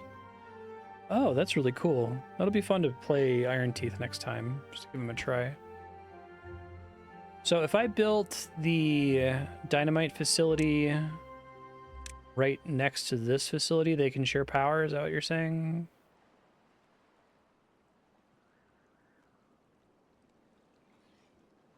I think these are both decent at power production.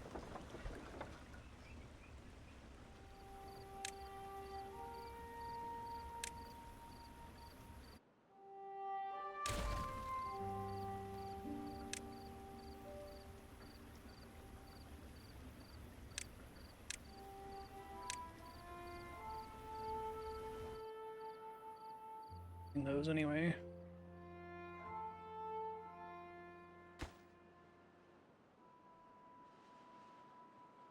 Oh, I paused my gear factory. Oops.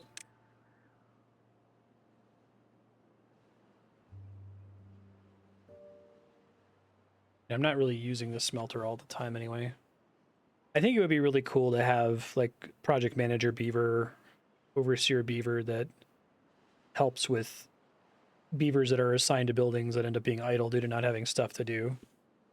I guess that's an element of micro, but it's kind of a, would be a cool upgrade to add design space for that, I think.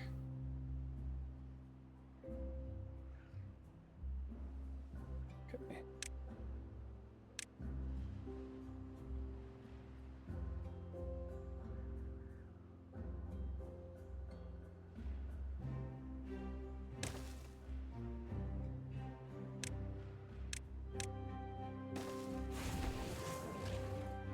Here's metal blocks and planks. Okay.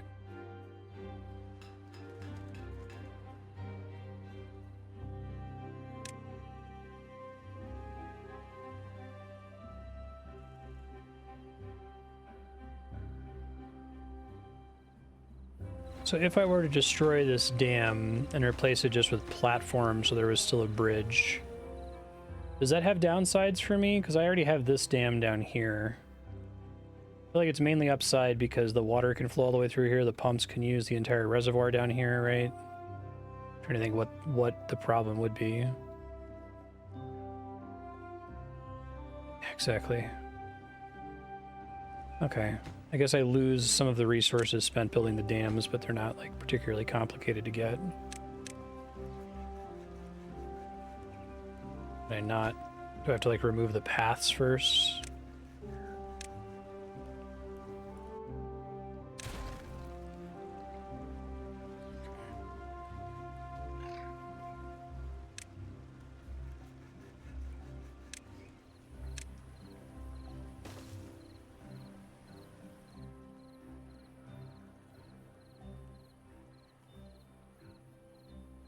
So even, I guess like even the forestry where, or the forester where it's not doing anything like 99% of the time. See what you're saying though.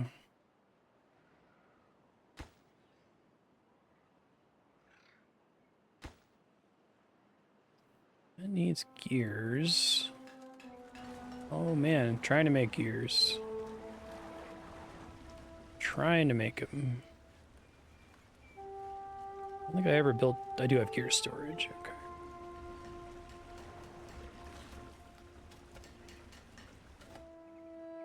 Just takes a while to make them, I see.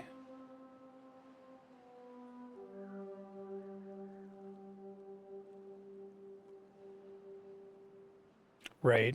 Yeah, I was about as inefficient as I could possibly be with foresters. Be one of my big notes to my future self.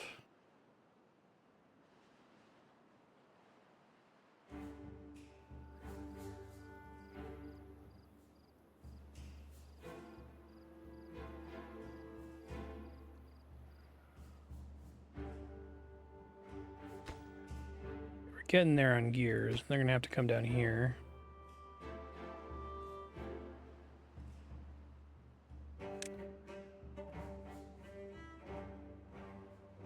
So used to paradox tooltip freezing.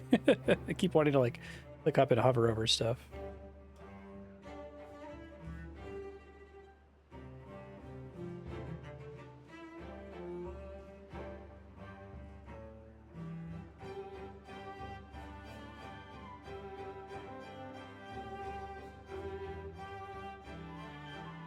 I'm talking here, you mean?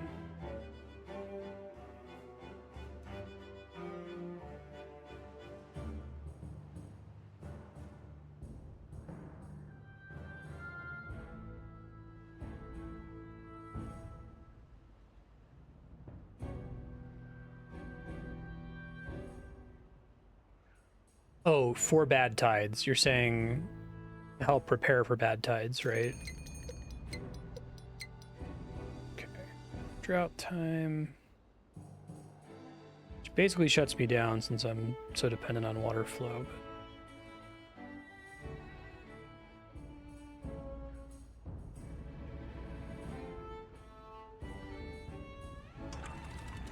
I can close this now, right? Or maybe not, no. I need to think. I understand conceptually what you said, but I have to think about what I actually physically have to do.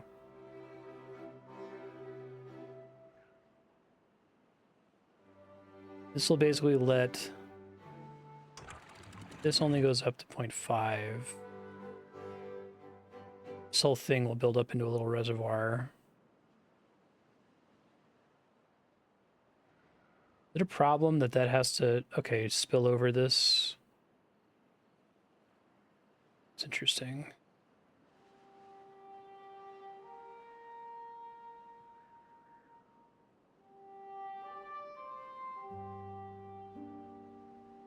See what you're saying. You mean like literally the water source just goes straight to a map edge?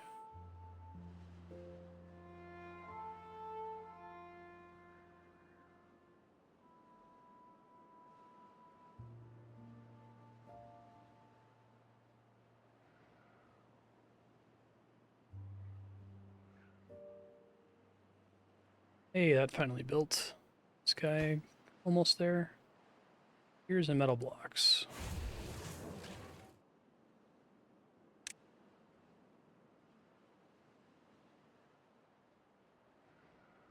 Guess what I just did has already caused problems for water speed.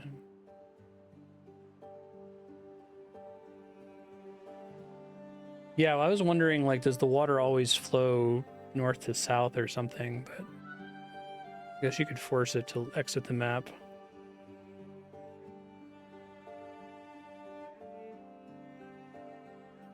Do you do that by modifying the terrain and then just building a floodgate there that you flip as soon as the Badtide starts to sink it?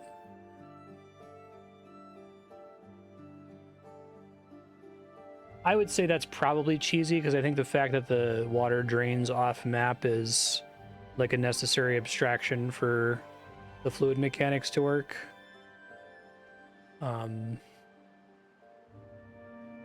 Because they can't make an infinitely sized map, right?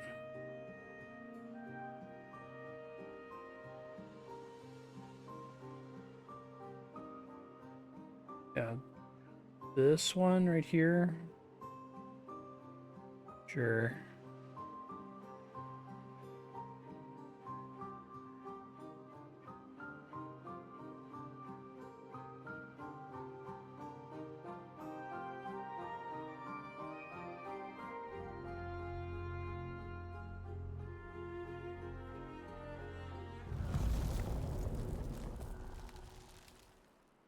Okay.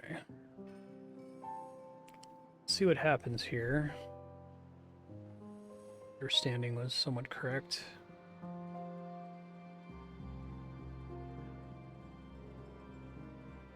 A lot of the water is going to drain off in that direction.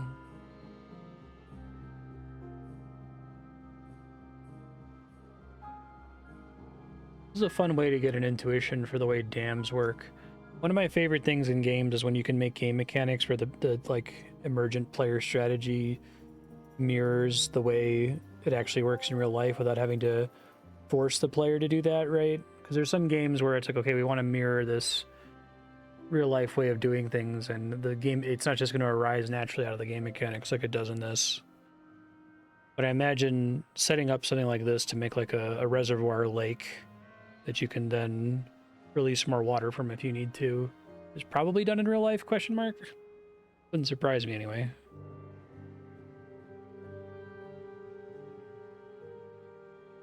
That's pretty cool.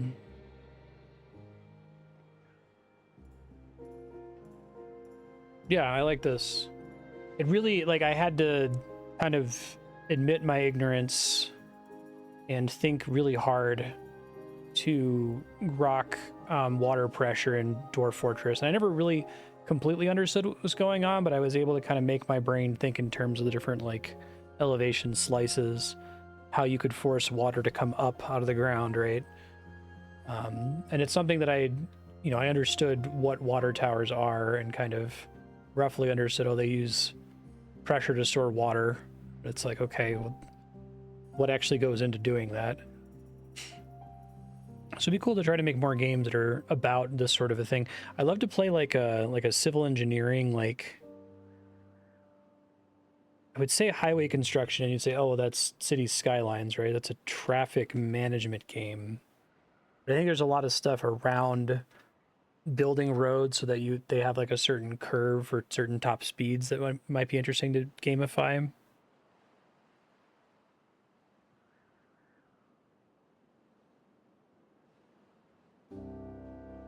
Interesting.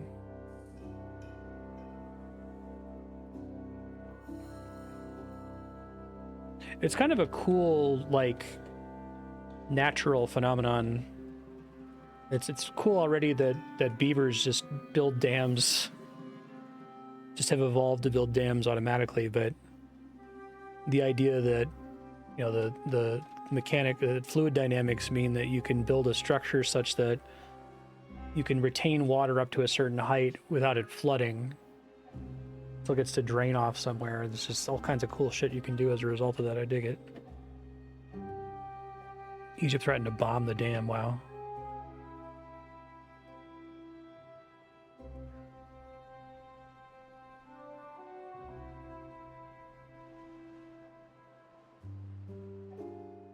The Three Gorges Dam in China altered the rotation of the Earth.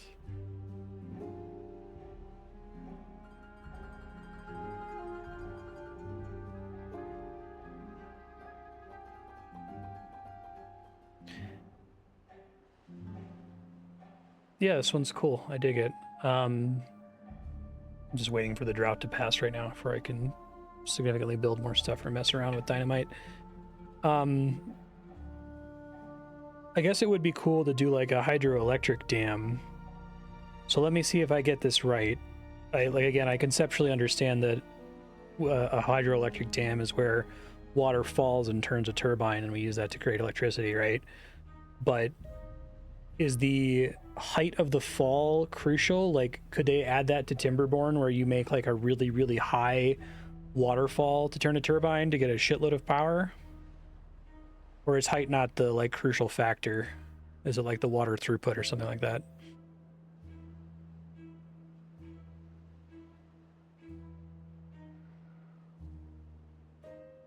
Yeah. Here it seems like having the water drop a long distance, the game can do it, but it doesn't do anything interesting, right? Like even making waterfalls in Dwarf Fortress is kind of cool. Not in Timberborn yet, yeah. I'm just curious, like, what are their whiteboarding ways to expand the game creatively from where it is right now in early access? That's a thing I could think of, but then you'd have to like they'd have to create something to use all that crazy power for. I'm trying to think in comparison to Dwarf Fortress. At this stage of Dwarf Fortress, you do have a lot of things that you could be doing. A lot of little things you can start working toward. But the game is also constantly throwing emergent story at you in the form of like invasions and monsters and, you know, strange moods of individual dwarves wanting to make things, right?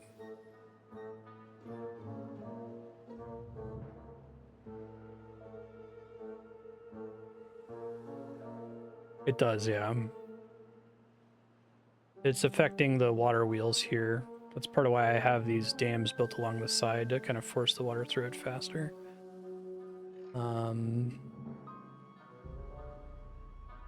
That reservoir didn't hold a lot of water. I thought the drought was basically over.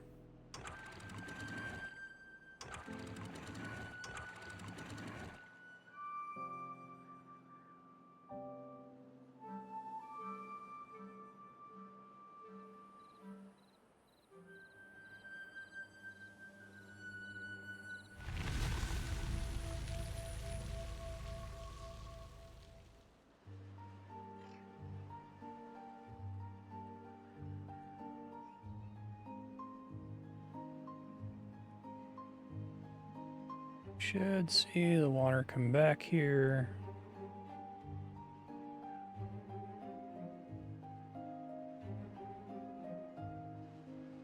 I feel like this game kind of achieves the similar objective to something like Terra Nil, right? Where it's like, it's taming the wilderness, but not in a way that's destructive, which is cool, but I think probably also like ideologically limits where they can take this game. They don't want your beaver society to turn into this like they have the commentary about the bad water being from after the humans died, right? You don't want to start putting out a bunch of pollution and stuff. But maybe they can be clever about it. I don't know if like the final form of this game is like a factory game. I wish there was more. I wish I cared more about the individual beavers. They just kind of seem to die and replenish themselves without me thinking about it. Maybe that's something that's further on in development, but I don't know if that's like a uniquely Dwarf Fortress thing that you don't want to do that because there's too much you have to do to make it satisfying. And if you just barely surface touch it, it's not very fun.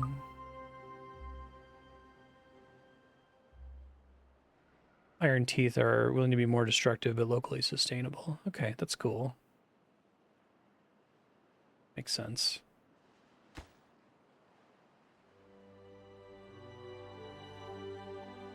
Should be able to get all the metal blocks.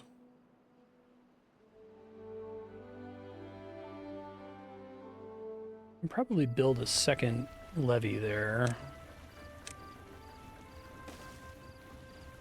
I think I'm going to start giving future Marstead notes because they could go for as long as 10 minutes, especially if we're not playing this for a long time. Okay, so future Marstead, you'll probably remember some of the basics of this because a lot of Dwarf Fortress has stuck with you even after this long time. Kind of the core objectives, you're probably going to want to start a new game. You just unlocked the Iron Teeth, which once this game is out of early access, you could try starting with. They're probably a little bit more complicated than this tribe faction of beavers. But kind of the basic idea is that you need to like utilize your green area as efficiently as possible. And most importantly, you have to utilize your farm and especially tree placement from the forester. Ideally, you want one forester who's managing a gigantic area full of different kinds of trees that you try to stagger in some way. So I think I completely agree with Terran's suggestion of doing something like making a forest that's like a third birch, a third pine, and a third something else, and then slowly replacing each of those thirds with oak, because oak returns a lot of wood, but it takes forever to grow, and if you have them staggered that way, you'll be pretty much guaranteed to have a constant supply of logs that you need for everything. So be smart with that. Green area is created by water. So you need to kind of early on have a solution for droughts. You have to dam things up so that when there's a drought, you don't want to have a situation where there's just no water and all of the green areas die and all of your farms die and all of your trees die and that sort of a thing. So kind of your first objective is as far downstream as you possibly can. You want to dam up an area. Water can't travel through the diagonal, so this is an acceptable dam, for instance. Get that taken care of right away after you've got your forester taken care of and you've researched the stairs. After you do that, the next concern you're going to look forward to is the bad water tides, which happen around like cycle 5 at the earliest. So the solution we have for bad water tides here, imagine that these two things didn't exist. We built these later, but you could build like 2 floodgates with levees on either side going into your settlement, and then some other offshoot going out of your settlement. And the idea is that you're going to keep this closed, so at height 1.0, and you're going to keep this open, so at height 0, until a bad tide triggers, and then you're going to flip these. So you're going to close this guy and open this guy, so that all the poison water comes in and gets siphoned off somewhere else. The idea is the water has to drain off the map, so the edge of the map, and this map, for example, is like all the way down here. You'll probably research other sorts of solutions to that in the future. You don't have to be super careful with science, at least the way the game currently exists. There's no formal tech tree. The most important thing is that you get forestry set up and you get a stairs set up before you start spending it on other things. Pay close attention, though, to building power usage. This observatory, for example, uses power. You can connect multiple water wheels to each other. You can make water wheels spin faster by building levees near them to kind of force the water flow rate. I might end up needing more gates on other maps. You needed 4 when you were playing. Okay, so yeah, so experiment. The idea is you don't need them to literally all be floodgates. This is overkill. This could probably be 4 and then 1 levee. But it costs more to make floodgates. So if you really aren't sure, you can just make them all floodgates. It's not that much more expensive. You can always convert later, but it's not a super big deal. They're probably going to keep the mechanic where you're like harvesting from the decaying skyscrapers. So do that eventually once you start running out of things to do. I'm assuming they're going to expand this mechanic more, where basically it's tracking the overall happiness of your colony and giving you points based on whether they're hungry, thirsty, have shelter, have wet fur, aren't injured. Bonuses for variety of food, bonuses for nice things like campfires. Oh, something you definitely must research next time and ask chat to help you with is efficient stacking of your buildings. You're going to want your buildings to be like at least 3 high, and then there's some shit you can do with stairs to make like spiral staircases. So you can have a building that has 3 different floors that your beavers can just access. You can also store all kinds of convenient stuff on top of rooftops. You can put decorations, that kind of a thing. So really be careful with your land usage. Try to think about it and plan ahead. You know, if you want to make a giant farm that has a whole bunch of different crops in it, that's great. But you probably want it to be close to all your stockpiles and storage. You have to pay pretty close attention to your water. You have to build more water pumps than you probably think you have to build. Especially as your population size starts to grow. Be careful. Every time you build a new shelter, it's essentially inviting more beavers, which can make you run out of water and food pretty quickly. So only do that when you feel pretty confident that you need the more workers to progress further. You just in this game unlocked dynamite, like barely. We have a factory that can make it technically now. So the idea with dynamite is that you have to make a pump that gathers bad water. You use the bad water in an explosives factory to make dynamite. You use the dynamite to drop the elevation of a tile so that you can redirect rivers and that kind of a thing. And that's kind of becoming your objective, is to, you know, change the landscape so that you can get the water where you need it to be, so that as much of the ground is green as possible, so you can grow as much as possible. Think too, if you have a shape like this of building, this is kind of like a little emergency reservoir. When a drought or a bad tide's coming in, you can adjust the floodgates on these, let this water build up, and then release it if we happen to run out further downstream before the drought ends. Thank you for subscribing to Beaver Facts. Right, because they're classified as fish by Catholics for Lent. If anyone in chat has any other thoughts to pass along to future Marstead, let me know. I think that's about everything that I had. I think the land usage is probably the most important. If you do have an area of your map that's like not green, that's perfect for society, I think. Like we have here. You want to try to avoid building like houses and decorations and anything that's not using the greenery on greenery if possible. So you can have your fireplace and your houses and your district center and all that. They should be in the dead zones.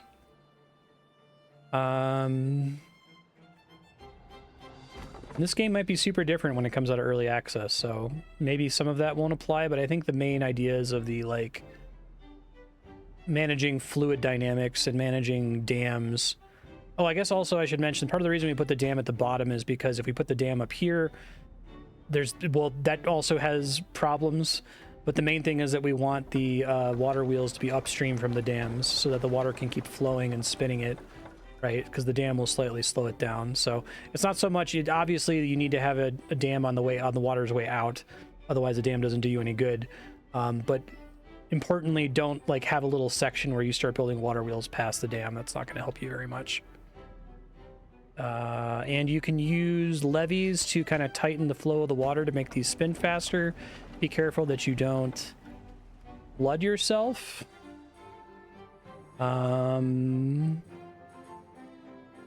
Build lots of warehouses, build lots of tanks, upgrade when you can. Hopefully the game will have a tech tree when it comes out. I think that's everything. Thank you, Terrace, for putting this on your subblock. I actually really like this game. It's really good. I'm very interested to see where it comes as it comes out of early access. I think there's a lot of places they could take it. Like I think it's fun enough as it is right now. It's kind of a sandbox of like, see how long you can survive, see how much science you can unlock and how much of the tech tree you can unlock. But I bet there's some more gamey things you can put into it, like Dwarf Fortress, that would make it have a longer leg, so to speak.